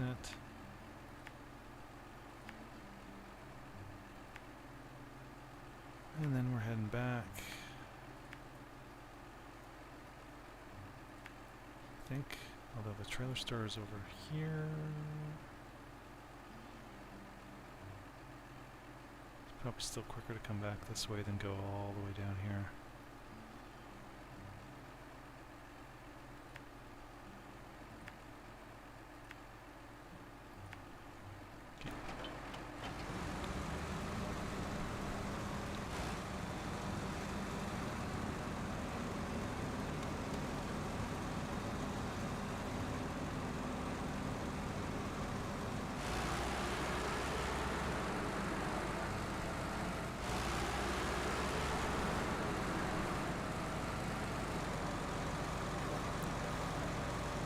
So loud. And I mean loud in comparison to the other vehicles in the game. His volume is a lot higher. So if I turn it down for him, then I gotta turn it up again because every other vehicle I play will go hearing things.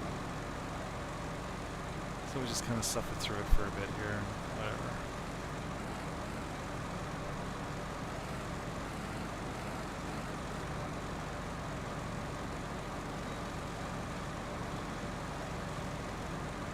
Should be a relatively quick mission trip.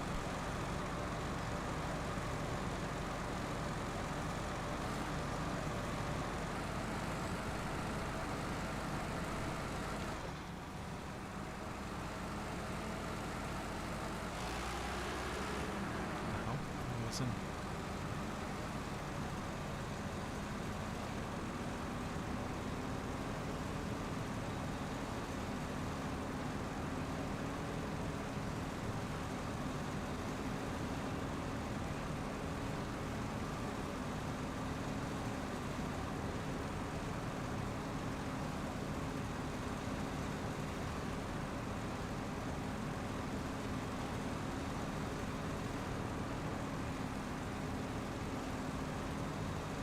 Yeah, I swear.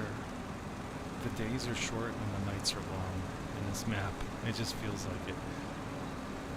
Like it looks like it's evening again already.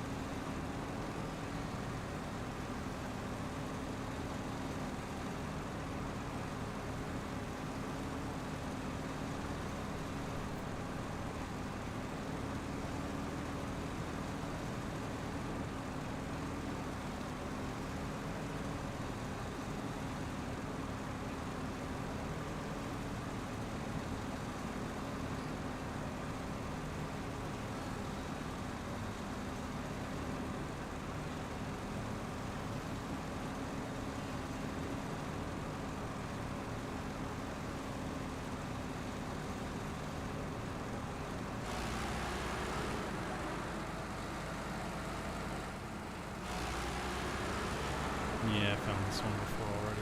Whatever.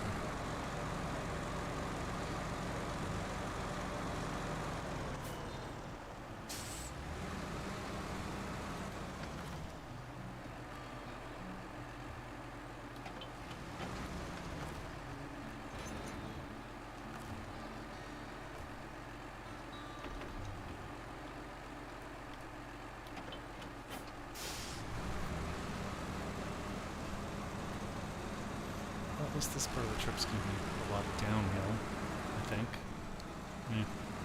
Partially downhill.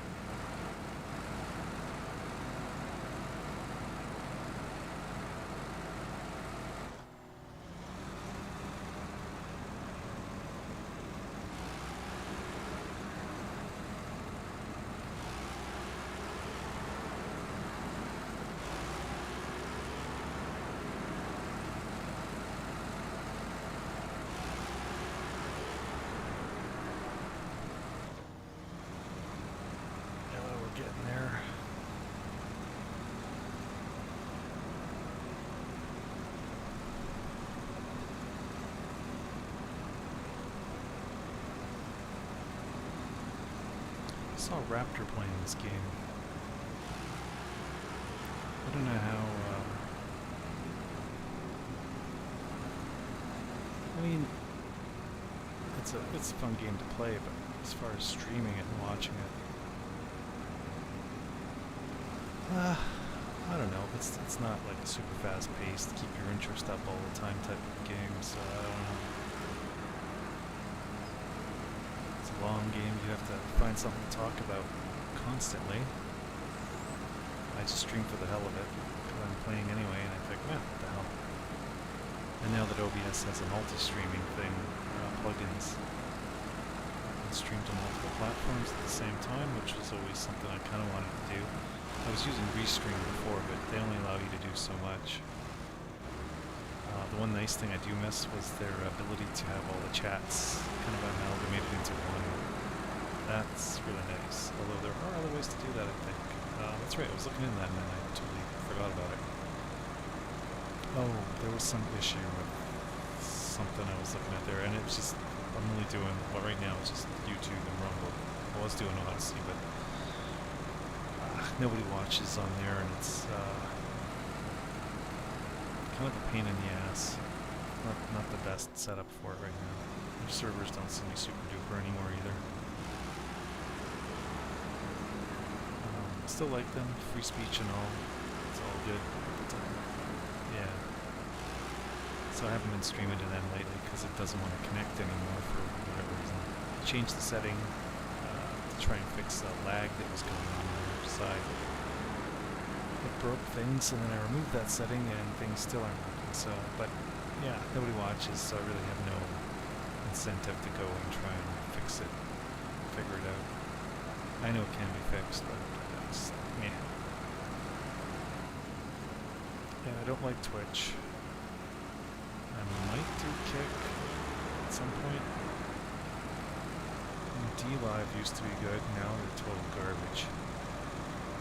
It's like a gambling site. It's, ugh, I don't know if it's run by Ukrainians or Russian guys or what. It's just scammy. Something's not right. Stay the hell away from D-Live.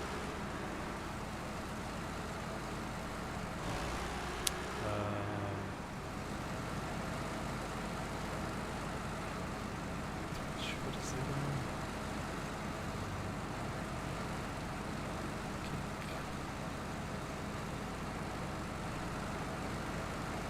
I don't remember. There's a whole shitload of streaming sites. But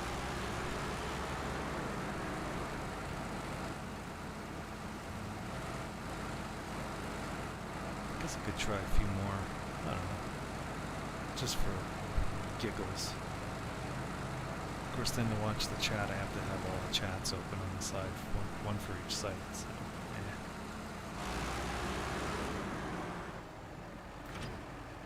yeah. All right. That was loud. Okay, what else do we have here? No more up that way. I don't see anything down here. There's him. We could bounce him back home. Let's see, I'm pretty sure there's... Whoa.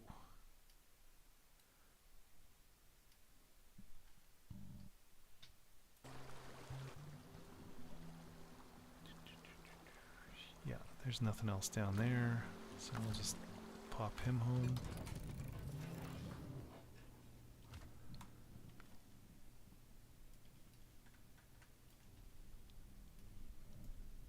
Let's see, down this way, I got that trailer that was down here. And there was the trailer up by the base, yeah, so that's it for that. Is that Duncan Bay? Okay, so all these guys just need to... Wait. Who's got trailers? This guy.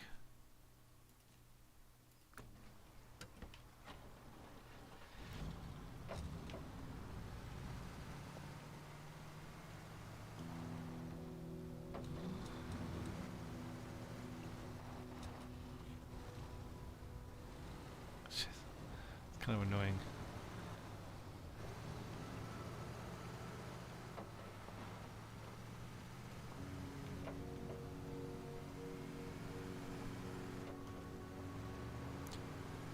I guess technically I could pull this thing home with one of these guys. Probably be a little easier than using this guy. And faster. Let's do that.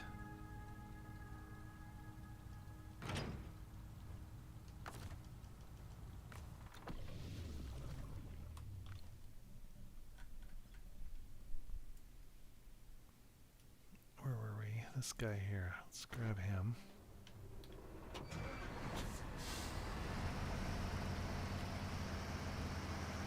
So he'll have a much easier time getting through the bogginess up here.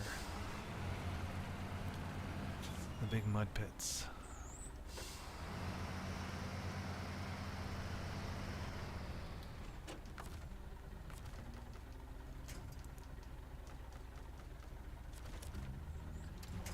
Stupid.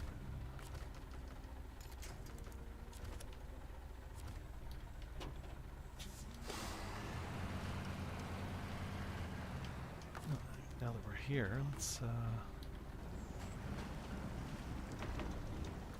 steal some of that thing's fuel.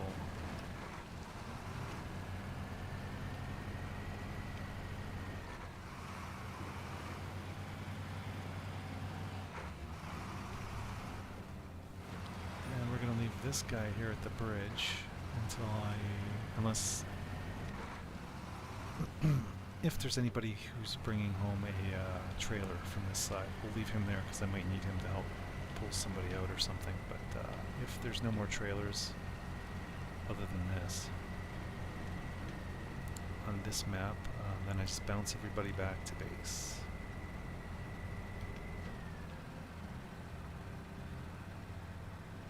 Yikes.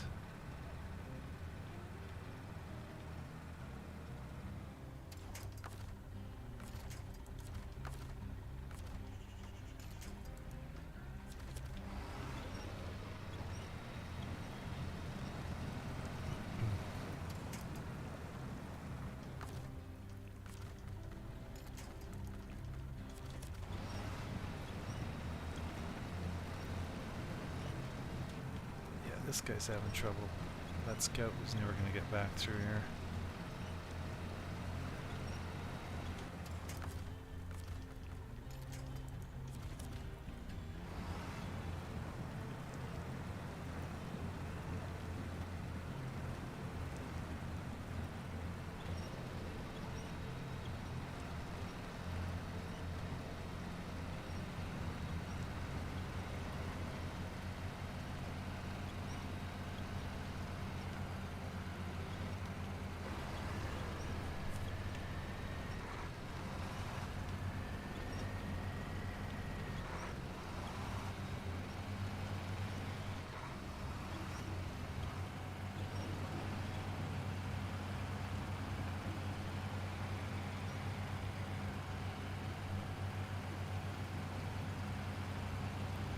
I'm thinking we got all the trailers on this map. I think I go right. Yes, I do.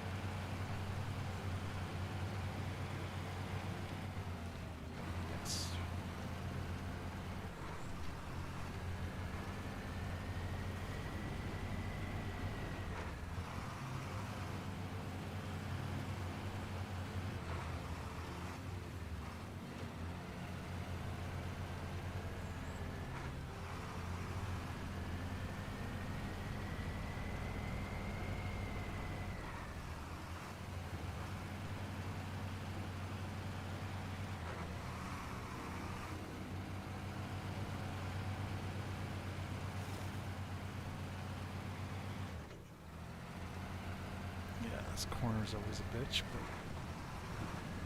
or not. Well, there we go.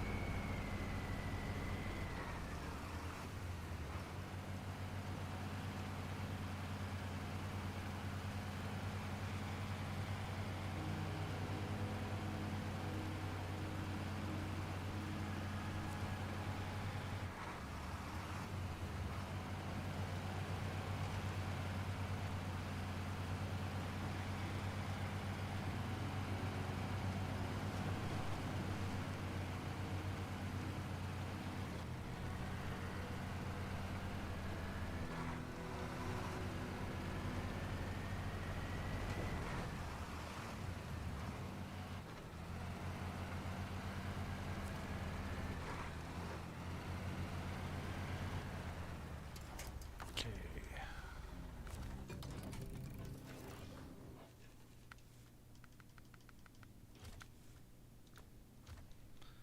Now I need a scout to go out and sell that. Who's next? You. This guy's an interesting scout. He has... oh wait, that's not going to work. His attachment is for full-size trailers, not scout trailers, so that's not going to work. That's what's interesting about him, but yeah, it's not going to help me in this case. Oops.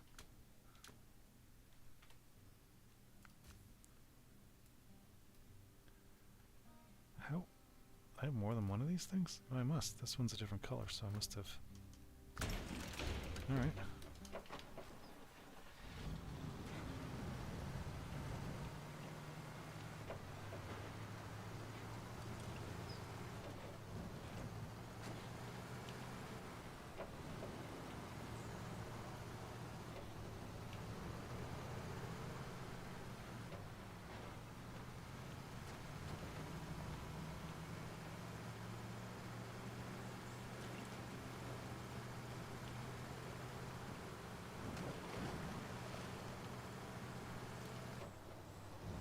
He's having a better time getting through. Maybe it's because I don't have all that junk piled up on his roof.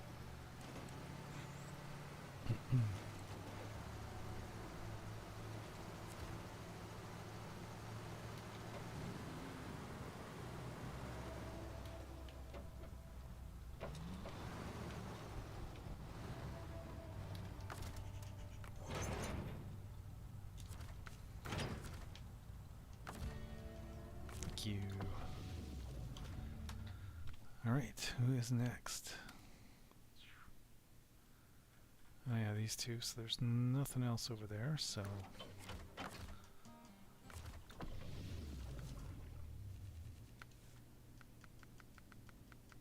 Pretty sure I have two of these trucks too.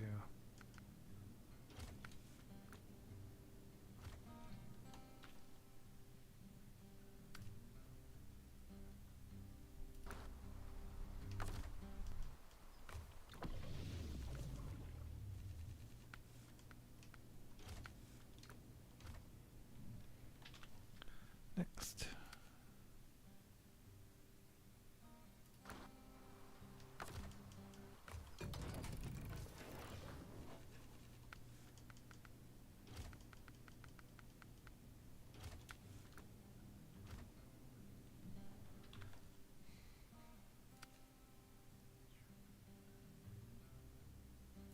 Just doing a double check there. Yeah, that's the other one.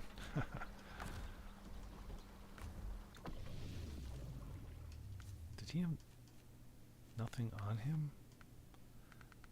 I think this is the one I found. That's right. Oh, I haven't upgraded this guy yet.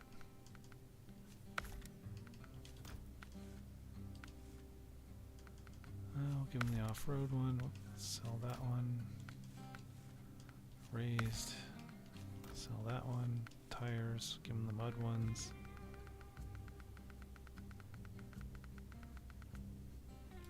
Let's see. These ones are big and expensive. Oops, let's get rid of the old ones. The winch, give them the super expensive one. We'll give them the spare wheel. The snorkel that sticks up the highest. And he has nothing on the back end already, so.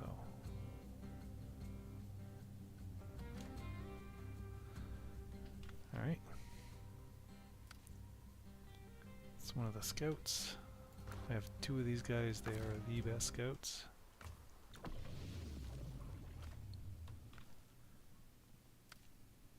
This monster. You can only buy this one with real money, but if you're looking for easy mode, this is it. But he's just a little loud. Are there 2 seats? Looks like there might be 2 seats on each side. That's interesting. Yeah, there is.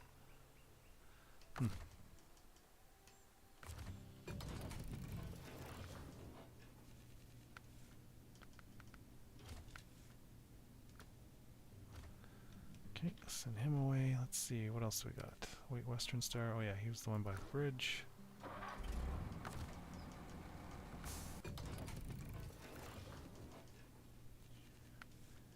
He's not too shabby.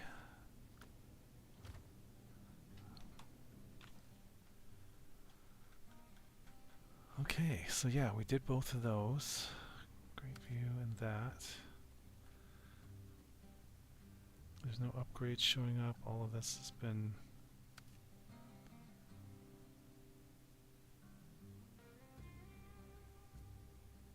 I don't think I did this watchtower. Why is he showing up? There was one up in the corner here that I went to. Yeah, once you get them, they shouldn't show up anymore. Okay, so maybe I didn't get this one. Okay, we're gonna go over there.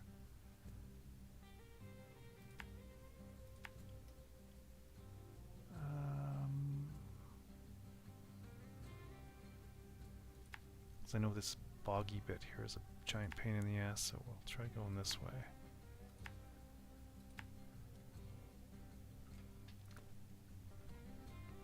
Alright, who do we want to take there? Who do we have down here? Let's take a tractor.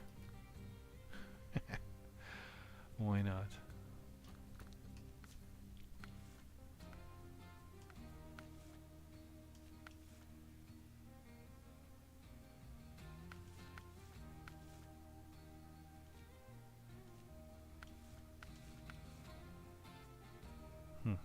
That's interesting.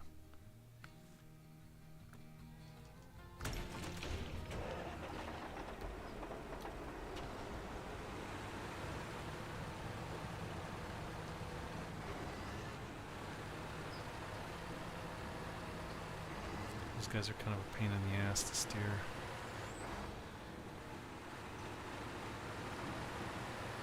Although, I don't seem to be having too much trouble with him today.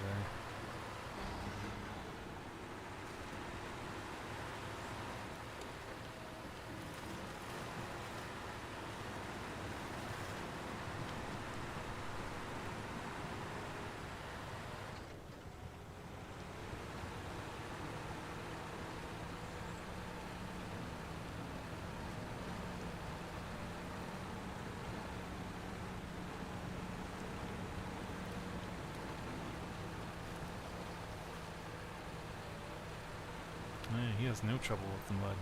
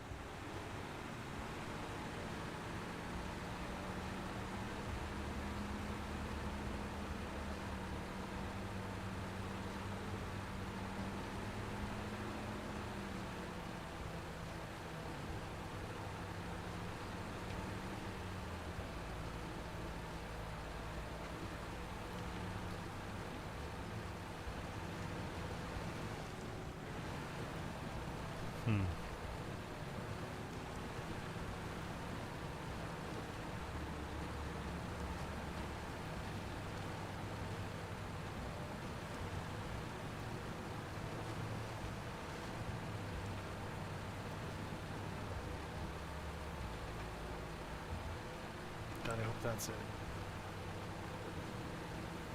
Grab this watchtower and that'll be that, I hope. You know what? I'm gonna run across here instead of going through the woods. See if you can do it. No problem.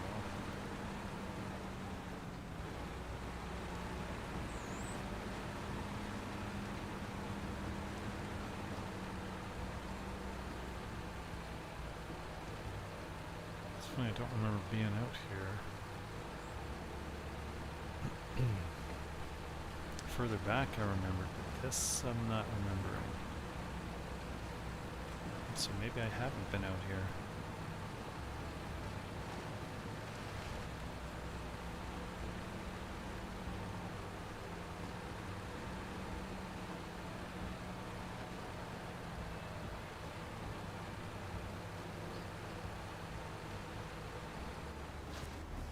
Yep.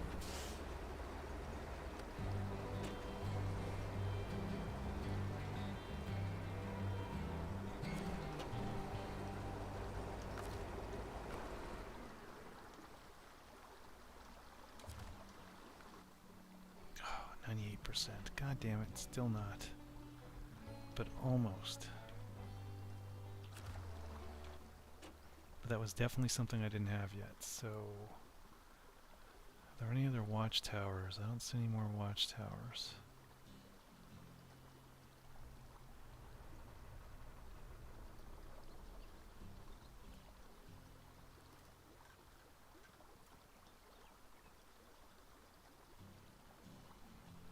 Okay, I think that's it for this particular map.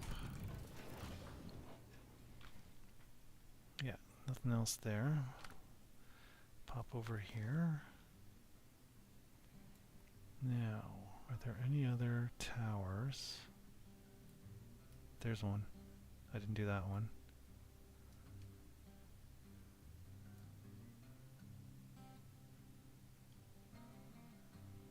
I don't see any others. I think that might be it. Okay, so I need to go to this watchtower.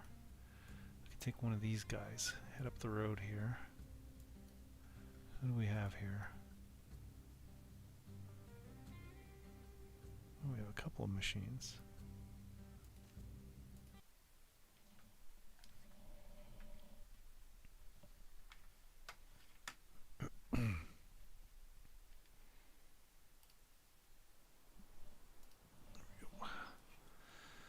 Alright, dairy longhorn, this guy, and oh, that guy. Okay. Who is also a dairy.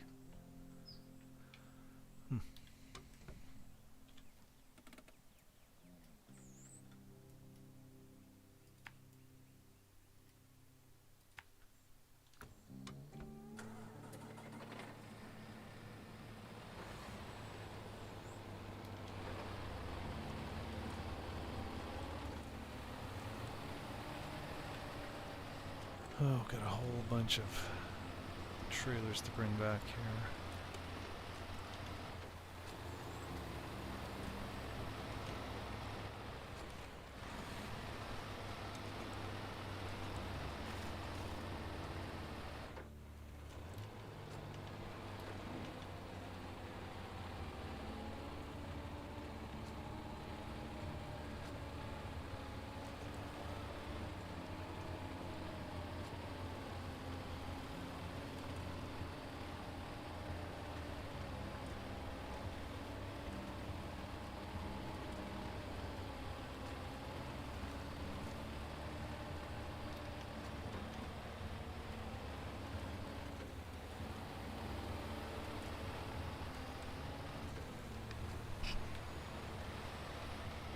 He's got a lot of big windows out the back there, doesn't he? I do miss that. We had a 3/4 ton GMC, 1979 GMC. And it looks like your normal half ton, but it's pickup truck. But it was a beefier 3/4 ton dude. And yeah, that you drive those things around and it's nice. You're up nice and high. You have a really clear field of vision all the way around. You shoulder check, you can see everything. You just feel a lot, you're high, so you can see more, and yeah, it's just, the visibility from in there is great.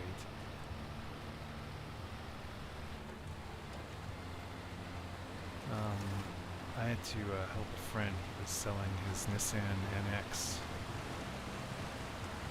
and he didn't have a license. His parents got it for him, and he didn't think he was ever going to drive it or need it, so he wanted to sell it, and not having a license and whatnot, couldn't do that. So I had a license, and so I get to drive it around between all these different dealerships and stuff, so we could sell it. But yeah, it was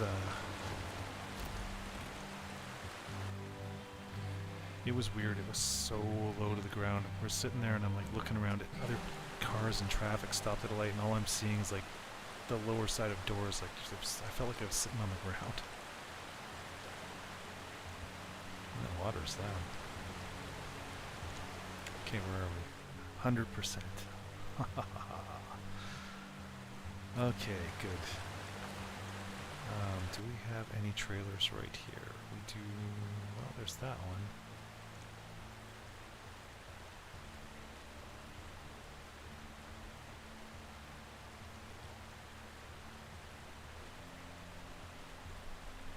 I suppose I could try going down and getting it with this truck.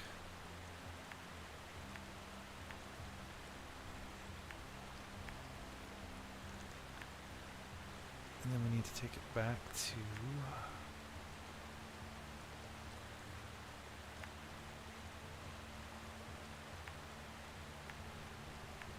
Actually, I'm not going to need to go to the fuel station because I'm picking up a fuel carrier.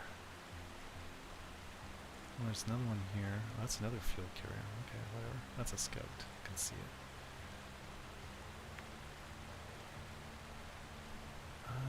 You know what? I think I'm just gonna pay the toll.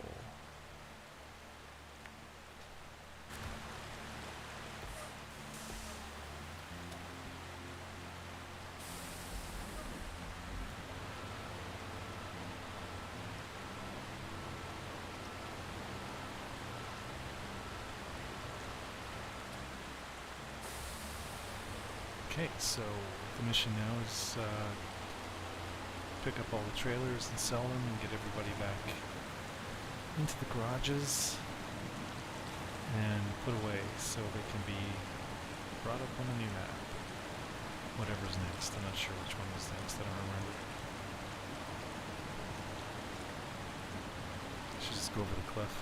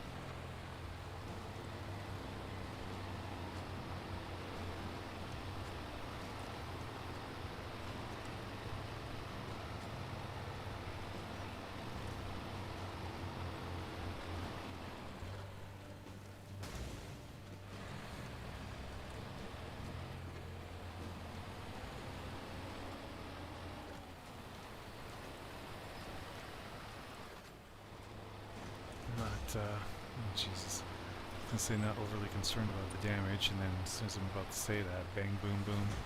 Jesus Christ. We're still good though.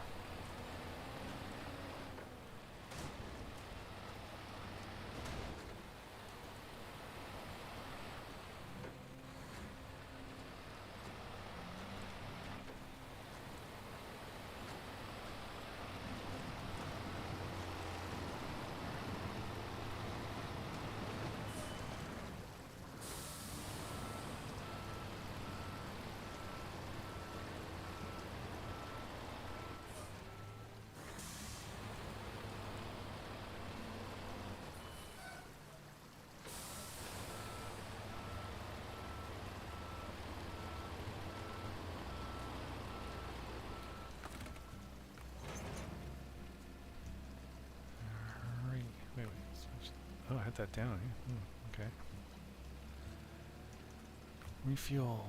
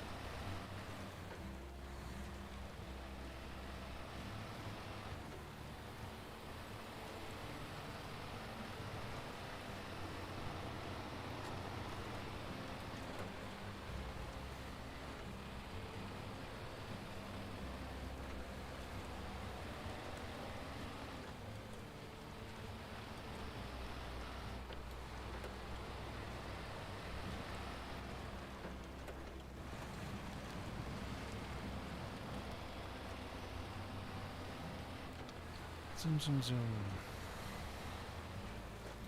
Yeah, I'm fucking super tired. Oh my god. So fucking tired. I'm falling asleep here doing this. It's probably the sleepy music and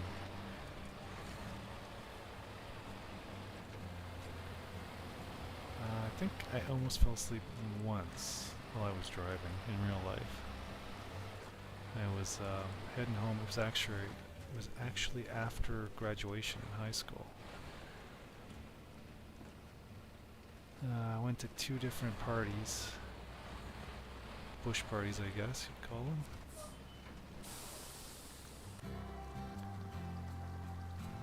And yeah, it was 7 in the morning, and I was driving home with my brother and best friend in that same 3/4 ton truck, actually.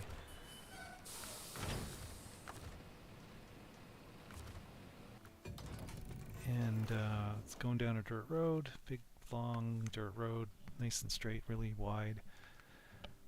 And the first indication that I was falling asleep, whoops, was that I kept jumping out of the garage when I didn't need to. Was the loose gravel starting to catch the tires on the side of the road, because I was drifting over to the side, and it's like, whoosh, and I was like, whoa, get grabbed, and I was like, yikes. And I jerked it back, and everything was good, but that kept me awake. I was awake after that. And those two didn't even know. They didn't know anything. It's just they were gone. They were both sleeping. Yes, that's what I do want to do. Get down here.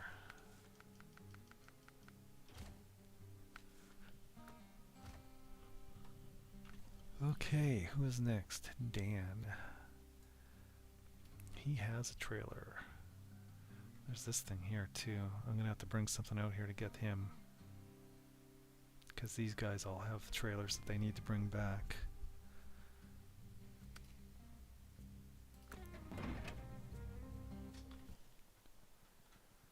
Is there a trailer store this side of the map? There is not, just here. Alright, so you... Ugh, this trail is terrible. I don't want to go that way. We're going to go down the road here. This is the easier way. Let's get to here. And then I need to get there. And I probably come across here. The swamp actually isn't that bad. But yeah, this road, ugh. It's, yeah, it's something to be avoided.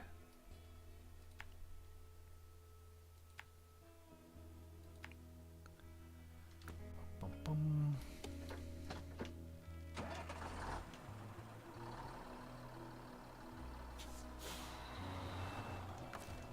So, what do we got for suspension? Okay, we were already raised up. Repair, and refuel.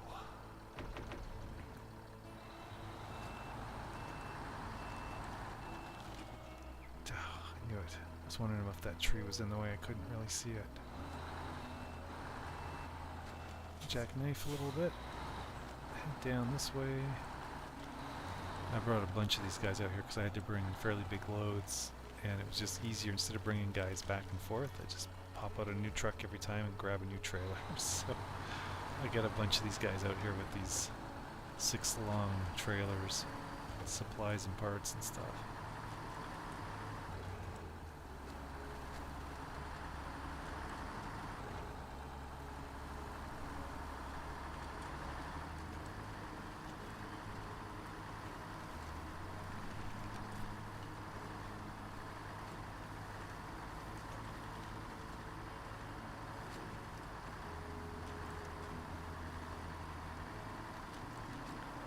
So hopefully this won't be too bad because we're towing empty trailers around. So.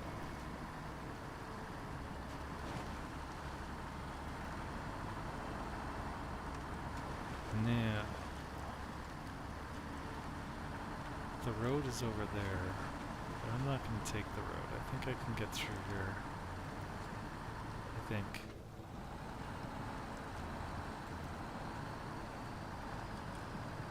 Because I've done it before.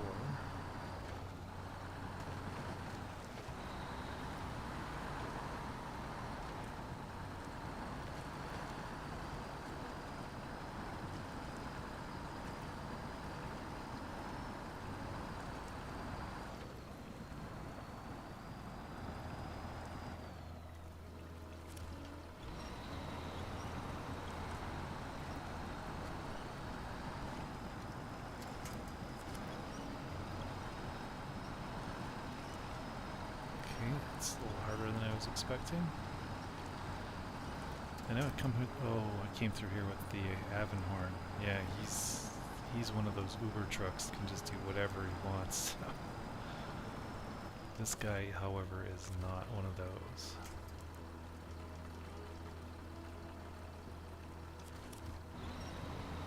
But when you've got a winch and something to winch to, you can almost do whatever you want.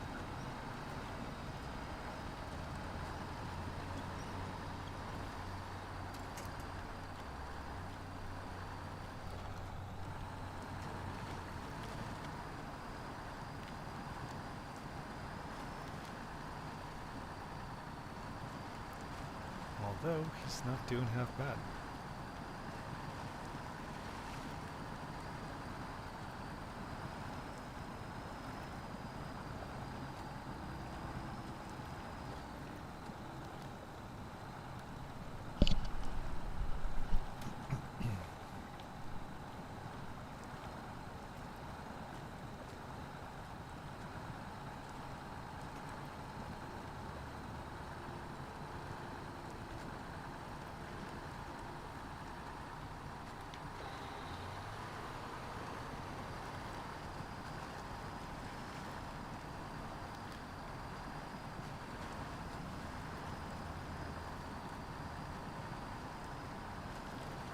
Okay, it's not too bad.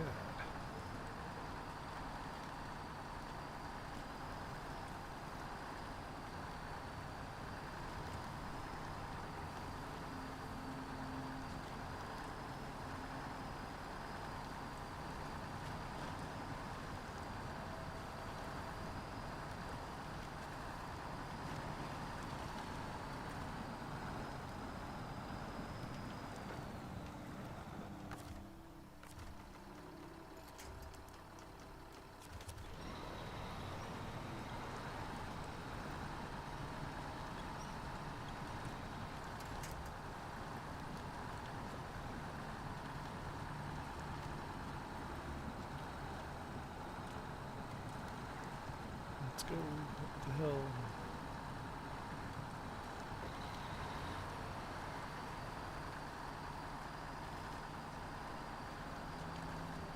I think there's only one more place that's going to be a big pain in the ass. Oh, maybe 2. Maybe not that big of a pain in the ass, but it's going to be a pain.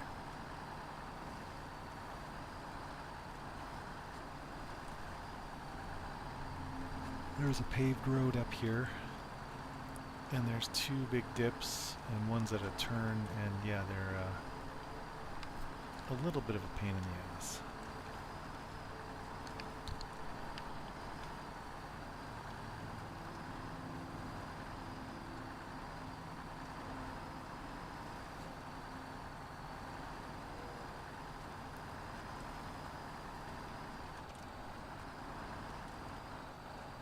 this guy's bouncy.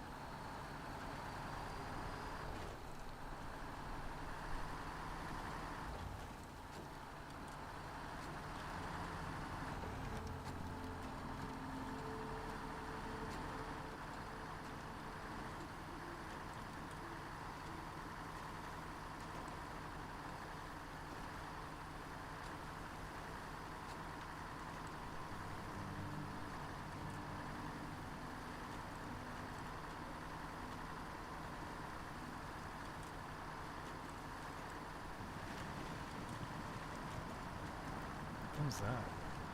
Something that splashed in the water over there on the left. There are supposed to be... Oh, here's one of those spots. That was too bad.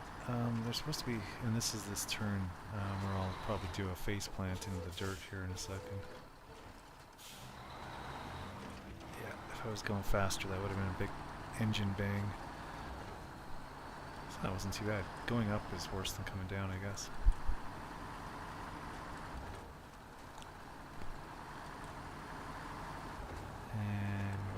I was talking about just totally evaporated.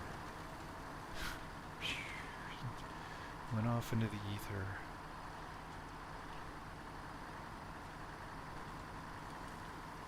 When I'm awake and maybe watching this stream later sometime, I'll look at it and I'll think, oh man.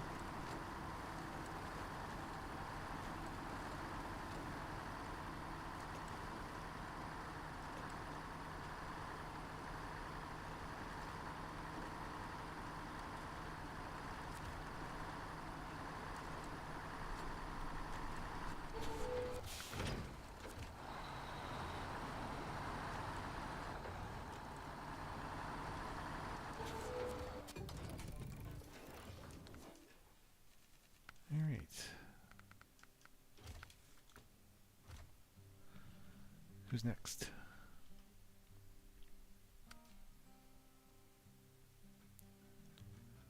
He has a trailer attached. Okay.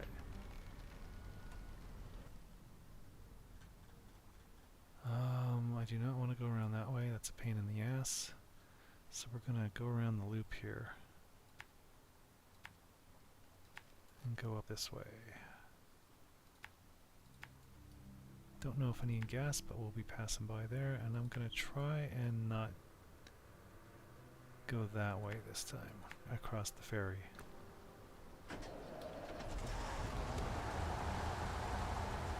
Yeah, I'm gonna need fuel.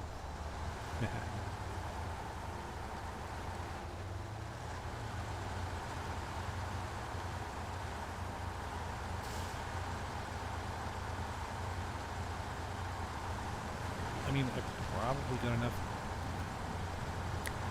to get me to the trailer store and the garage, but we're going to be passing right by the field things, so maybe I'll grab some. Unless I don't have enough to make it where I think I need to go and I don't make it to the fuel station.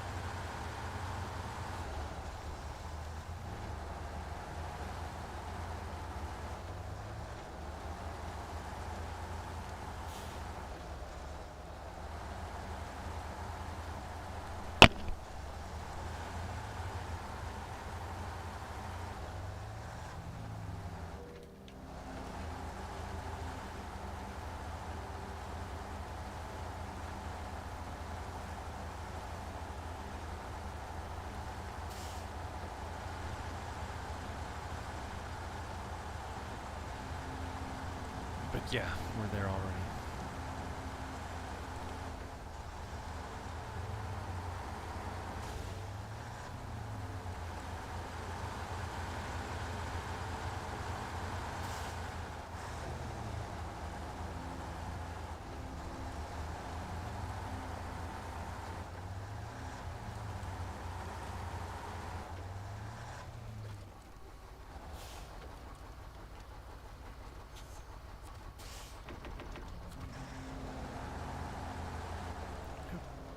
That was close.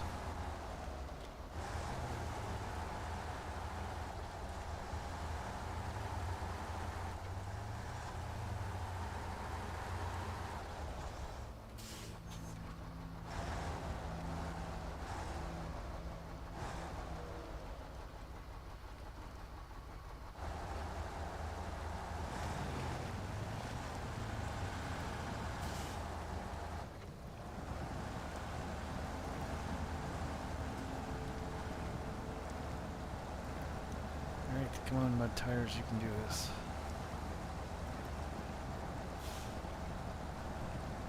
At least I think he's got mud tires.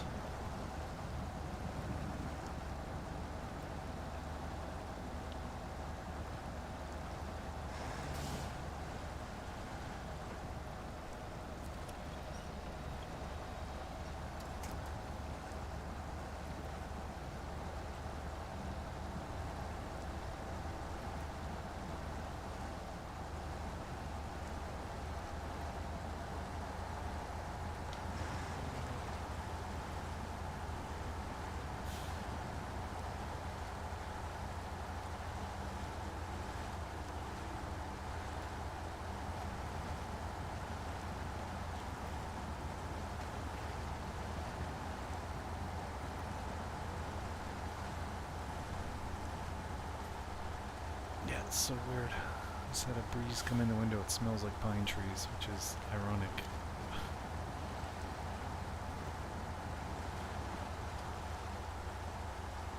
See, the games have smell-o-vision. See, that's what they need.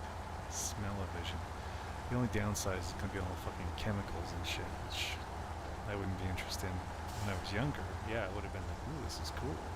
Smell the pine forest, or the coppery blood, or whatever the hell it was you're doing. But yeah, now I wouldn't want to have all that crap in me, the chemicals.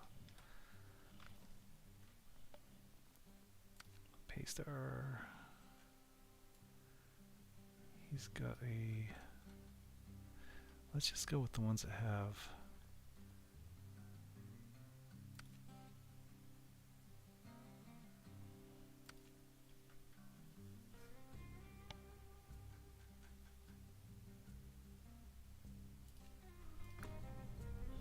that have trailers.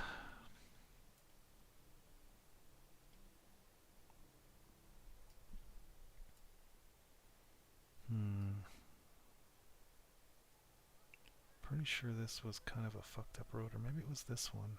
No, I think it was one of these. So it might be easier to go back. Maybe go back this way. 'Cause I seem to remember this bit of road was a little fucked up.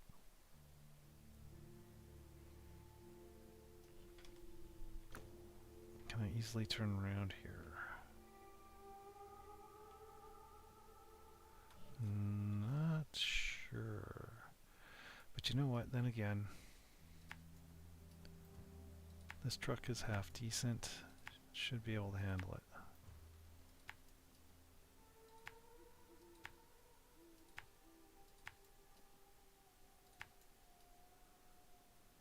We'll go this way again so I can run by the fuel station in case I'm about to run out of fuel.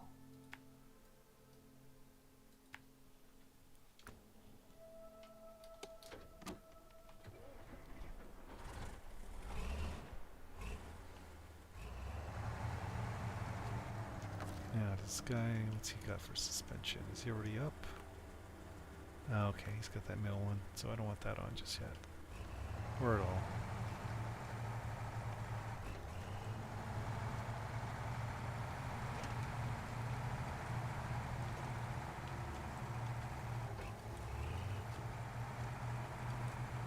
Okay, at this speed I'm bound to be busting some wheels and stuff.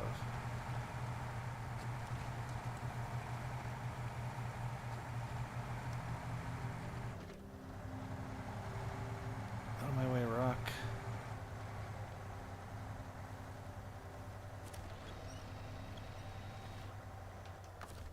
Alright, maybe we do this.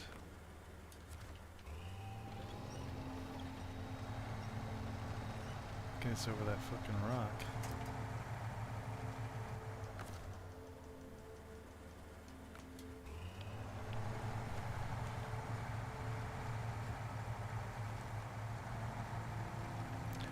So yeah, that type of suspension is good. It lowers the wheels in the middle there to raise the truck up. But those wheels are not powered either. And when they raise you up, it can reduce your traction as well.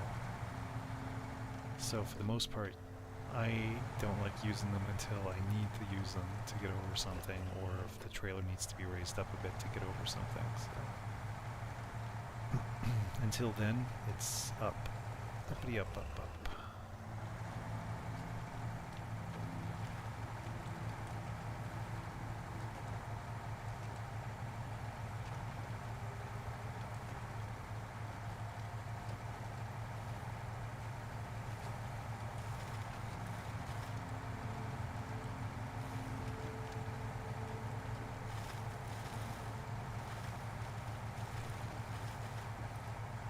Yeah, this road wasn't that bad.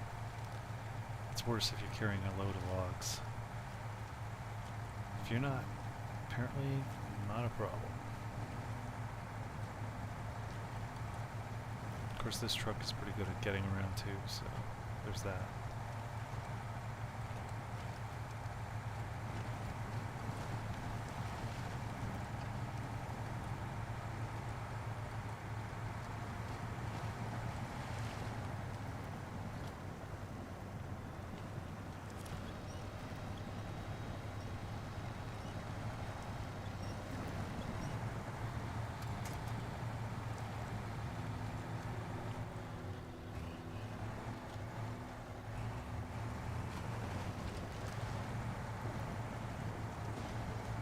Jesus Christ.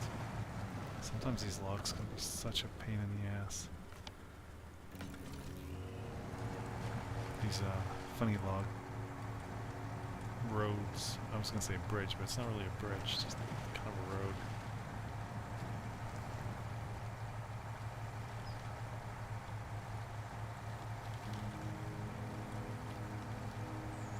Yeah, these trailers are awesome. The 6 long ones like this have, I don't know, 550 fuel and 240 parts, I believe.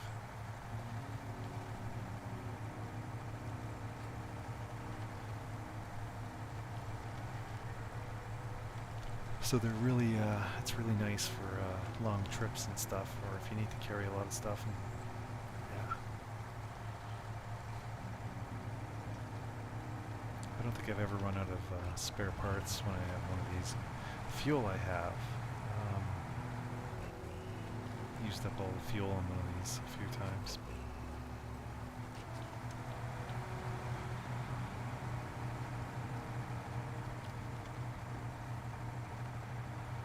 But, that being said, it still gets you a lot farther than you would otherwise.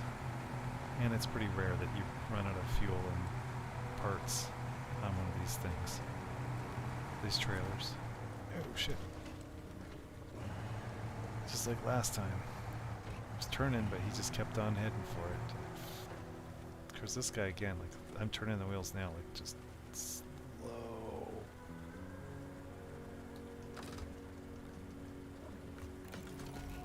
Fixed.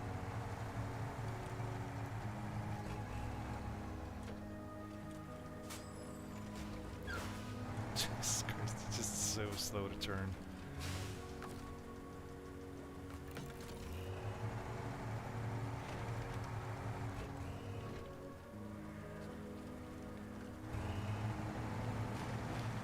Here I might have to raise it up, but we'll see.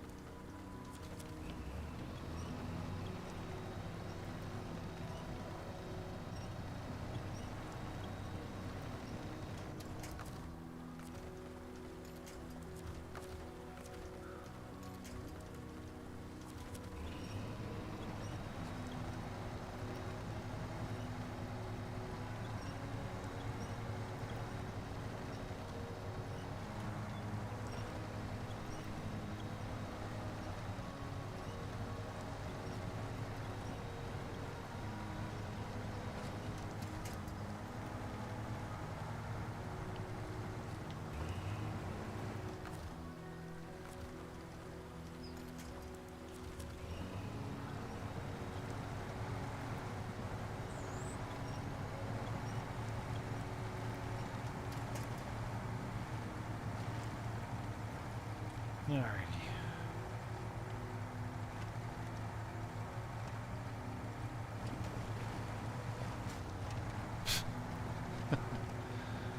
Turn. Turn back the other way. Okay, straight.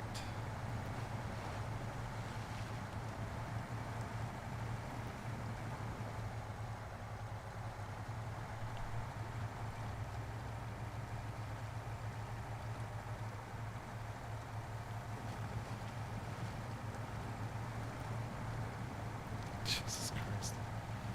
And that was the best bumper I could put on this thing, and it's still too low and runs into everything.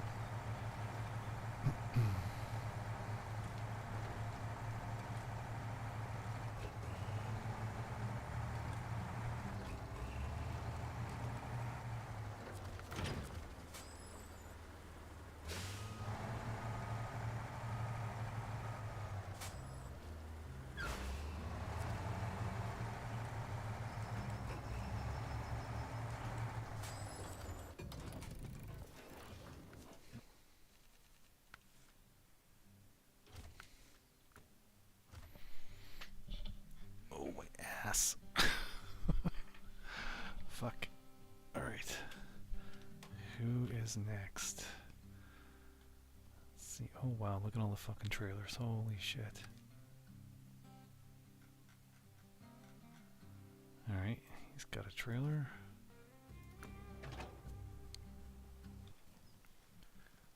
And we need to get down here, so... what is the easiest way? Back this way, I guess. Assuming I can turn around.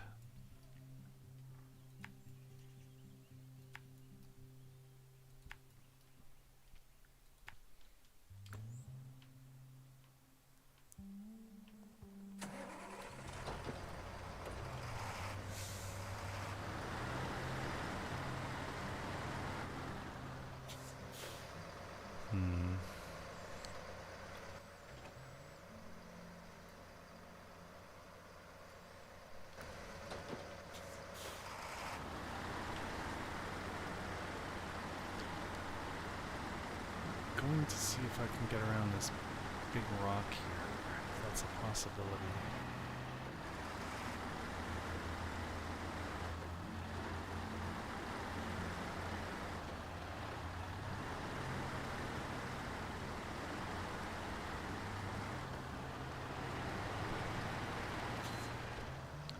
And it looks like it is.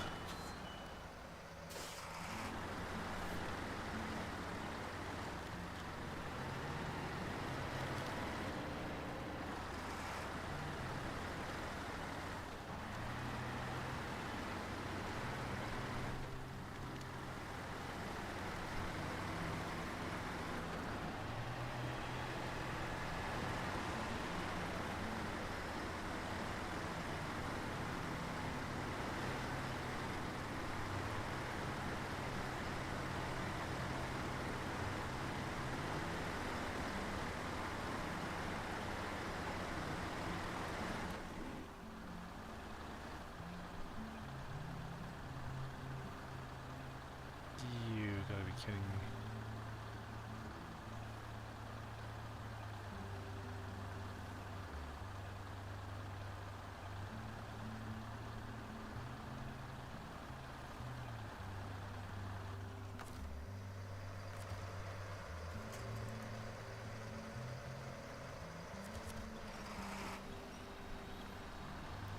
Yeah, for sure we're hung up on a route. Does this thing have, nope. I was gonna say active suspension, or, oh, there we go.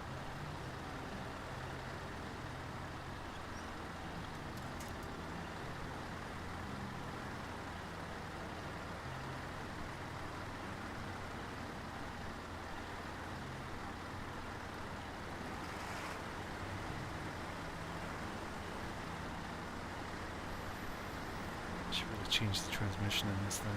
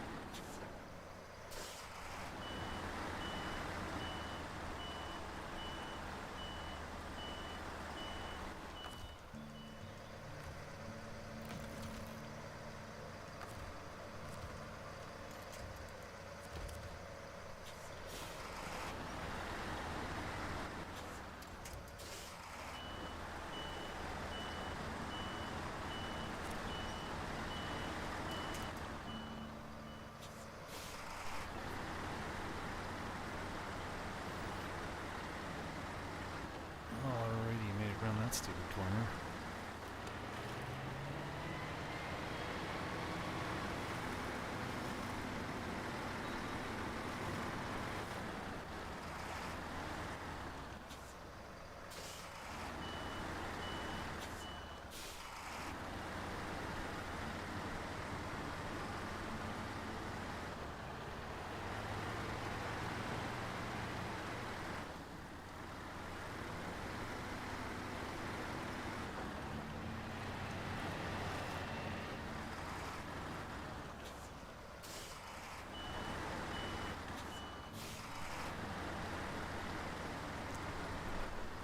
I think I might quit after this, after I deliver this. I'm almost going cross-eyed here. I'm so tired. And my head hurts just a little bit.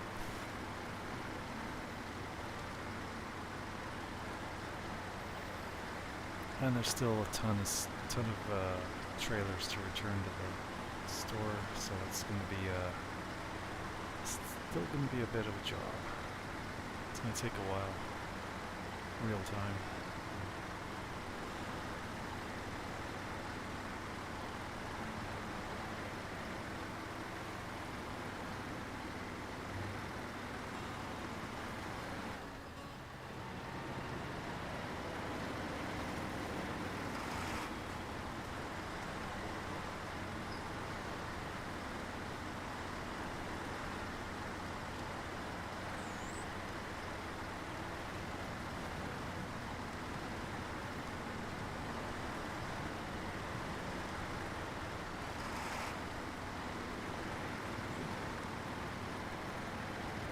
I can't believe I kept it in fourth gear that whole time there.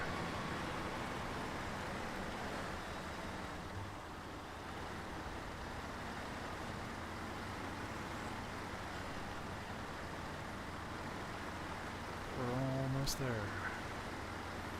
Just over this hill and down the next, and down the other side, and we're pretty much there.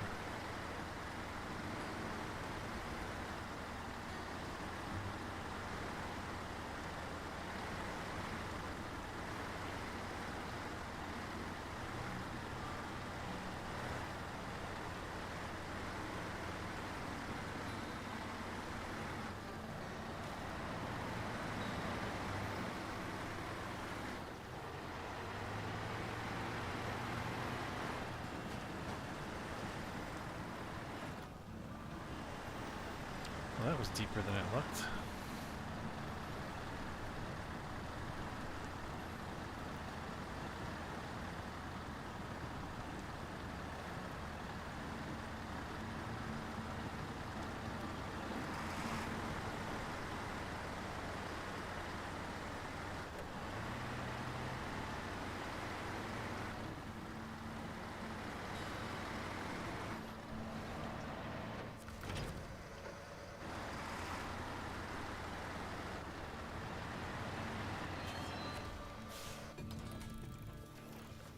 Alrighty.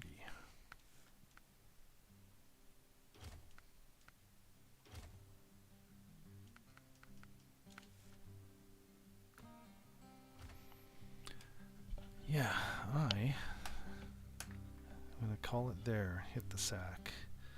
And I'm going to leave the window open and enjoy this fantastic smell of pine trees and shit coming in the window, which is great.